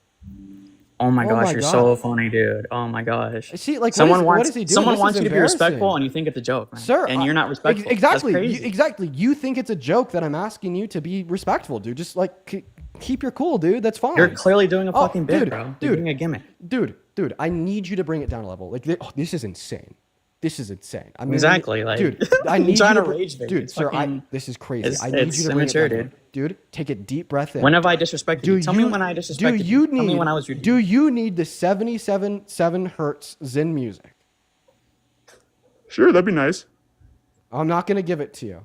Now, I want you to answer my question. So you told us all that Kamala Harris didn't have the policy, didn't have the platform, didn't have the agenda. I was like, let's play a game. We're going to go through like the individual categories of policy. We started with healthcare. I told you what her healthcare policy was, and then I asked you what Donald Trump's healthcare policy is, and you couldn't tell me. And then No, you actually said that you were going to tell me really his. mad. You and said then that you were going to tell me. Oh, well, he doesn't have any. So there you go. But then you got really mad, and you were like, Dean, I don't have ChatGPT or like Google in front of me, so I couldn't possibly know it. So now that you do have a computer open, can you please tell me specifically what Donald Trump's healthcare policy is? Okay, let me Google because you want me to give you every single one of his fucking policies. I'm gonna Google health care policies of Trump. Very specific healthcare policy. Trump 2025. It doesn't even give me a direct thing, like a list or anything. I know, because he doesn't have any. He doesn't have. You're telling me so he doesn't have any health policies whatsoever? Yeah. I don't really believe that, but okay. Then what are they? You have a fucking supercomputer of Google with like a bajillion different searchable results available to you right now. What is Donald Trump's healthcare policy that he wants to get passed through Congress?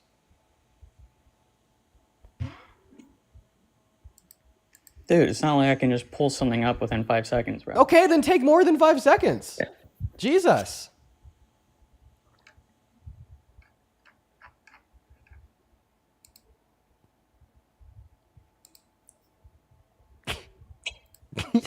Dude, and you're laughing. See, exactly. I can't even laugh, dude. No, so you just said. Oh no! Oh, the horror! Oh, the horror! Google search for you. Oh, the horror! His policies, and if I don't do that, then I lose somehow. Lock me up! Lock me up! Exactly, and then you're like, you think it's so funny. Lock me up, dude. Take me to jail. Your whole fucking argument here has no fucking logic. Calm down. Give me Trump's healthcare policy, piss boy. Oh my god, you're so funny, bro. You're so funny. When did I call you a name? When was I rude to you? It's my disrespectful. I'm a child, bro. You're a child, and your chat is filled with children, bro. Okay, all right. Could you give me Trump's healthcare policy? Bro, you have to use ChatGPT. It's like, I fucking Google it. It's not going to give me a fucking list, dude. You think it's so funny, but you have ChatGPT, bro. Wait, then load up ChatGPT. I don't fucking have ChatGPT. Dude, what's Trump's healthcare policy? How is it funny, bro? So basically, if I don't tell you from a fucking list that pops up on ChatGPT, then I'm gonna lose the argument. I just want to know. That's ridiculous, dude, bro. And you're laughing like kicking your feet like it's funny, bro. That's silly. That's a silly debate style. Sir, that's not like that's not. Oh, I'm an open book test. I'm somehow superior because I pulled up all our policies. Sir, this is an open book test. Use any means, right, available to your disposal to tell me what Donald Trump's healthcare policy is. Bro, it's just not pulling up. I don't know what you want me to tell you. Google's not great, bro. It's not pulling up a list or fucking health, fucking it's military. Dude, it's not pulling up any of that shit. Bro. Listen to my voice. Just block the haters out, King. Focus on me. Okay, listen to my voice. The reason why you can't find any Trump healthcare policy is because he doesn't have any. I'm sure that's an over-exaggeration. No, it's not. Let me tell you, the things I'm pulling up are long. It's not an over-exaggeration. But I can't read through the whole thing. God. It's not an over-exaggeration. He literally doesn't have healthcare policy. I'm being serious. He's been hating on the ACA and Obamacare since 2015, and he said that he wants to replace it with something better, but he's never come out with a plan. Okay. He doesn't have healthcare policy. Listen, take another second to look for it while I thank a couple people for their donations. Mellis, thank you so much for the $20 over on Super Chat. By the way, I just want to, these aren't my words. These are going to be the words of my viewers, sir. Yeah, and you support them. You laugh and you give it a thumbs up and you act like an asshole. Mellis, thank you so much for the $20 on Super Chat. He says, somebody come get their crybaby bitch. Mellis, disrespectful. Thank you for the $20. Show some love to Mellis for the love, but not for the disrespectful message. Feisty, thank you so much for the $10 on Super Chat, who says, I'm 53, piss boy. Disrespectful. Show some love to Feisty in the chat for the $10, but once again, big nod of disapproval there. Zach, thank you so much for the $20 over on Super Chat as well, who says, caller, be smarter or cry harder. Zach, you're really pushing the line here, buddy, but thank you for the $20, as well as Coral. Thank you for the $20 on Super Chat as well, who says, ironic how he calls you disrespectful when he's the one interrupting you, not answering your questions and calling the chat immature, projecting just like a piss boy. What, Coral? Walking on thin ice, pal, calling him a piss boy. I mean, big nod of disapproval. Once again, let's see if we have anybody else to thank here. Yo, oh my God. Yo, I'm going to call you Champs. I think that's your name. I'm so sorry if I don't know how to pronounce it. Champs, thank you so much for the $100 over on Venmo. Holy shit, Champs. That is CHAMCE. Champs with a $100 says, guest came in with no plan to argue Donald Trump being a better president, then expects you to Google his argument for him. What an entitled spoiled brat.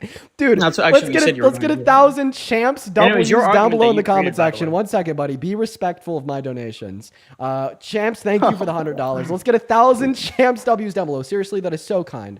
As well as Shea, thank you so much for the $5 on Venmo, who says rage baiting the baby guest tonight has been amazing. Yeah, dude, I need to stop rage baiting. It's I don't know, I'm not. I need to stop it. It's terrible. As well as Courtney, thank you for the $5 over on Venmo. Matt, thank you for the $5. Matthew, thank you for the $5. And Mackenzie, thank you for the $10, who says Harris had no plan, yet Trump has concepts of a healthcare plan when he's already had 4 years in office at that point. Yeah, that's what we've been talking about. Absolutely insane. As well as Mad Scramble, thank you so much for the $10 on Venmo, who says supporting a president who continually oppresses and commits crimes against women, actively disrespects women. They will never have my respect. Yeah, no, it is an active form of disrespect towards women to support Trump. Absolutely.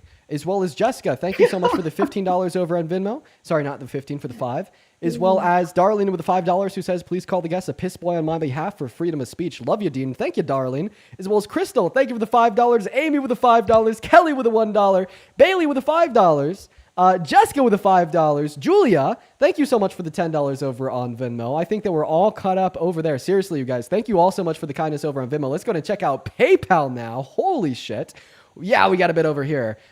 Christopher, thank you so much for the $15 over on PayPal. Let's show some love to Christopher down below in that chat, as well as Sarah. Thank you for the $40 PayPal donation. Sarah with the $40 says, thank you for showing all these MAGA supporters that what they support is 100% wrong and not making America great, but doing the complete opposite. Sarah, I appreciate you for your support. I'm happy that you enjoy what we do here. Thank you for the $40 and your kind words. Let's get 400 Sarah W's, as well as 150 Wendy W's for the $15. Alyssa with a 5, Aaliyah with a 5, Amber with a 2.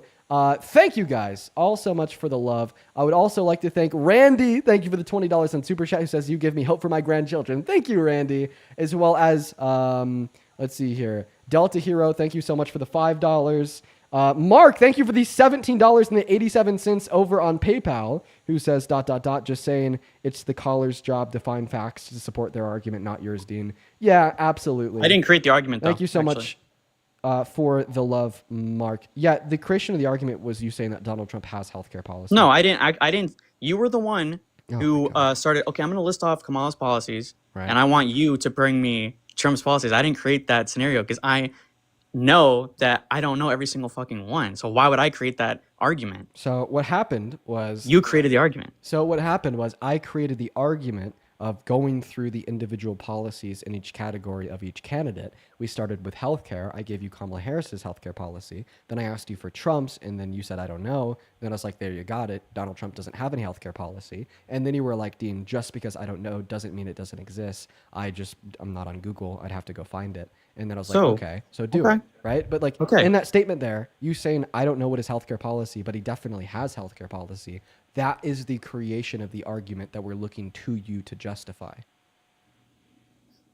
Sure. Oh, sure. I guess. I don't know. I'm not knowledgeable on that. And I guess, okay, if I'm going to give you an olive branch and say, okay, he doesn't have one, I'm going to agree with you and say he doesn't have one. That to me, that's not, oh, he doesn't have a health policy. Fuck, I guess I got to stop supporting Trump now. Well, I mean, it's just in response to your original claim that you don't think Kamala Harris had any policy. Here, ask me about like a category of policy that you'd say Kamala Harris didn't have any in. Dude, what I'm saying is... State like a single category of policy, foreign or domestic, that you don't think Kamala Harris had policy in. Do it. You're trying to put me in a box. Dude, I'm just asking you for like, what's one type of policy Kamala Harris doesn't have? You told me that she didn't have any policy. I'm sure she had specify one type of policy that she didn't have? Okay, so by me saying, oh, she didn't have any policies, that must mean 100% concrete fact that I mean she had zero policies. That she just walked in and said, I'm gonna give everyone cookies. Like, yeah, that's exactly what that sentence what means. I said to an extreme. No, you said she doesn't have any policy. I'm so sorry. Are you saying that when you said she doesn't have any policy, you didn't mean that she doesn't have any policy? Yeah, it was an over exaggeration. That's pretty. Okay. It's pretty obvious. So then what did that you I don't mean that mean she to has zero say? policy. Okay, I want you to be literal, direct, and specific. What did you mean to say? Okay. Well, you said that I was uneducated for not knowing all the policies that she had brought forth. That's not what I said, nor that's Actually, not you what I did. asked you. So once again, the question that I asked you That's is when you crazy. said That's crazy. that Kamala Harris doesn't have any policy and that's why she was the worst of two evils. And Yes, you've I'm now about to answer your clarified question. that's not what you meant. So what did you mean to say instead? That, and I'm telling you the answer to your question right now. Don't say that I'm not, because I'm telling you what the answer to your question is right now. Is that from what I saw from her campaign, and I watched through her campaign the entire time, and this goes for a lot of people. If you look at a video on of people interviewing people who are voting for Kamala Harris, like why are you voting for her? They would often have the exact same statement that I'm saying now, is that they don't even know. They don't even know. Her whole campaign, oh, I can't say whole. I can't say exactly literal because you're going to take it for a T. No.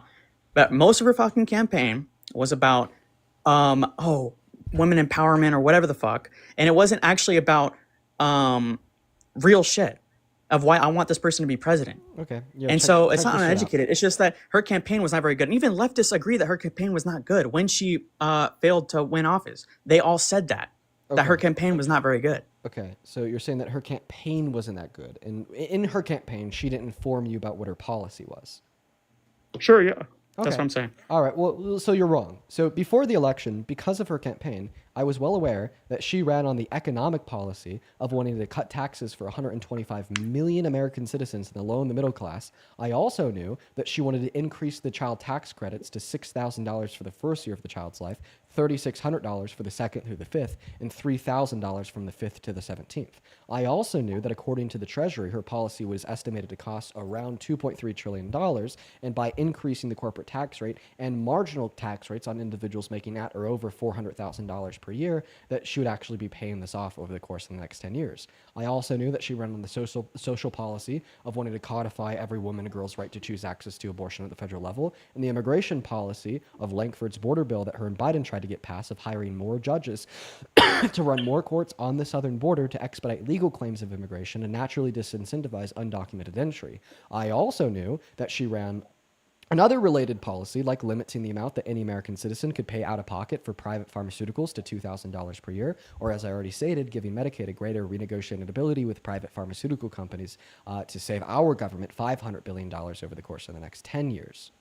Right? Like, these are all policies that Kamala Harris ran on the election that I knew because she ran on them, and she told me what they were, either on the TV, in the debate with Trump, or on her website that she made sure to publicize literally everywhere on all of her social media and spoke about in multiple interviews and sit-downs. Now, if you're telling me that you just simply weren't aware of any of these policies, well, Dude, that is you're in the actually political your sphere. fault. That is your You're fault. in the sphere. That is, you live and hey, breathe politics, hey, man. don't interrupt me. Very disrespectful. Sit down. Oh, sure. This is actually your fault as an uninformed voter, right? And your ignorance doesn't justify your support of a 34-count convicted felon, adjudicated rapist that is actively eroding the social and moral foundation of this country by normalizing rape, by normalizing misogyny, by normalizing That's a racism, huge while over-exaggeration. also passing the big beautiful bill to reduce the purchasing power of over half of Americans and taking healthcare away from 10 million Americans in the process, and in taking food stamps away from 3 million Americans in the process,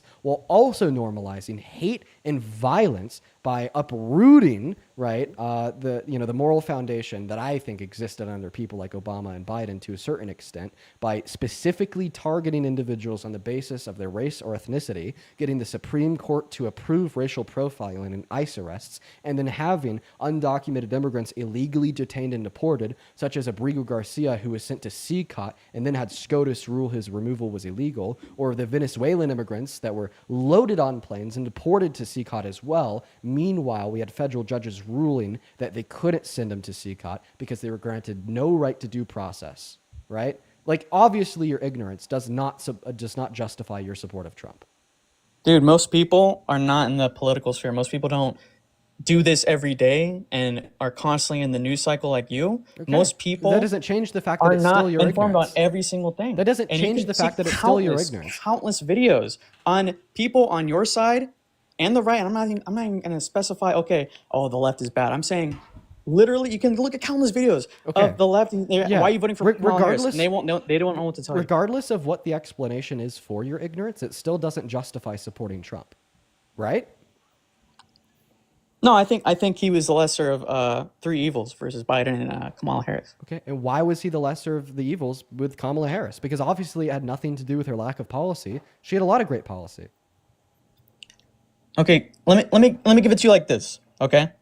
Because you want to ask me, okay, specific, like, oh, what's this policy, what's that policy? No, I'm just asking you why you think that he's a lesser of two evils. I'll tell you, I am. I'm literally just asking you why you think he's a lesser of two evils, given the fact. How about this? Let me ask you a better question. Go ahead and give me an argument to demonstrate that if Kamala Harris had won the election, America would be worse off today. Give the argument, pal. Okay.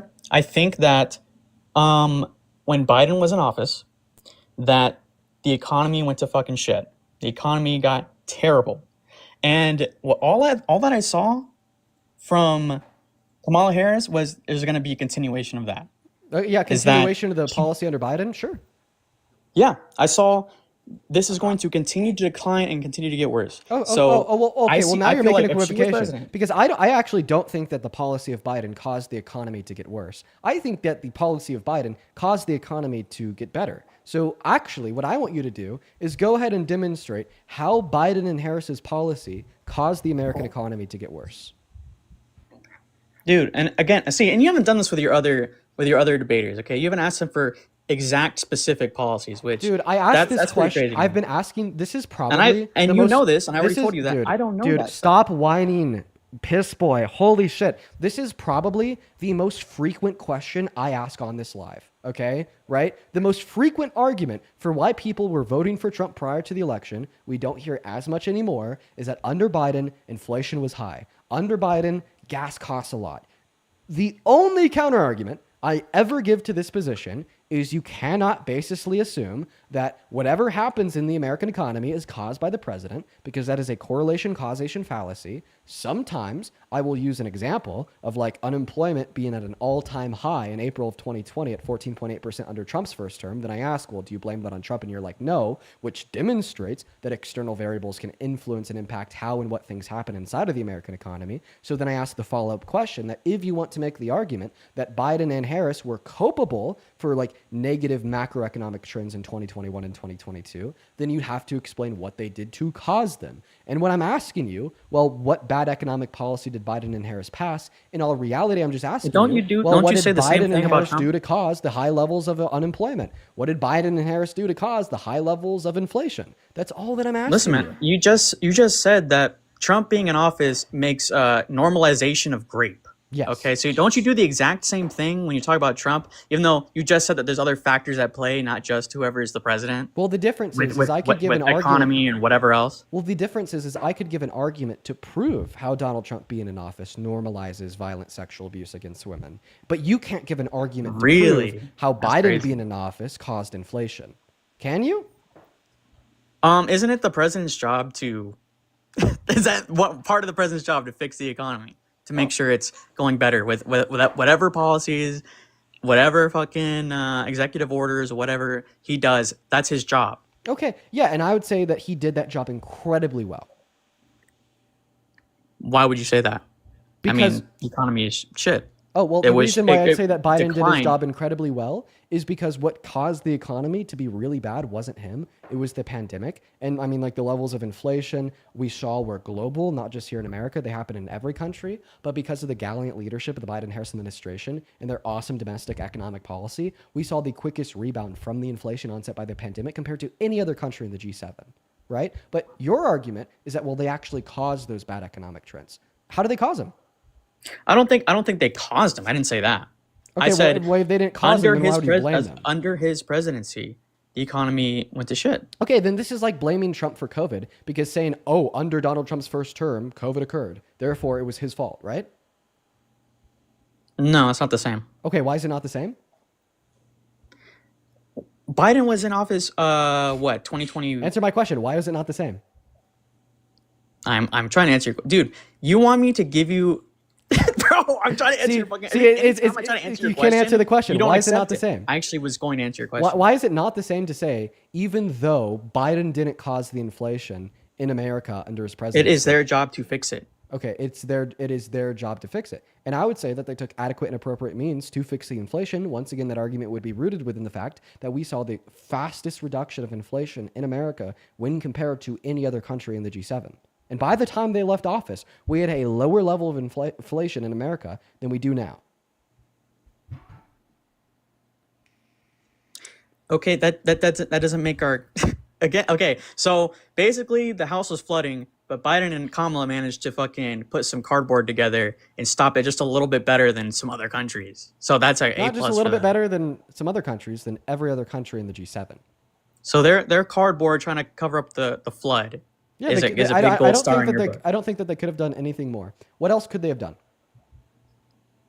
Oh, dude, I'm not the president. There's countless. Exactly. I mean, bro, so you want to assume that they could have done more, even though, sit down, piss boy, sit down, piss boy. Ridiculous, so bro. you want to assume, sit down, piss boy, same thing about Trump. sit down. Quite frankly, sit the hell down. So you want to assume that the Biden-Harris administration could have done more in response to the inflation onset by the by the pandemic, even though they did better than every other country in the G7. But when I ask you what they could have done more, you can't give a straight answer. That's not my fucking job. Like I'm you not a are politician, using buddy. your lack of hit your anxiety pen, bro. Oh, I'm sorry. I think the only individual that needs. Oh, I'm gonna be a fucking asshole for no fucking reason because dude, I think I'm so much really smarter than this fucking guy. You're getting really Oh my god, like disrespectful now, dude, bro. dude, what reason do you think that you have to be an asshole?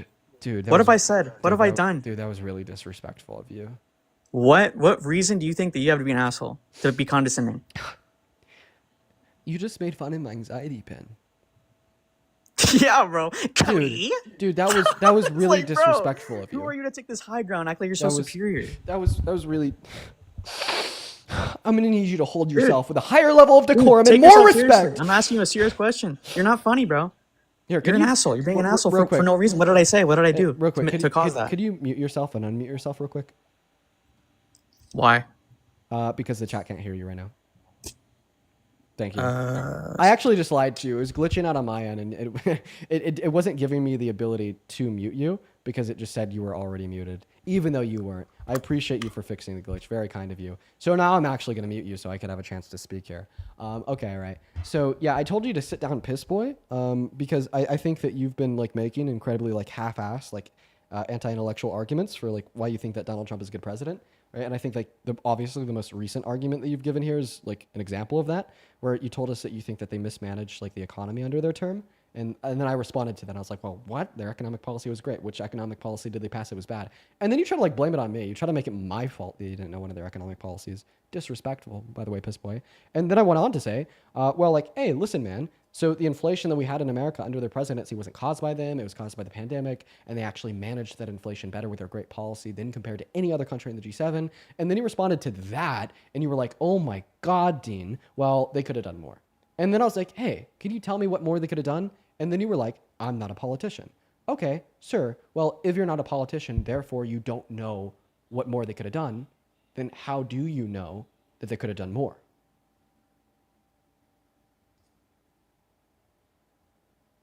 Answer that, piss boy. If not being a politician means you don't know what they could have done, then wouldn't not being a politician mean that you don't know they couldn't have done more? They could have done more? What are you asking me? If you not being a politician means that you don't know what they could have done more to stop the inflation, then how do you know that they could have done more to stop the inflation? Because they're the experts, right? That's what they're hired for, right? That's like if I got hit by a got and I went to the doctor, and then the surgeon says, oh, there's no more I could have done, but he fucking like attaches your arm to your leg. Yeah, I think probably you probably could have done a better job. Oh, okay. So, all right, great analogy, okay? Because like there's people that die in the ER every single day when being operated on by a surgeon or a doctor. And obviously, in many of those circumstances, we'd say even though the patient died, the operator couldn't have done more, right? Even though they're a skilled professional technician. Now, the analogy that you gave demonstrated, right, something that the doctor did to the patient that was wrong or bad, like attaching one of their arms to their legs, right? And in that circumstance, it would make no sense to say that they couldn't have done more, because what they could have done more would have been not doing the stupid bad thing of attaching their arm to their leg. So in the same sense, right, what was the stupid bad thing that the Biden-Harris administration did to like royally fuck over the American economy? What was the bad economic policy they passed? Dude, I made a metaphor. What's like the and equivalent? you focus on one individual part and what is think the that equivalent? that's like What is I'm the standing on that as like yeah. what is they the put an equivalent? arm where a leg is supposed to be. Right. That's definitely what I said. Right, Man. doing That's something definitely that's what my point wrong, was. right? Because in your example of like saying that the surgeon could have done more, you specifically said That's a that you silly had way to knowledge debate, man. of that Silly surgeon way to doing debate. something wrong. You take an Disrespectful, piss analogy. boy. Disrespectful fucking anxiety pain. I'm a fucking asshole for no fucking reason because I think I'm so fucking smart. Somebody's crashing out. Pfft, not me, it's you. Check yourself. Dude, the whole time, you've just been crashing out. Bro, You're why are you getting mad at me because you can't answer the question? Oh my God. Dude, little men and their ego complexes drive me insane. I have to put up with this shit all day. Ego every complex. day. Isn't that what you've been doing this Obviously. whole time? Dude, You've been calling me names. You've been an asshole Dude. this whole time. Oh, For what? Okay, let's get this straight. When I call you a name like Piss Boy, it's not because I'm egotistical. It's because it literally is. It literally is. You think you're so much better, bro. No, listen. Because the reason you're like having a debate, like, oh, I'm the fuck. The reason why I'm calling you Piss Boy is because you're being pissy. How many times do I need to repeat that? Okay, like Dean being egotistical is not necessary to conclude that you are being pissy as fuck and embarrassing yourself in the process. Okay, I could be Jesus fucking Christ, born again in the flesh, and if you were being as pissy as you are, I would still call you a piss boy. Okay, right? Not my fault that I recognize How am I being reality for pissy? what it is. By Okay? calling you out on disrespect? Right? I will happily explain to you how you're being pissy after you tell me, right, one thing that the Biden-Harris administration did in the mismanagement of the American economy. You were trying to engage in meta conversation surrounding my personal attacks on your character, including but not limited to Piss Boy, right, to avoid the question of what did the Biden-Harris administration do that was bad for the American economy. Now, in attempting to facilitate your answering to this question, I will promise you that I will not call you a piss boy or personally attack or insult your character until you answer the question. Okay? I don't no more know the insults, answer to just that answer the question. I What don't did they know. do? I can't tell you specifically the answer to that very, very specific question that you're asking me. Great. So if you don't know like anything that they did bad or wrong to mismanage the American economy, then how do you know that they could have done better? Bro, that's their job. That's their job.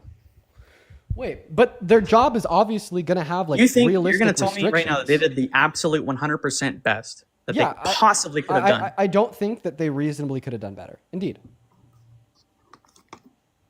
Prove me wrong. I don't believe that. And I think that's a matter of opinion too. Then prove it wrong. That's just your opinion. Give reason for your opinion the same way I could give reason for mine.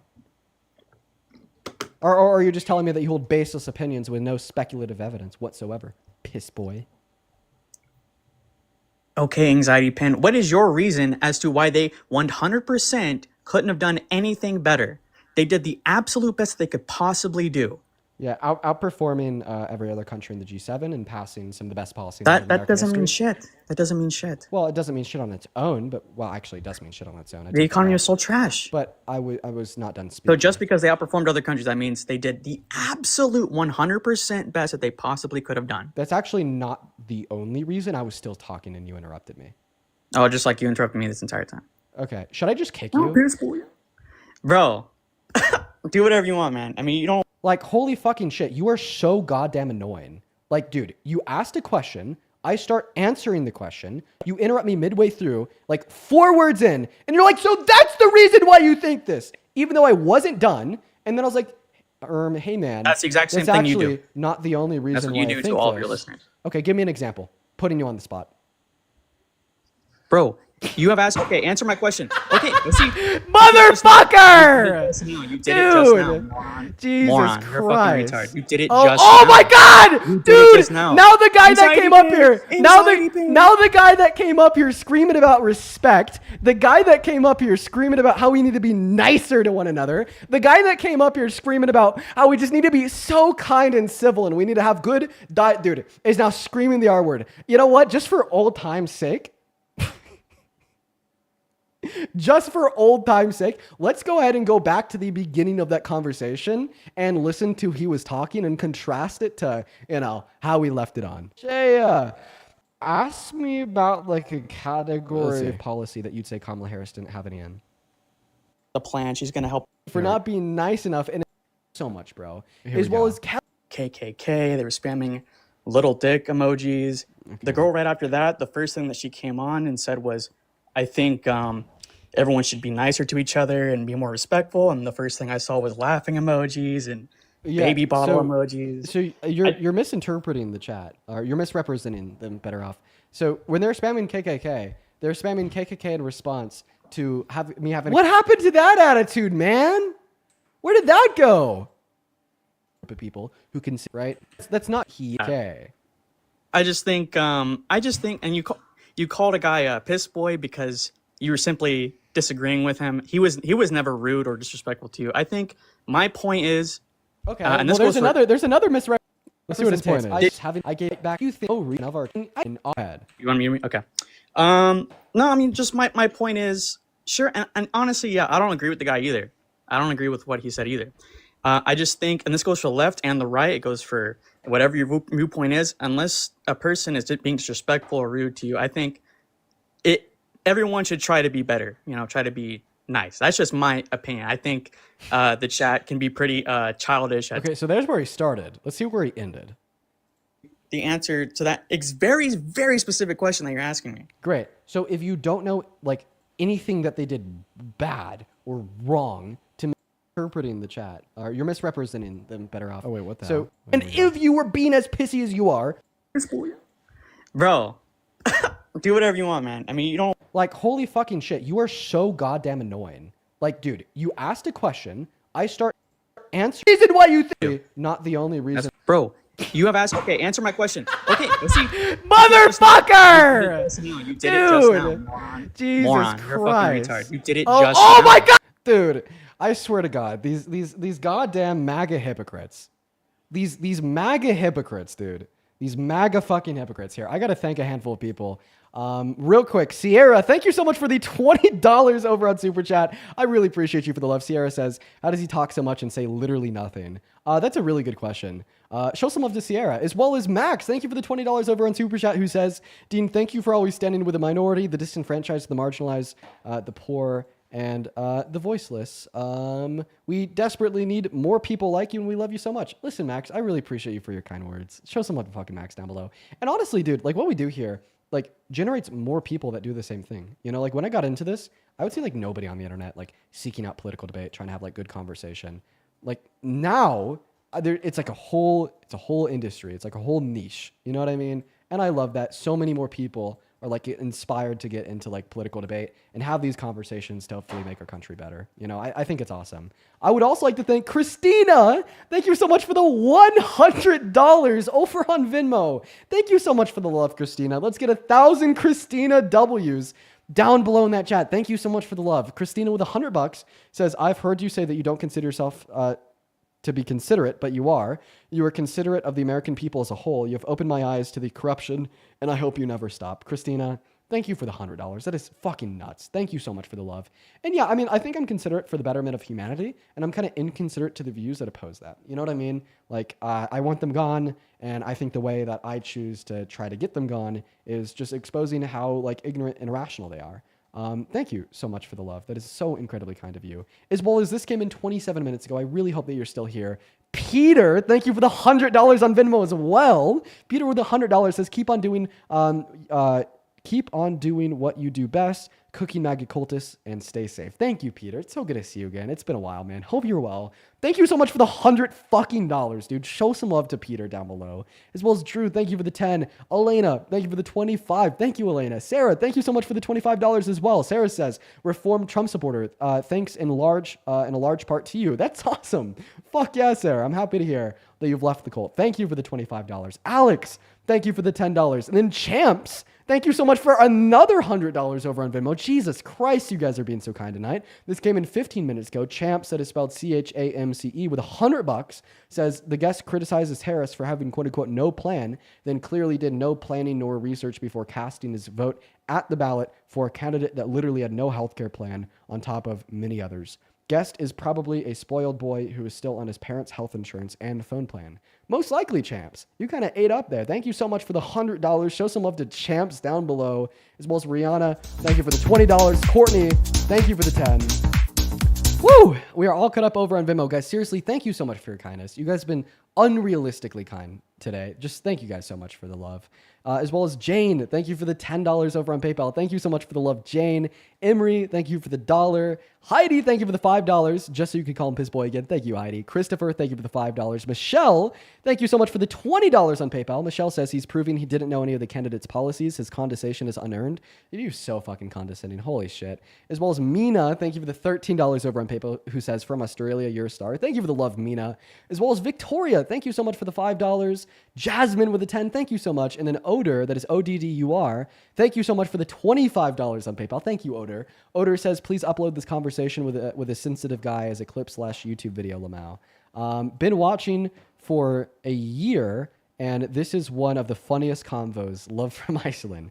Thank you for the love, Oder. You're awesome. Thank you for the $25. I'll probably end up uploading that one. And okay, chat. At this point in time, it is now 6:30 p.m. out here in Colorado. Our live has like 3 restrictions. So if you're curious insofar as why we went from like 13K viewers to 7, it's because TikTok stopped our push on the For You page like forever ago. And I actually have to go grab a dinner with my girlfriend and her sister and her sister's fiance. They got engaged last week. So we're going to go out to a little bit of a dinner with them, just kind of celebrate the engagement. Plus, I got to start getting to know my sister's, sorry, not my sister's, my girlfriend's sister's. Jesus Christ, I'm so tired. I'm lost. Holy shit. My girlfriend's sister's fiance. It's a little bit confusing, but I guess you're following. I got to start getting to know him better because I guess he's going to be around. You know, they're getting married, man. Holy shit. But anyways, I'm going to go ahead and hop off for the night. I will see you all tomorrow. Parker should be on super duper soon. That's going to be at Parker Get a Job on TikTok and at Parker Get a Job on YouTube. Peace and love, everyone. I appreciate you for showing up. Bye, y'all.